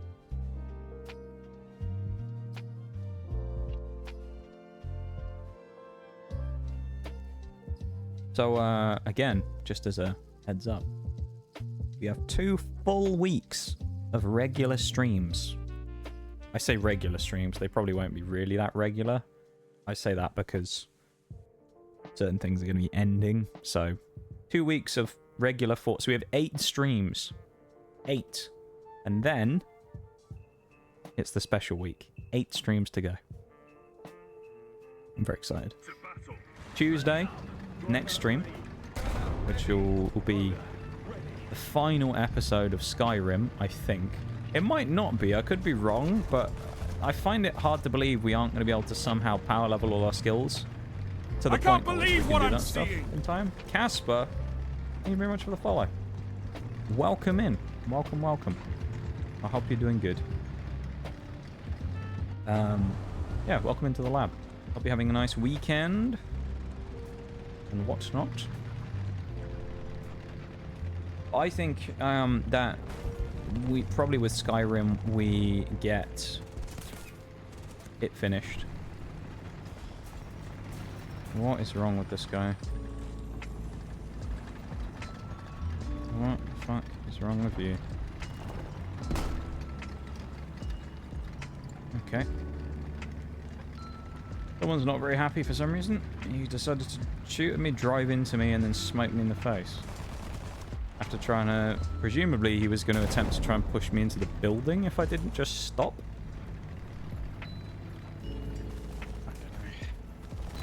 It's War Thunder. I don't really question anything that the people do who play this game.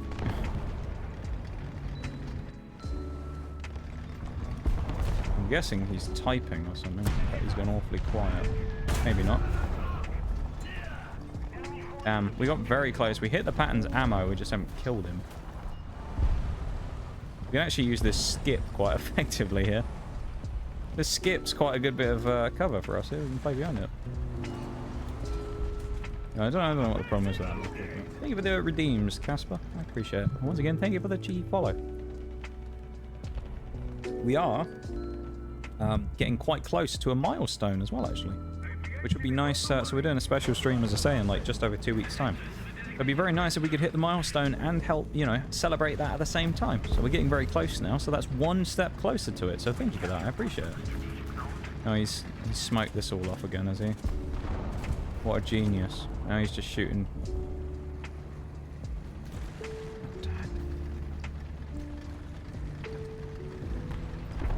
I don't know. Oh, what this leopard's doing. Unless someone's going to tell me now that the leopard is like someone we know.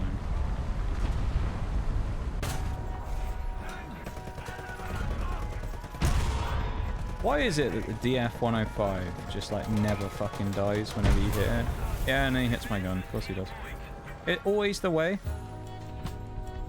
I swear the DF... There you go, and he hits me. Ah, fuck me, dude. The DF-105 is also one of those vehicles at this kind of tier. Someone killed him. That makes me kind of question playing this game, honestly. There's something about it. No matter where you hit them, it just feels like you never deal any damage to them, really. Like, you crit him, hit his engine, and he always survives. It's almost like they carry no ammo in them at all, so that you shoot at them and they just don't ever explode when you shoot them. I don't think I've ever one-shotted a DF-105. It's so annoying. Milestone won't know what hit them. Yeah. As if we do it. I mean, who knows? Who knows? You know, I don't take those milestones and things for... Oh, you're there. I don't think I penned this. Oh, that's really nice of you there, Leopard. What a nice chap. Is he going for the flank? No, he's just running around the corner. Why would he, like, attempt to support there? I don't know. Start up with that leopard. What's that guy's name? Do we recognize him? No. Shifu. No idea. Sao PL. No idea. I assume the PL maybe stands for Poland? Don't know.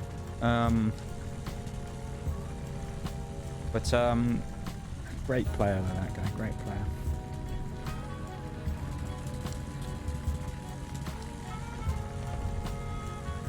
He killed the object 435. That's a shame.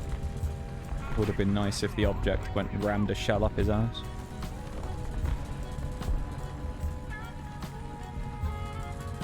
I can understand sitting on the corner and waiting for him to overcommit to try and shoot him again, but basically to see me get shot, set on fire, and then go, nah, fuck this shit, and just turn around and back up fully around the corner.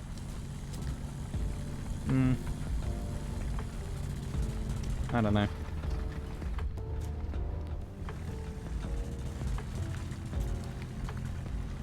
That just feels a little breh. You know? We might be going out a way too far in the open here, but I don't know. We're going to try it. I'm going to try and sneak across.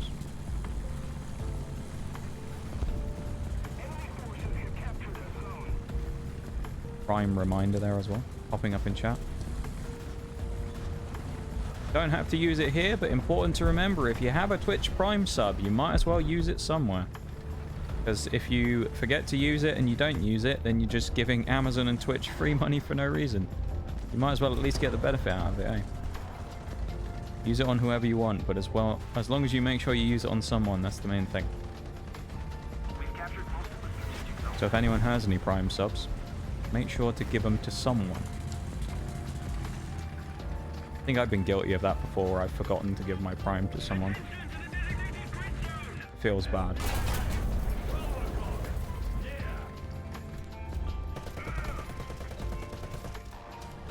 If I chase this guy, I'm gonna get shot by someone else. Almost guaranteed. Oh, there's the leopard again. Imagine using Twitch Prime. Yeah, who would do that, Shags? We wouldn't.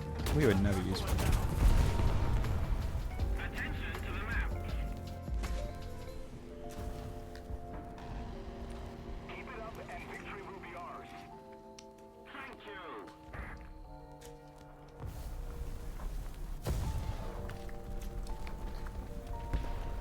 So,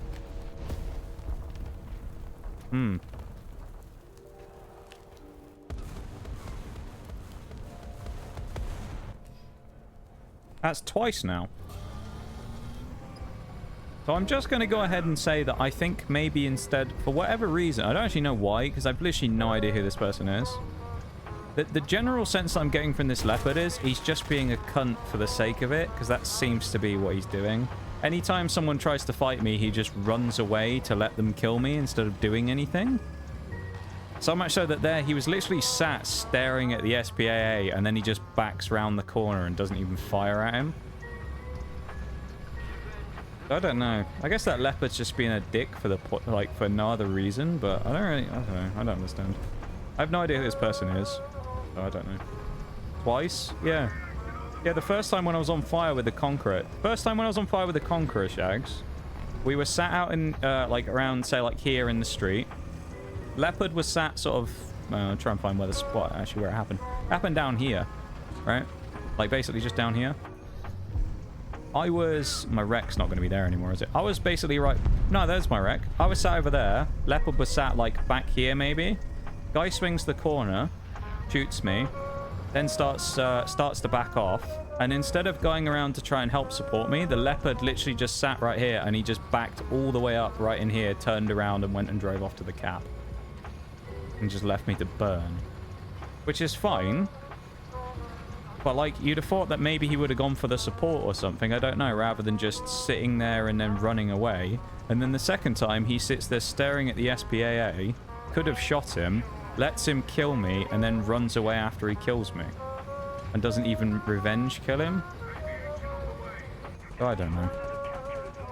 Maybe it's just a series of unfortunate events that make it look that way, but to be honest, it kind of just looks a bit like this guy who was in the leopard is a bit of a dickhead, but... You know. I don't know. I mean, I would assume he was just being a prick purely from the fact that right out of spawn, he just tried to drive me into a building, but... And then, you know... He shot a bunch of machine gun shots at my ass, and then tried to drive me into a building, so I mean... I don't know. Maybe he's just a... very angry player. Reminds me of something yesterday, actually. I was playing Siege with Mirage and a couple other people. And one of the people we were playing with ended up dying. And, like, had an absolute fit. It was kind of hilarious. He ended up, like, absolutely losing his shit. All because he got rushed on site and killed with a shotgun. And it's just like... If video games actually get you to the point where you are, like, shouting at the top of your lungs, where you're that angry, you honestly shouldn't be playing them. I've never understood that, really, from people. People who... Not even people who are just frustrated, you know, and just being like, oh, this is fucking stupid. People who are, like, physically punching the desk and, you know, getting on the mic and shouting at the top of their lungs. It's like, you honestly just shouldn't be playing video games at that point. Because clearly, like, you should go and spend your money instead on some fucking therapy or something, because my god. Best part was, the same person was bitching about it while playing on Smoke, who is, like, the site setup 101 operator. And it was complaining that he had to do reinforcements and shotgun some holes open, and it's like, that's kind of Smoke's whole deal, my dude. My bad that you got rushed on fucking, you know, my bad you got rushed, but also at the same time, like, or not even my bad, it wasn't my fault. It's like, sucks that you got rushed, but like, I don't know. The game, innit? We really need to get that aggressive about it. Maybe time to stop, innit? Honestly, dude. It really is. It's time to stop. I don't understand it. Honestly, I really don't. Like, I can understand getting frustrated. You've probably all seen it where I've been here on stream and I get kind of annoyed playing War Thunder. Where, you know, RNG is just like saying no to me. I'm actually going to use this guy's smoke. But RNG just says no and you just get frustrated. You can't hit anyone because your shots aren't landing. If they do land, they aren't killing anybody, and it's just generally frustrating. But I don't think I have ever actually got to the point on stream where I have shouted. There are times where I'll like raise my voice a bit and be like, what the fuck is this, you know, and you'll get kind of annoyed. But I've never like actually gone out of my way and oh, this guy's a perfect meat shield. A legend. But I've never like gone out, well, I hit the bridge, but I've never gone out of my way and like actually shouted full on like that angry. It's kind of like the thing we were talking about before. This was a couple of weeks back. Remember we were talking about Nintendo Switches? I think it was PokePower was talking about how he'd been through like 5 Nintendo Switches or something. And I said about how I could never do that because understanding the value of money in the way that I do and having the relationship that I do with money, I don't sit there and think, wow, I need to break this shit, because then I've got to do... I'd just be like, yeah, I ain't breaking 250 quid's worth of Switch, you know? So, like... yeah, I've just, like, never got that angry about stuff like that, because it's like, what's the point? Now, admittedly, when I used to play a certain other game years ago, I used to get really frustrated, but that more came down to the fact that, like... This is not one of those things. This is something I could back up with facts. This isn't just me saying this. 99% of the time, I was the top player on my team. And I could almost guarantee that because I was someone who was ranked incredibly highly in the leaderboards of the game, right? So I could almost guarantee that in 99 out of 100 games, there probably wasn't anyone better than me on my team or the enemy team. Most likely. Right? That was just the way it was. And it used to get annoying after a while because your game would directly be impacted by the fact that half of the people on your team basically just spent the whole time bumbling around in the spawn doing literally nothing, and you're trying to fight 12 people at once. You know? And then even when those idiots who are sat there are trying to snipe people instead, they're still not even hitting anybody. So they're basically, their whole purpose of sitting there to try and snipe is to try and kill people, and they can't even do that. That game, admittedly, back then, I used to get very annoyed with that, but that's just because, as I say, it affected my game a lot, because I wouldn't be able to go and do the things I wanted to do, or go and do the challenges and things I was trying to do, because I basically just had to spend every game cleaning up after my idiot teammates. So, like, I don't know. I mean, I know it's like not everyone plays games competitively, some people just play casually and stuff. But it was like those people were actively like throwing the game effectively the way that they played. And so it just used to get really frustrating because I would effectively lose so many games or situations because my team would just give me zero support. Absolutely none. And you just have to fight like half a team on your own. And it's like, come on now. But yeah, other than that, that was the game that I've been most annoyed by, I think, over my entire time playing video games. Other than that, I've never come close to being, like, properly outbursts of big anger on things. I just don't see the point. Even the Yo did that. Yeah, that was the noise I probably made when I turned around and saw my teammates sat in the spawn. But, I mean, that's just the way it is, though, isn't it? Like... Some games are just annoying. Like, I still play Siege and get frustrated by people now, right?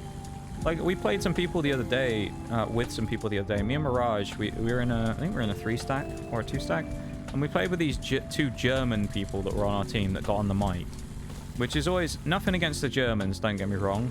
I've had nothing but bad experiences with players from Germany on R6 Siege. I'm going to make a generalized statement. I don't think I've run into a player who gets on the mic who's German on Siege who isn't outrageously racist. Every single one of them I think I've ever found on Siege who speaks immediately drops a hard R N-word down the mic and then just kind of says, well, it was funny. And it's like, is that funny? Is that humor? I know Germans are supposed to be stereotypical for having a shit sense of humor, but I didn't think dropping the hard R N-word was supposed to be funny. You know? That and the French. The French on Siege are also toxic as shit, but I mean, that's the thing for another day. There's something about the European servers, man. It's like, like everyone on EU is just toxic as shit, I guess.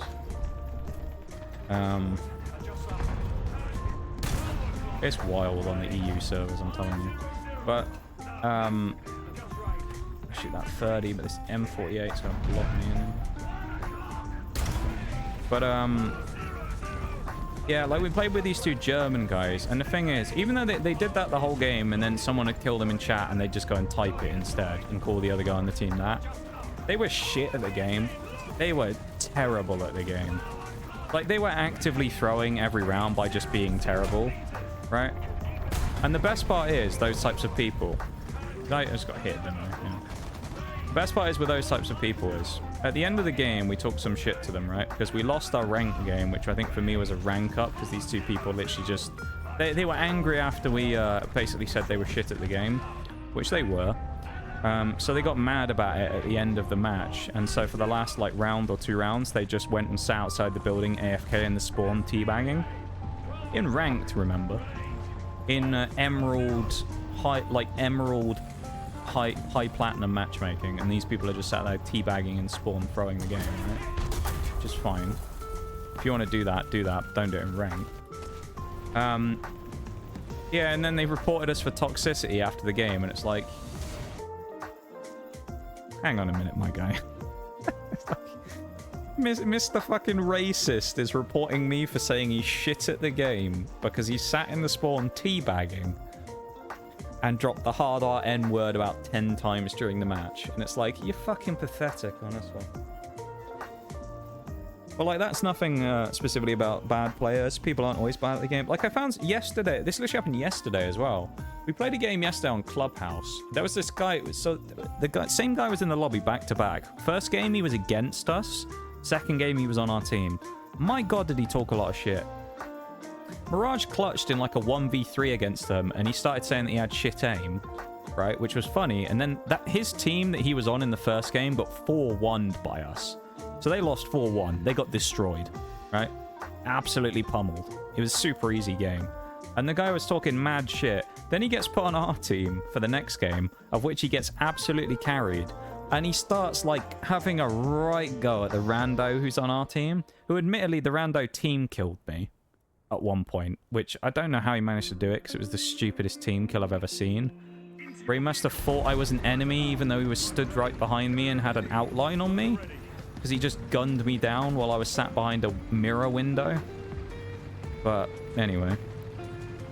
And the fucking rando guy is just getting onto this guy, complaining about everything he does. And it's just like, Mr. Rando from the last game, you got 4-1'd by us last game. You're not very good. You're not really in a position to be talking shit to this guy, telling him he's terrible at the game. You're not very good either. Like, stay in your fucking lane, dude. You're trash too. Maybe that guy's bad, but at least he isn't talking shit to everyone in the lobby about it. Hey, there was a Tauros in chat. That's pretty cool. But yeah, like, I find that so annoying. If someone's going to start talking smack, at least be good at the game. If you're going to get in there and start talking shit to people in the lobby, don't be going 0-5. Because, like, some people probably think that's funny, where they sit there going like, haha, he's really angry because I'm talking shit as the bottom of the leaderboard. But it's like, everyone's just laughing at you at that point. If you're sat there piping up, going 0-6, being like, oh, you people are shit, that's why I'm going 0-6. It's like, nah, mate, you just can't win a gunfight. You suck. Maybe everyone wouldn't be dead if you actually played the game properly in the first place and didn't leave everyone to die on their own. We're like that guy in the leopard earlier, right? That was the... Interesting. Hang on. Let me just think for a second. Give me a second. Let me just think. Which one of the insanely large amount of tanks that we saw over here definitely spotted us there for the point where that guy would be staring down that road waiting for me? I wonder. Was it the... Oh, wait, there was no one that saw us. Because we didn't see a single enemy vehicle. So why the fuck did that guy all of a sudden get ready to shoot straight on that corner the second I peeked? He was being shot at from what? 2-3 people up front, and he's just staring down the road. Weird. The spotting in this game, though, I don't actually know, but the spotting in this game sometimes feels really broken. Mirage had this yesterday where he just spawned, driven around like one corner, no one had seen him, and he just got immediately pre-fired by a guy out of spawn. And it's like, you can't have known he was there, though. I mean, other than the engine sound, right, fine. But, like, he was too far away, he would never have heard his engine, so I don't get it sometimes in this game, what the spotting is and what it isn't.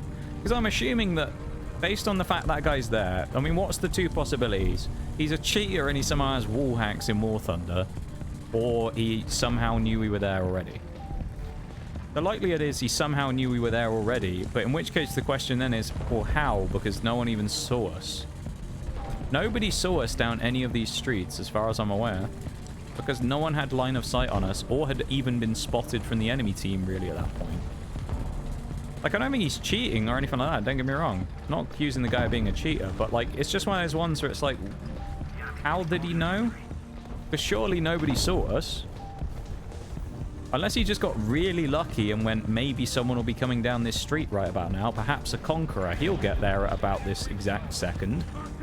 But you even saw him turn the turret, so it's like he was basically ready before I'd peeked the corner. I don't know. Maybe I'm just washed. Maybe that's what it is. Just washed. Hello. I'm glad that Magak wasn't paying attention. His IS-4 is probably... yeah, he's still there. Boop. Give him a little boop. Give him a little boop there. A little boop. Let him know we're there. Hello. Someone's about to come out the street, aren't they? Come on, buddy, old pal. Old buddy, old pal. Come on. Hello.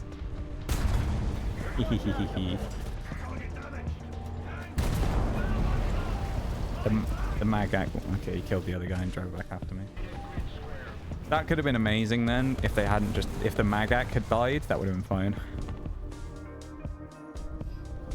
If the first guy had killed the Magak, those people, even though I was spotted the whole time, had no idea I was there. They weren't even looking at me. You're not washed, just clean. I don't know. I don't know, Shag. Sometimes I think I am. But actually, no, I can't really be washed, because to be washed, I'd have to have been good in the first place, I would say. I feel like War Thunder's one of those games that I'm just average at best. That's not me just saying it for the sake of it to be like, wow, let's complain about my gameplay. Like, no, I just don't think I'm that great at the game. I'm like an average player. Fuck off. This is that Magak, isn't it? I almost guarantee. No, it's Leopard. Timing, dude. It's like siege timing. Leopard's immediately on me. Bad game. Bowl! Oh my god, 125 stream streak? Is it really, Bowl? Really 125 streams in a row? God damn. That's a new record for you, isn't it, as well? Because didn't you used to have an 80? Maybe a 100, and it got snatched away from you. I remember it was when we were playing BDSP. I was doing that trophy garden shit, and I remember you came in and it had been stolen from you. Thank you so much, my dude. I really appreciate it. Thank you so much for the longevity of the support, I suppose. You guys are far too nice to me, you know that. You spoil me by coming in here and hanging out every day.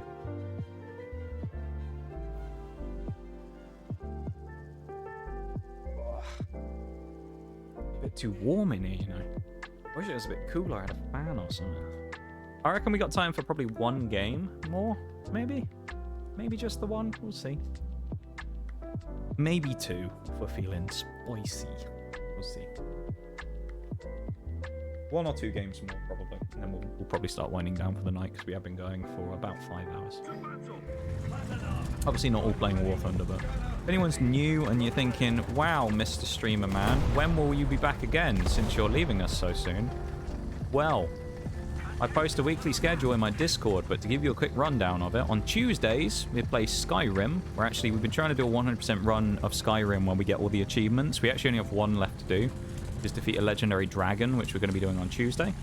All of my streams start at 7 PM GMT as well, just to that for reference. Or BST in the summer, depending on which time zone we're on, but it's GMT right now. We got that. Wednesdays is War Thunder Day, where I play 5 hours of War Thunder every day for Wednesdays.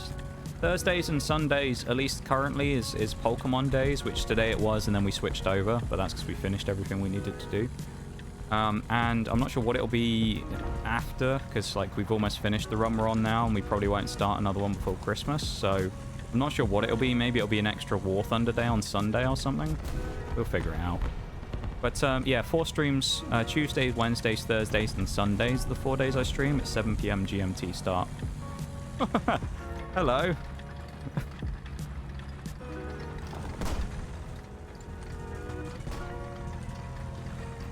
Interestingly, we didn't... Oh, fuck off.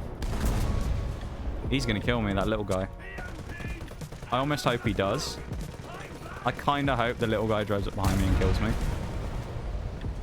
Rather than the BMP. Oh my... He did! The AML got me. Good. I'm actually... Under the circumstances, I'm not mad. Because I'd rather die to the AML 90 than the guy in the fucking STRV 103. I hate the STRV. I really hate it. I just despise it. Everything about it. It's just so annoying. I just... It seems to be that whatever vehicle I ever face them in, I just can't kill them. I can't pen them from the front or anything. It's just like an absolute shit fest whenever I fight them. Nearly 3,000 hours and I still get my ass handed to me on a plate. I mean, it still happens though, Bruce, you know? I mean, it's the same thing with me with Siege, right? Like, I'm very experienced with Siege, but like,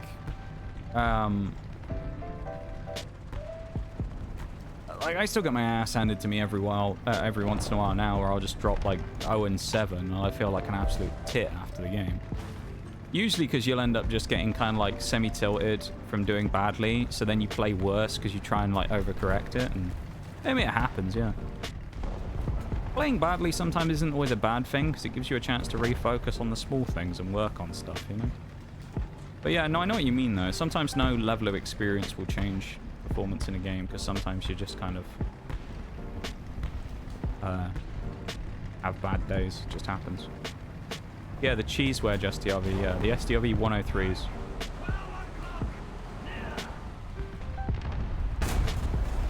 Ah, I missed. We shot over his head. Finally got first on my team, and I did better than the person who was first on the enemy team. Let's go, Casper. Good stuff. You get a medal for that, don't you, I think? Nice. Sure you get a medal for doing that sort of stuff, isn't it? Is it? Oh, no, that's kills, I think. It's like heavy metal hero or whatever. Maybe there is one for getting score as well. By the way, good stuff, man. Good stuff. That's what we love to see. Ooh. Captain situational awareness there in the before. Didn't see the giant conqueror screaming around the... This is what I mean, right? You had that guy earlier, he was sat in this corner, he was staring and waiting. And then you have this guy in the T-54, who's just in... I drive around the corner at Mach speed, and this guy's just like... What, is it heavy there? He's just clueless. He's like 10 feet away from me, and I drive around the corner, full speed, and he's like, ah. I'm gonna drive down here, you know. Good stuff though, Casper, and welcome to the stream officially. I know you've been here a little bit longer, you know what I mean? Welcome in, properly. Welcome to chat, I guess.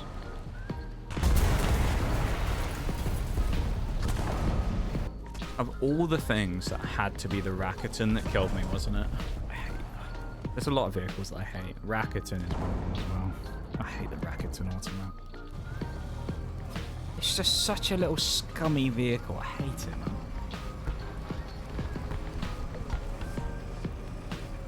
You can tell it's a higher temperature today as well in here, where I'm streaming from, because my water isn't cold anymore. It's got bubbles in it.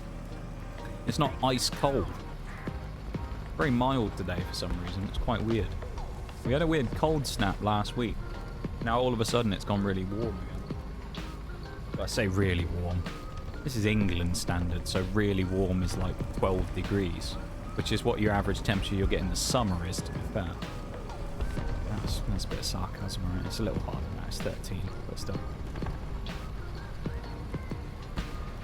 To be fair, summer this year was a bit shite, actually, now I think of it. Also, I missed something from Bowl up there, didn't I? I need to read that. I was too focused on talking about other stuff. What did Bowl say? I think it was about 50, but yeah, I skipped a few redeems, I guess. Yeah, it's okay, Bowl. It's okay. It's alright. 125 is an incredibly admirable number, though, I've got to say, my dude. That's pretty damn cool in itself. You're another one, Bowl, that I was saying about this earlier with Bruce. You're another one of those people who we kind of just met out of nowhere. And, you know, you've been kind of a... Where? Oh. Again, I guess he was ready for me? Unless he was already watching that way? That was very quick when we came out around the corner. Maybe he just snapshotted. I don't know. I'll play another one. That was a terrible game. Yeah, you're another one, Bowl, who's like been a... I think I said this a while ago. I remember I've talked about this before on stream. And I've said it, I think, to you before. That you were one of those people who you appeared very suddenly, but also felt like you've been around for... Not in a bad way, but you felt like you've been around for a long time. You know? Like you'd fitted in so well that you kind of like felt like you've been here for years. And yeah, it's like there's a few of you that are like that. It's not that often you find people like that will appear kind of out of nowhere, will join the community from one place or another, and then just kind of like fit in super well. I don't know. I suppose that's just random, isn't it, though? Maybe it's different for other people. Maybe it's just me and my community, I don't know, but... Let's say, for me, I always kind of like that. I've always enjoyed having you round, Bowl. Being the cheeky little devil that you are sometimes. And talking about being from the north. I'm not going to blow your cover, Bruce, don't worry.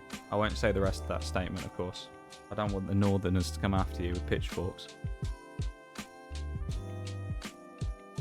This is the final game, though, everybody, okay? Probably. Most likely. Yeah, I bet it is. Yeah, I don't know.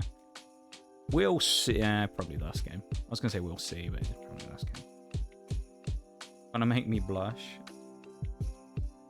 What? I don't know, it's like... You... I don't know how you... I think I've said this as well about people sometimes when they come in to talk. You know? Where you get like... Oh shit, I forgot about the break. Shanks, can you snooze that ad break in a minute when it gets to like 30 seconds left, by any chance? I forgot about the ads. But yeah, it's like...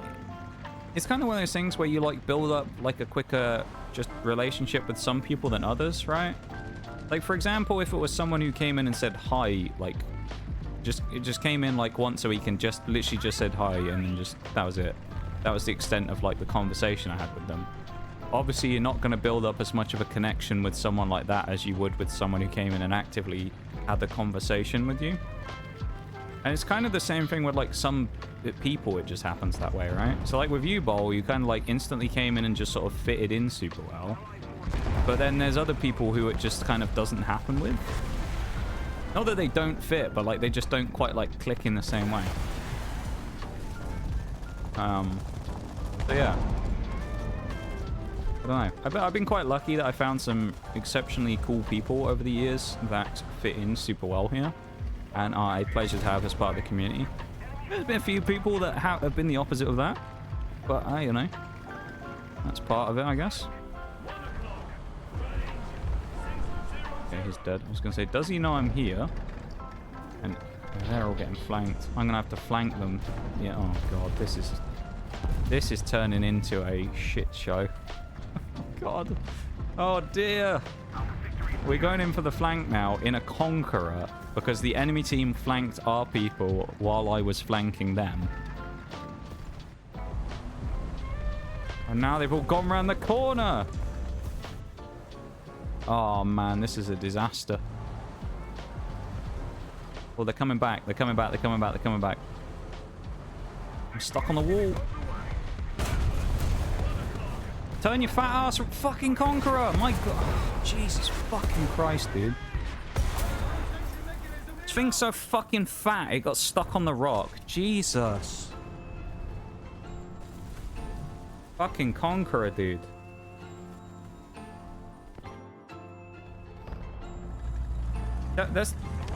Look, I always say, don't I, the Conqueror's the fat Centurion. That's how it feels like. It's the fucking wide Centurion. And I kind of hate a little bit how wide it is because it makes it so inconvenient in certain spots. Like, you try and hide your lower plate and it's just out exposed. Grab that snooze as well. But, like, that was one of those perfect examples there of I wouldn't say we died because of it, because we probably would have died there anyway. Would we have survived a lot longer and had more of a fight there if we hadn't got our fat ass stuck on the rock? Yes. Yeah, too thick. Yeah, exactly, dude.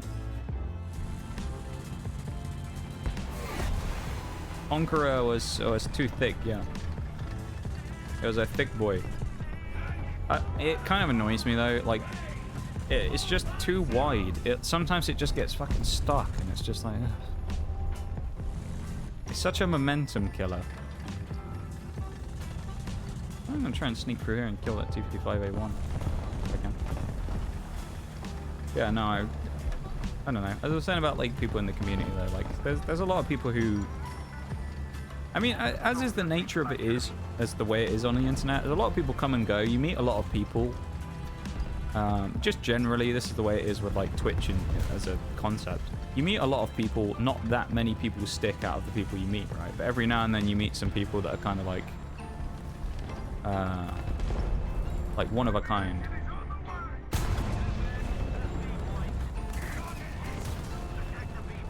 Oh, for fuck's sake, man.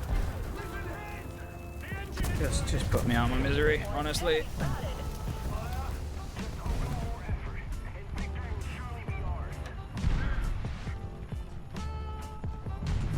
Oh, they didn't. Well, whoever that was who killed him, fair play, they actually shot him, because I kind of got to the point where I didn't think anyone was actually going to kill this pattern. But also, from the perspective of that M48 who drove behind me, here's my analysis of what he did there. How did you fuck that up? How did he not kill me? I don't know how he didn't get me. That should have been such an easy kill for him. I don't know how he messed that up. Either way. God knows how he did that, but he did. Please tell me we make it up here. Come on! Come on! I think we would have if we went in a straight line, but I turned. Let's try again as we phase through this tree. That looks like a better angle, actually. Let's go for this spot. Come on, Centurion. Up the hill we go. We have got no speed. Fuck.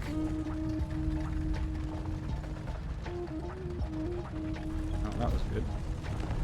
Let's just drive around the corner instead.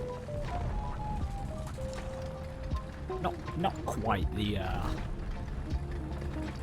graceful entrance that we wanted there. It's climbing up the hill. We'll just go round because we couldn't make it up. So what we found is the Conqueror is too fat. The Centurion is unathletic and is unable to get up a small incline. He needs to go on the old, what's the stair, what are they called? I can't remember. The Stairmaster, that's the name of it. He needs to get on the old Stairmaster at a gym. Those things are absolute killer, man. I think it's called a Stairmaster, isn't it? One of those, like, stepping machines. They're absolute killer on your legs if you go long periods of time on that. Walking up steps is just brutal if you do it for long enough. This is a completely lackluster game as well to end on, probably, but oh well. Not a lot I can do about that. It's just been a bit of a shit one. And I tend to watch streams more for the streamers than the actual game, so maybe just different mindset with some viewers. No, I think you're right, to be honest. I think some people just... I mean, you notice that as well. What the... But you notice that just within... what was I going to say?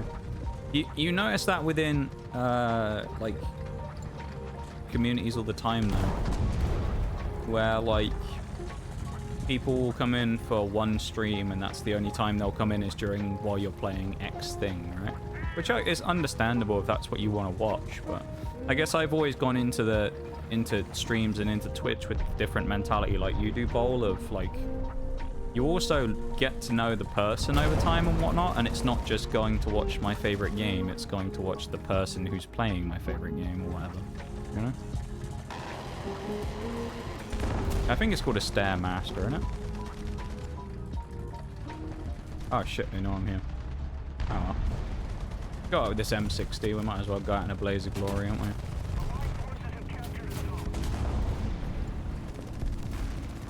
Come on, Centurion, redeem yourself. God.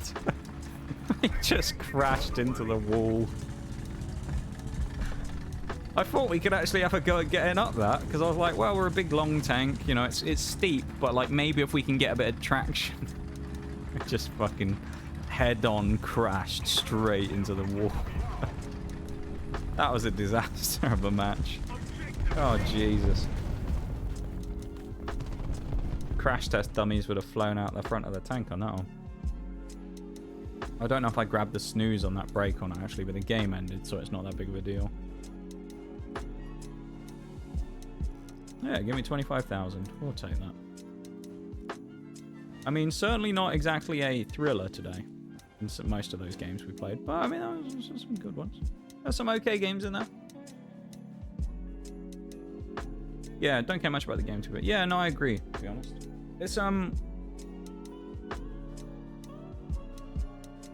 It's part of the reason as well why with me... Oh, no, okay, we did miss the break. But I'll just sit here and chill while we wait for it. But because we're not going to be playing any more games, so I'll just go back to the tab. But it's part of the reason why I think now is like a good time to start thinking about winding down on the Pokemon stuff. The reason I say that is because there was a while where we did like the monotypes where a lot of people would come in for Pokemon specifically, right? And then that kind of like fell away. And I'm trying to think like... Out of all those people that came in specifically for Pokemon when I was doing the monotypes and the Nuzlockes and things like that, how many of them do I actually have here now that would be disappointed if I stopped playing Pokemon? And I think the answer is 0, because I don't think there are any of them around anymore. So it's like, it's why it became such like an easy decision for me to say, okay, well, I'll probably just wind down now. Because it removed that, like, the shackles of playing one game and having people invested in one game. Because, like, 90% of the people who were here specifically for Pokemon probably haven't been in the stream in the last 6 months or so, you know? So it's like, it's not that big of a deal for me to step away, because it's not like I cripple myself by stepping out of doing Pokemon. And then, you know, you have that, where you have people who are, like, known for one thing, who do one thing, then they stream something else, and they might go from 5,000 viewers down to 20, you know? So, I don't know. Like, for me, though, as I say, I always just kind of change about stuff over time anyway, because I just don't really play games for huge periods of time, and then just, like, keep going on and on and on. Like, I'll play stuff for a while, and then usually I'll kind of just switch it up after a bit. Like, a couple of weeks or a month or something, and then, you know, I'll change things up.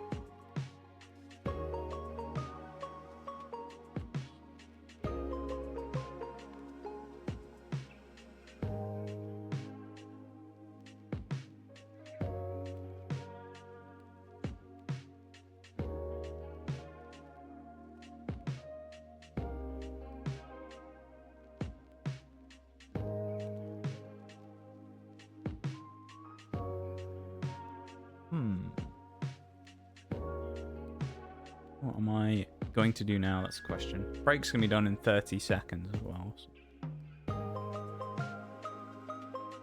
You guys will be back then.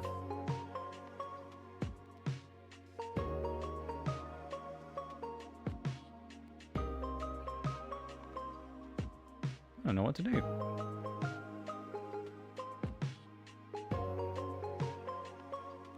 Oh! Never mind. I do know what to do. Okay, we're good. I know what we're doing. I was trying to figure out where we're going to raid out to, and then I saw it. Then I saw it. and it all became clear to me. There was only one option. The game was rigged from the start. But I would just like to say welcome back from the break, everybody, of course. But thank you for hanging out. Appreciate you guys being here and lurking, vibing, chatting, whatever you've been up to. I appreciate you being here. It's been a pretty good day today. Been quite a nice start to the month. Leave the boot. Like, I'm not gonna drag on about it because I've said it many times before. Last month kind of sucked. Hello there. I say kind of. Last month sucked ass. It was a bad month, I would say, generally. Obviously, I took a couple of days away, which is quite unusual as well for me to just cancel streams straight out. But hi, Christoph, welcome in. So it's not a great month last month. So thank you for kicking off this month in a good way, because yeah, that was pretty rough last month. So thank you for getting off to a nice start with a good stream today and just a good time. Some good random chat about stuff, and we did well in the Tauros run. December's got a lot of promise for being a really cool month, so let's hopefully kick on. Thank you for being here, everybody. I appreciate you guys hanging out. Wow. I made the mistake of rubbing my eye. It was itchy, and now it just itches more. This is a problem. But, yeah, thank you guys for being here. I really appreciate it. Have you been here for the first time, or you've been here many, many times before? I appreciate it very much. As I say, I'll be back on Tuesday next, when I am back streaming again. I'm going to be gone for the next day. I'm never on Mondays. So I'm never on Mondays, Fridays, or Saturdays. I actually used to be on Friday and Saturday, but then I changed my schedule up years ago. 2 years ago now. Today's December 1st. It is, Christoph. It is indeed December 1st today. I didn't forget it was December 1st, but I did forget I was supposed to put some Christmas stuff up on stream. So the Christmas tree's only been there for half the stream. There's also Noxcat is supposed to have a Christmas hat at one point, and also the Gingy PNG is supposed to come out. So if no one's seen that before, which some of you will have because I bring it out every year, if you haven't seen the gingerbread Nox, you'll get to experience that on Tuesday, because that will be coming out for that stream. And for the subsequent streams, probably until like New Year, maybe even a little bit after New Year. But the raid messages are in chat. If you would like to copy them, I would appreciate it if you would. We are going to be heading off in just a second. As I say, we've had a good day today. I've had a good day. I hope you guys have had a nice time hanging out with me. And yeah. I don't know. I just feel like I'm just repeating myself at this point, so I should probably just grab my raid message and go. Yes. I'm going to repost my raid message. I'm going to switch to the ending screen. Post stream was good. About to make food. It was, it was a pretty good time, Christoph. It was a pretty good time. I've been struggling a bit with that stuff recently. It's been kind of rough. And stream's been kind of like suffering recently a little bit, I guess, as a result.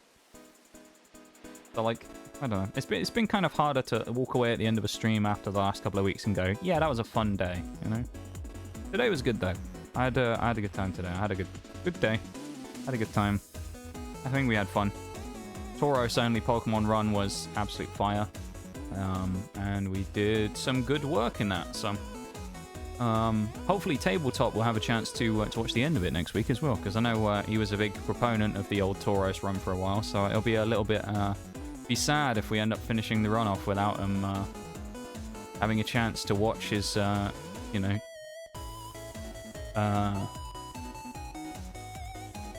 see his team go kind of crazy. So.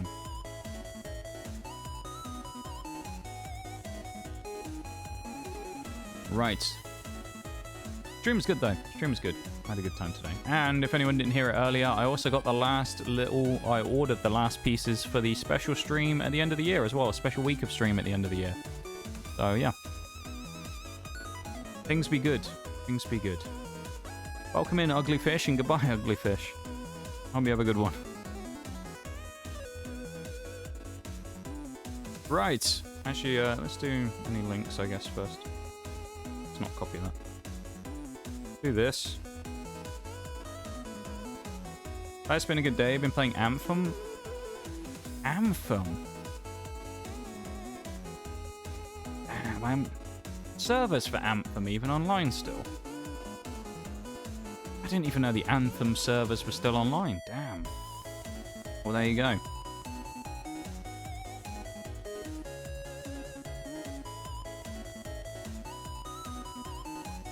That is kind of wild, though. I haven't played Anthem for years. I thought it was going to be such a great game.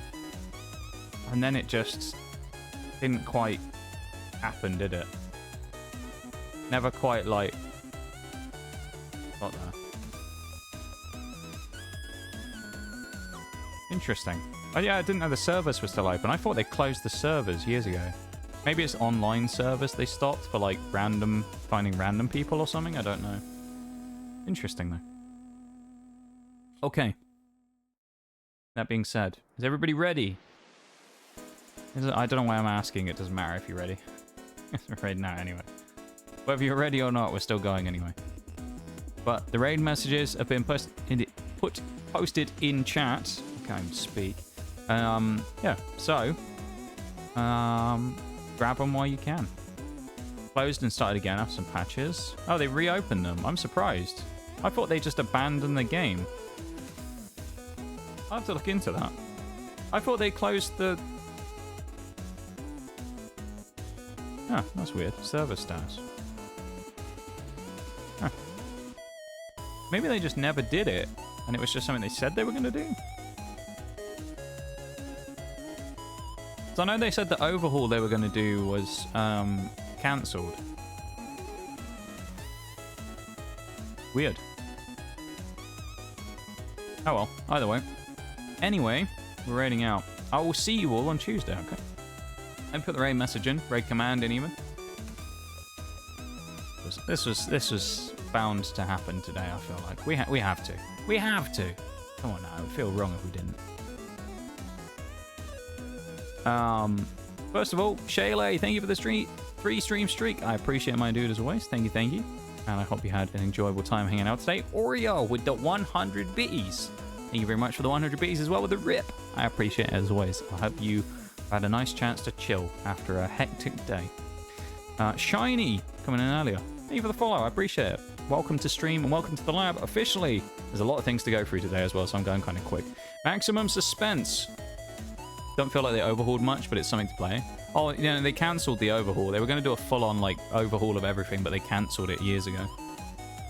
Maximum Suspense with the 5-stream streak. Thank you very much, my dude, as well. I appreciate it. Bruised.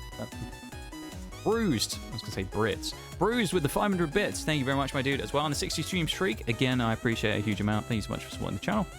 Tech with the 18-month resub. Thank you very much for that as well. Casper with the follow. Welcome to the lab. Officially, again, also. And Bowl. Bowl. At the end there. 125 stream streak. Thank you very much, Bowl. I appreciate it, as always. And I hope that you guys have a great rest of your weekends. I will see you on Tuesday. Everyone have a good one, okay? Bye-bye.